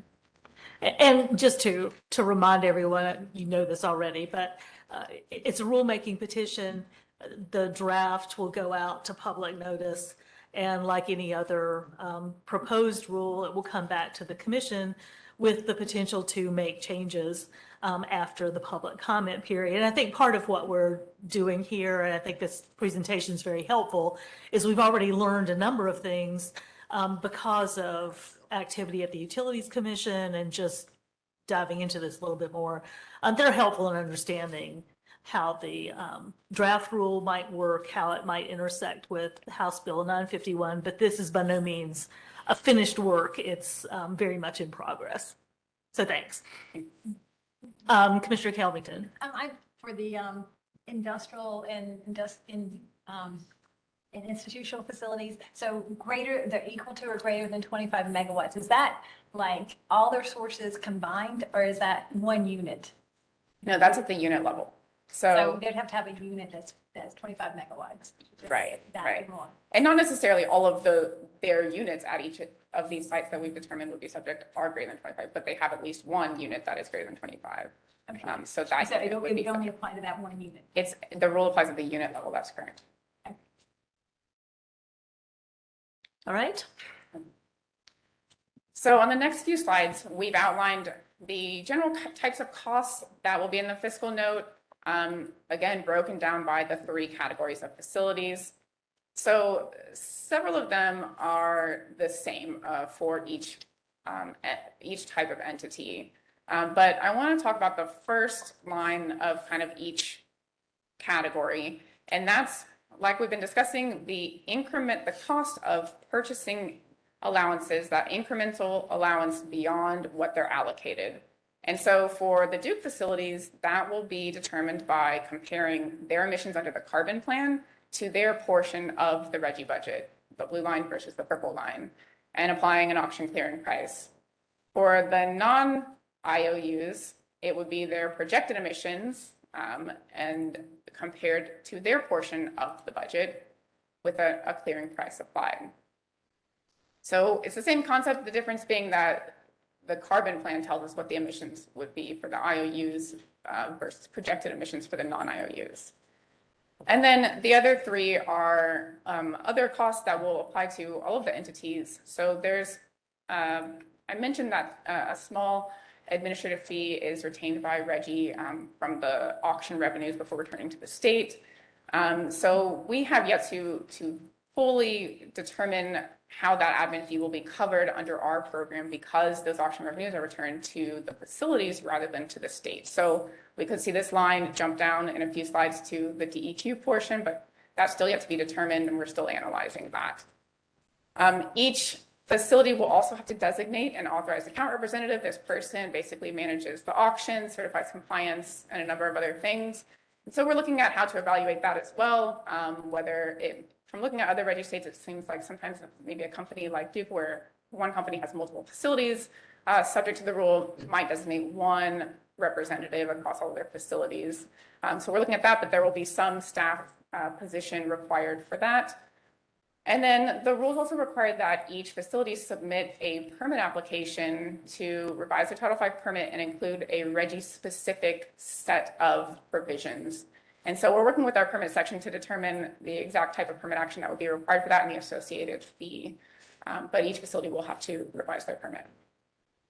Let me ask one question, and this is probably not a fair question since you're just starting into the fiscal analysis, but looking at the incremental allowance cost, so the allowances that would have to be purchased to make up the difference for the IOUs between their actual expected emissions reductions and what would be required under the RGGI budget. So just looking at that slice of it.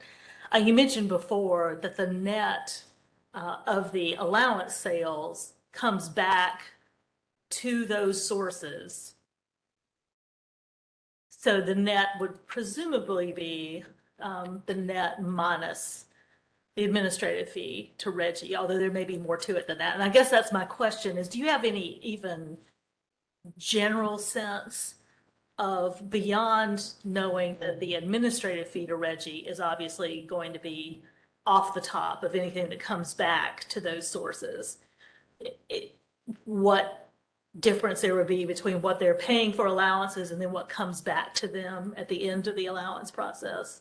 Meaning like a percentage, like yeah, do you have any retained? Any ballpark idea? So I'm not sure that I could give a number of X amount of dollars. I know we've spoken with Virginia recently, and they're currently I'll say I think it will vary year by year because it's meant to cover RGGI's operating budget, which changes year by year, and it's divided up amongst the effective sources.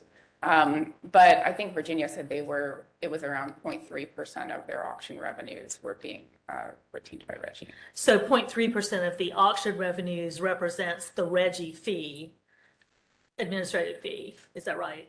That's correct. And that comes off the top. And then the funds come back, in Virginia's case, they come back to the state agency.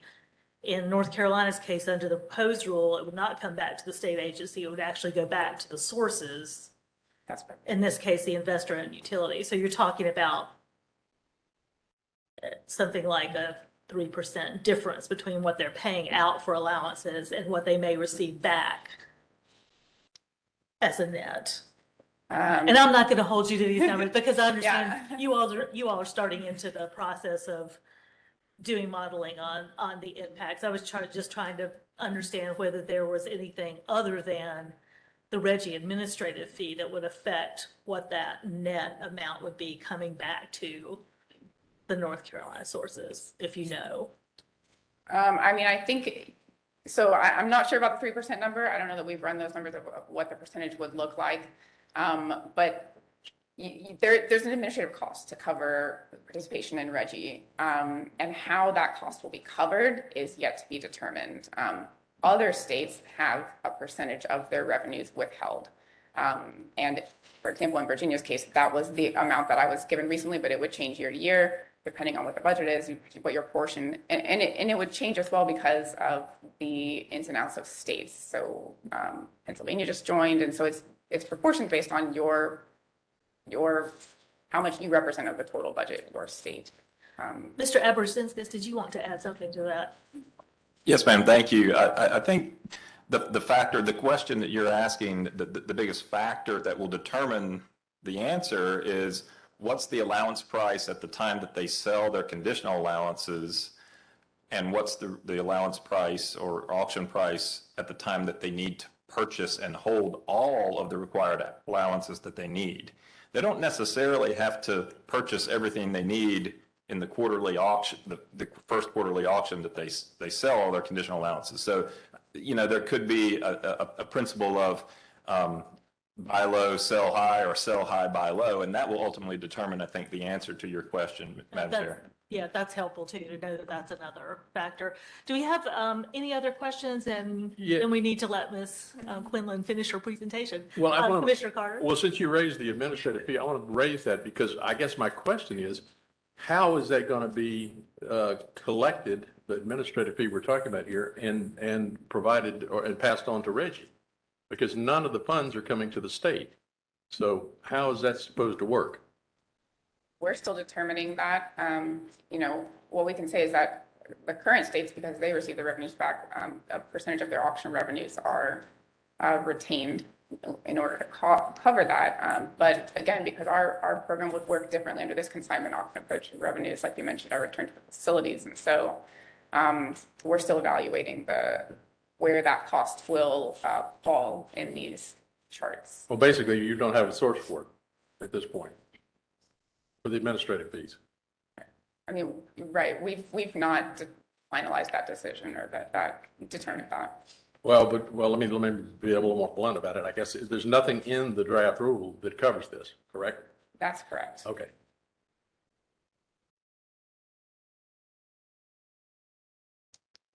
So now we'll move on to the third category of facilities, the non-EGUs. Again, several of those are the same as the previous chart.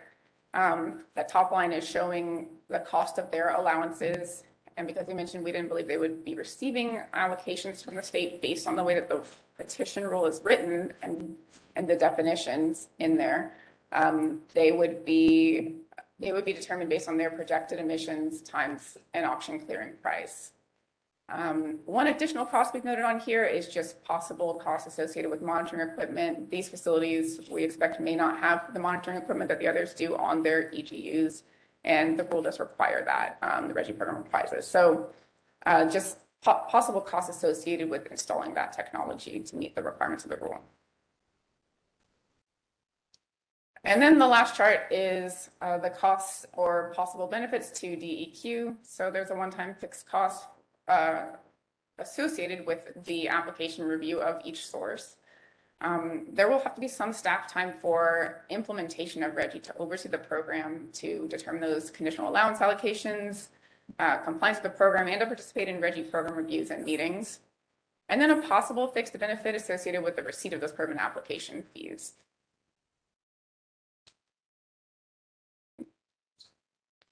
And so the last thing I wanted to cover was what happens with the program revenues. So again, broken out by the three categories, the first one being the Duke facilities.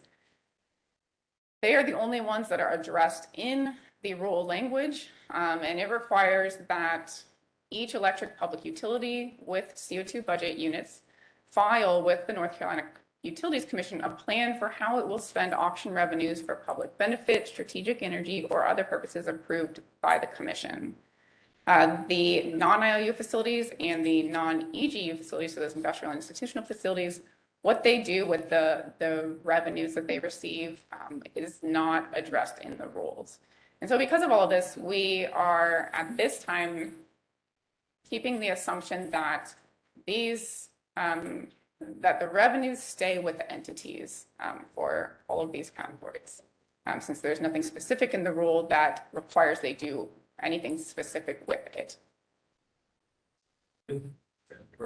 Mr. Monis. Are you going to quantify those? The revenues? Yes.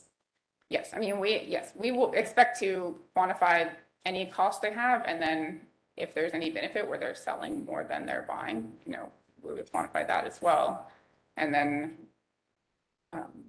Okay, so here's where I have kind of a baseline problem going back to our previous conversation around baselines.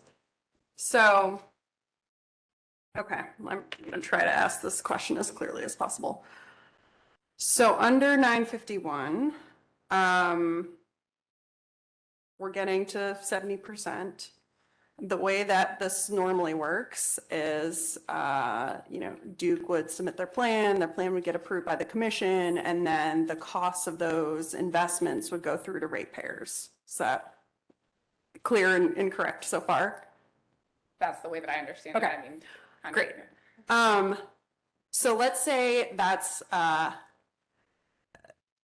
like, let's just call that like 10 units, like 951 requires like we get to 10.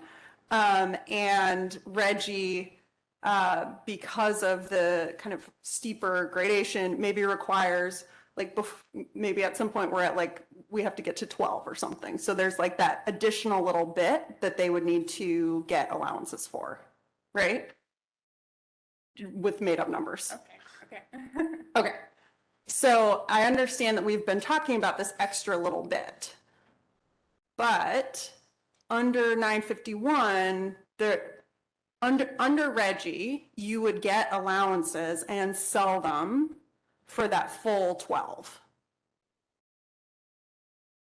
I think possibly the reverse is what we're illustrating, if I'm understanding, and correct me if I'm not, but what we're saying is that, so the RGGI program does not require that they meet those budgets. They don't have to stay below that orange line or that purple line. Okay.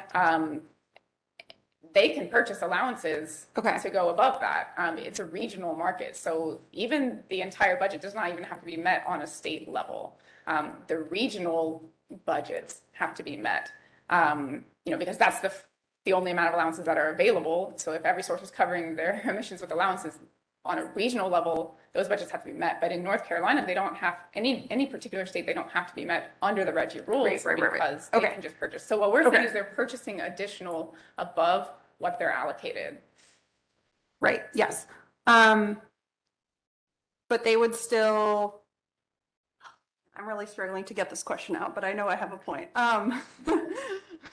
What I'm trying to get at is, in a no RGGI world, they just have to make the reductions, and whatever cost there is ultimately goes to the ratepayers. In a RGGI world, for that whole scope of reductions, we're in this live auction. So would they not get, and you've called that before, you called that like net zero, like they would get revenue back for some of those reductions that they're making? So as we saw, the RGGI budget line is below the emissions line. So the Reggie lines are representing what is being allocated to them.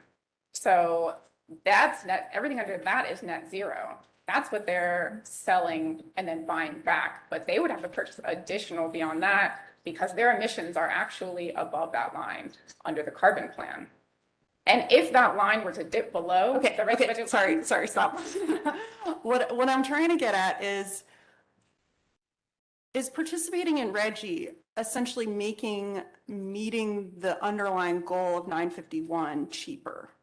Because there's now an allowance, an auction process for the goal that is now part of the law. See, so I think, I mean, if I'm understanding correctly, I still think it would not be cheaper because they still have to purchase. Okay, it would possibly be cheaper if their emissions declined at a faster rate than the Reggie budget. If they were, okay. Am I not understanding? No, I'm just gonna stop. Let's time out here, folks. You're doing great. Okay. I'm just struggling with this. I think part of the question is, again, if you were saying in a non-Reggie world, the investor-owned utilities are submitting their plan to the State Utilities Commission. Sometime in December, the State Utilities Commission will approve a plan. We don't know what that's going to be yet, but whatever that is, Duke will then have to implement the measures in that plan, and they will pay for those measures. And to the extent the Utilities Commission allows them to do it, they will be able to recover some of those costs, if not most of them, from the ratepayers. So that is the normal process. I think the difference and the thing that makes this a little bit more complicated is that if you layer on top of that the need to pay for allowances to cover the difference in those early years between the Reggie budget for North Carolina and the actual emissions reductions, then what does that mean? Does that increase cost? Does it reduce cost? And I think that's part of the question for the fiscal analysis, and it's especially complicated in this case because the net revenue from that process would come back to the utilities. They wouldn't go to a state agency. It would come back to the utilities minus whatever cost or price differential comes out of the auction. And then under the language on the screen, I think the intent is for those investor-owned utilities to use those funds for particular purposes, although their authority to do that is going to be largely up to the Utilities Commission. So it's going to go back to the Utilities Commission to decide, yes, you can use it for this purpose or that purpose. And that may ultimately affect rate cases. I mean, who knows? I think that's what makes thinking through how the two fit together a little bit complex, if that's fair. Right. There's a lot of uncertainty around what happens with any net benefit they have from selling their allowances. Let me try to, and I'm sorry, I know this is a really interesting subject. It's a great presentation. I appreciate all the questions. We are going to have to wrap up because we still have to go to a closed session before we wrap and the remissions committees can start. So if you don't mind, how many more slides do we have here? I don't have mine open. One or two? Okay, let's do this. Let's do the last few slides. And I would request if people could hold questions for later, and we'll be happy to try to get responses from the Division of Air Quality. But let's do the last two slides, see where we are. Well, go ahead, but I've got a matter I want to raise, but we can raise it now, we can raise it at the last two slides. But it goes to the point we were talking about earlier, which is the legal issue here. We do not have any express legal authority for this, and I'm going to raise that issue again. Well, and I think it's certainly fair to raise the issue. I think that is not an issue we're going to be able to resolve today, and it's really not. Well, my motion would, because my motion is going to be to request the opinion of the Attorney General that we did not request last year when we should have. Now, I don't think we have a choice. We've got both the Reggie provision of petition, which has little or no legal authority, and we've got 951 layered on top of that. I think this commission would be nutty to move off without having some specific legal authority that's set out somewhere that somebody has said very clearly, yes, you can do this, or no, you can't. We need that before us. And the commission, unfortunately, decided last year not to ask that question, despite the fact that some rules say it's got to have the legal authority to proceed with a petition for rulemaking, and we ignored it. I think we would ignore it at our peril again, and frankly, because of what we're going to be talking about in the closed session, if this thing goes forward without some sort of express legal position that supports it, you can expect it to come rolling right back from the Rules Review Commission. It would be crazy to send something over there without something that says, here's the authority to do this. Let's keep in mind what the presentation today is about, which is about the preparation of the regulatory impact analysis and the fiscal analysis. Well, if you want to roll this to September, I mean, we can do it in September, but it needs to be done. So that would be my suggestion, is that we not get into a debate this afternoon on the pros and cons of requesting a legal opinion. And everyone on every side of the issue should understand there are pros and cons of not getting the answer that you're looking for. But we can have that fuller discussion. I think it's a fair question. Whether it requires a formal legal opinion or not, I think we can talk about that. But for today, this was intended to inform the commission on how the fiscal analysis will be done. And so let's finish this item. I'm happy to put something on the next agenda to discuss it, whether that's in the Air Quality Committee or the full commission. But that is really a separate issue. So I appreciate it. Let's finish this up and then move through the rest of the agenda. So we've put together a tentative timeline for this rulemaking. We have a goal of bringing this fiscal note to the EMC in November to request to proceed to public comment and public hearing. This would have us place us having a comment period late this year and early next year, have a public hearing sometime during that time. We would project requesting adoption by the EMC in May of next year, RRC approval in June, and getting a tentatively effective rule or a tentative effective date of July of next year. The rule states that we would join RGGI on January 1st, following a final rule. So that would place us at January 1st, 2024 to begin participation in RGGI. And with that, I can take any questions. I think we have exhausted all the questions except for Commissioner Solomon. Wine or whiskey? What are you going to have after this? You're doing pretty good. I bet you were dreading this when you came in here. You're worn out, aren't you? It's so fun.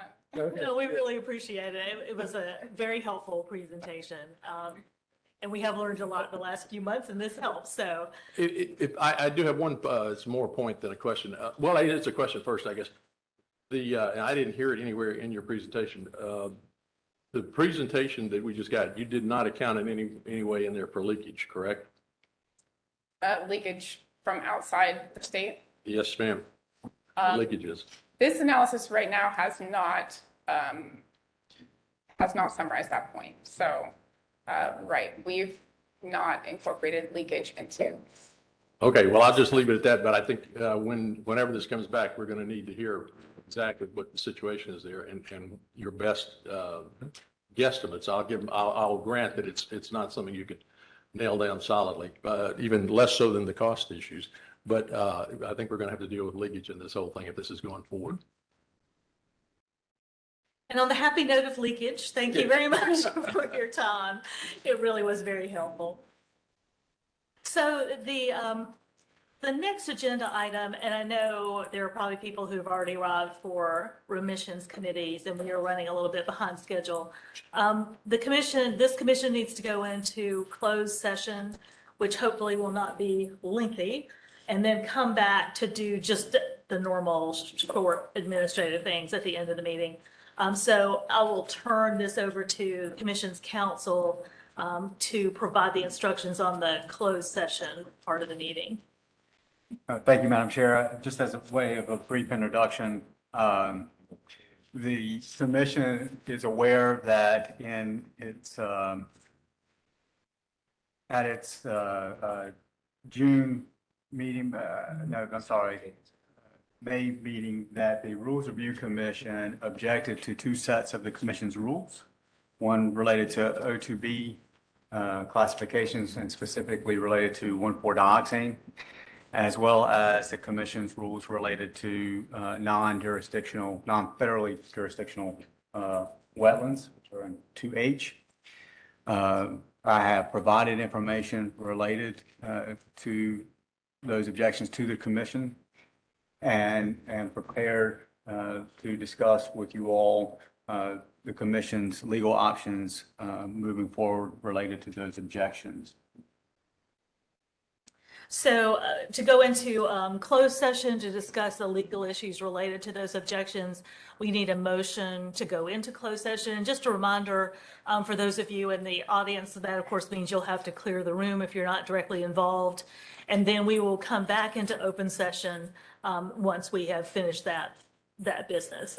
So we have a motion to go into closed session. Commissioner Harris. Yes, Madam Chairman, I move that the commission move into closed session pursuant to General Statute Section 143-318.11A3 to consult with counsel related to the commission's response to the Rules Review Commission's objections to proposed rules contained in sections O2B and O2H, including its options for pursuing judicial review of the objections. Is there a second? Second by Commissioner Carter. So we are in closed session. I can see people are running for the exit.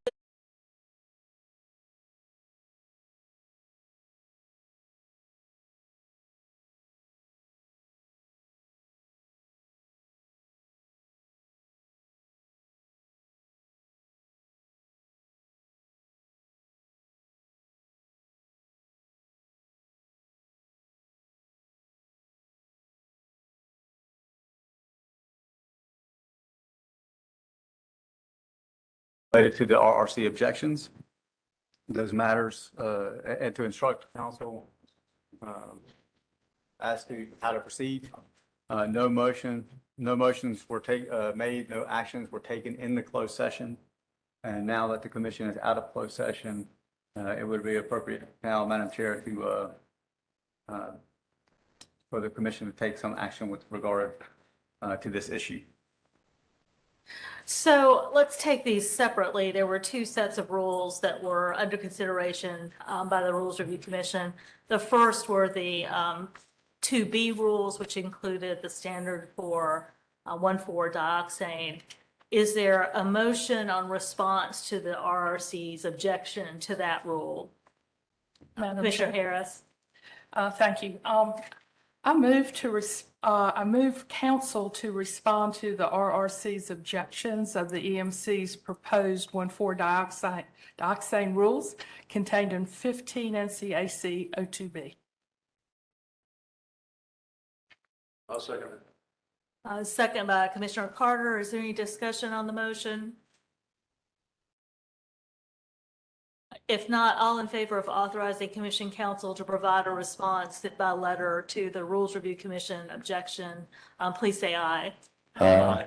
Any opposed? Thank you. The motion carries. The next set of rules were the 15A NCAC 2H rules, which included wetlands regulations. Is there a motion with respect to response to the Rules Review Commission objection? Commissioner Harris. Madam Chair. I move for council to respond to the RRC, objections of the EMC's proposed non-jurisdictional wetland rules contained in 15 NCAC 2H. Is there a second to the motion? I'll second. Commissioner Monas seconds. So the motion is to authorize EMC counsel to send a letter to the Rules Review Commission in response to their objection. All in favor, please raise your hand.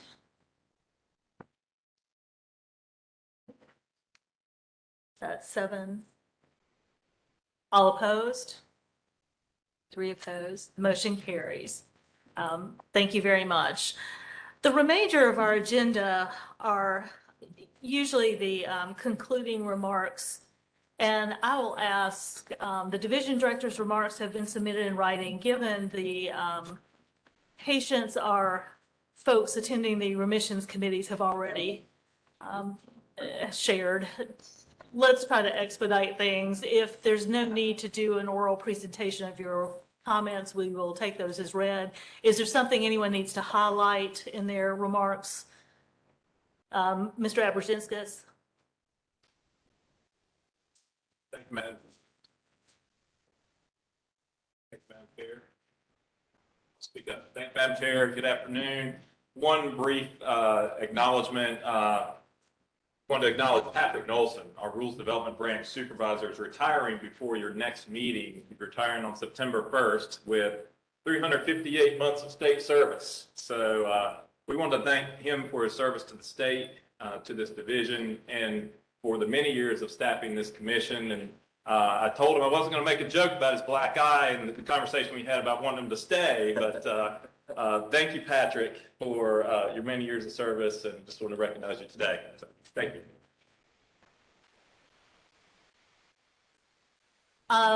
Mr. Rogers.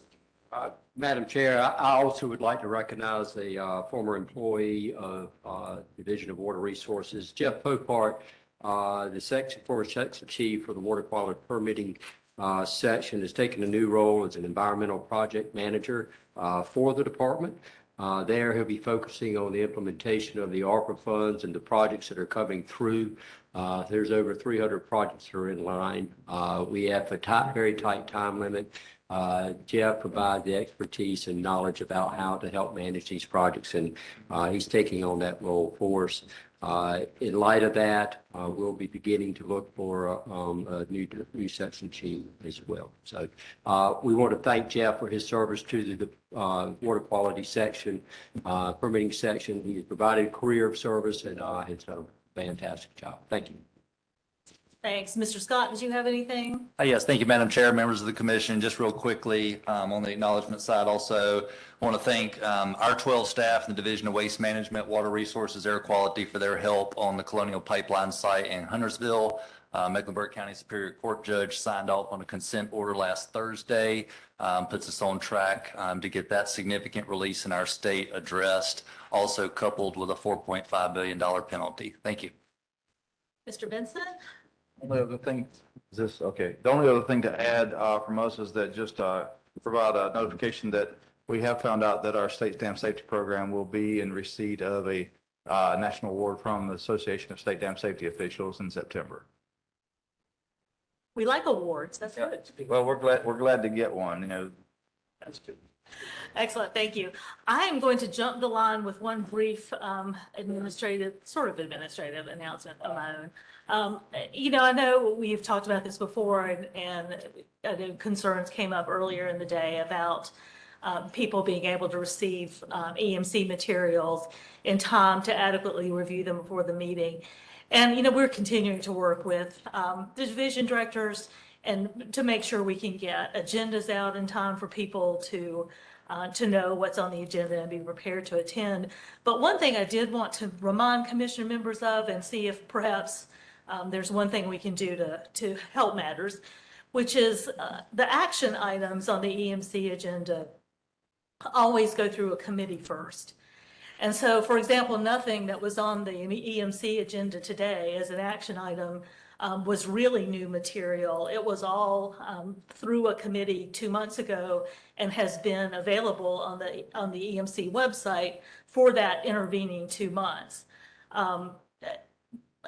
I'll talk to Mr. Solomon about what he thinks wasn't there, but I know the plans that were proposed for review today were all on the EMC website because they went through the Water Quality Committee, as did the River Basin Plan and the proposed High Rock Lake Standard. So perhaps not everything, but the vast majority of the materials that show up with an action item on the EMC agenda have been on the EMC website for the preceding 2 months since the committee action. And so perhaps one thing that could be helpful is I can work with the department about sending out an email a couple of weeks in advance of a meeting, reminding you of the things that we know will be action items on the EMC agenda and giving you the links back to the materials that came through committee, because generally those materials do not change between the time they come out of committee and the time you take them up. There are exceptions to every rule, but generally that's the case. So perhaps we can at least help with a lot of the action items by making sure people know that they can find the voluminous materials for most of these things on the EMC website before the agendas actually even go out. So we'll give that a try as another way to help you find materials that you need early enough to have time to really digest it things. Might have just satisfied Commissioner Solomon's objection.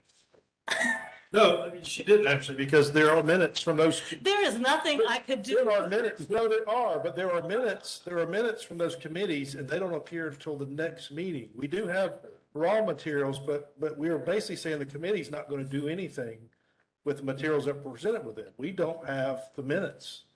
We only have the presentations that went to committee, not committee actions. And that's fair enough. I mean, I think the minutes are another piece of it, but what I was hearing today was people were concerned that they hadn't had a chance to go through all the plans, for example, that were part of the plan approval. So there are significant, probably most of the materials that are attached to your action items would be available. The minutes would be an exception in some cases, so that's fair enough. It wouldn't reflect committee Changes actions. made by the committee. If they The did. committee changes will be in the subsequent PowerPoints that come to us and in the minutes that come to us, not in what the committee first considered. So you're saying the committees inadvertently aren't doing much. No, I'm actually saying for many agenda items, there actually is not a change at the point it comes out of committee. Occasionally that is the case, but and there's no need to belabor this, but for example, with the hearing officer's reports today, any changes that were recommended by the hearing officer in a rule had already been raised 2 months ago in the Water Quality Committee. So there was no new change in the committee between the time of the committee meeting and today.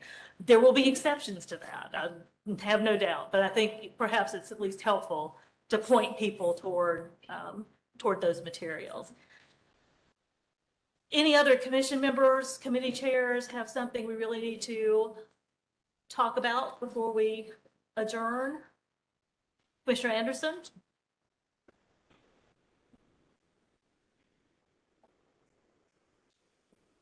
Thank you. Madam Chair, Group 1 will meet here, 10 minutes. Thank you. Motion to adjourn?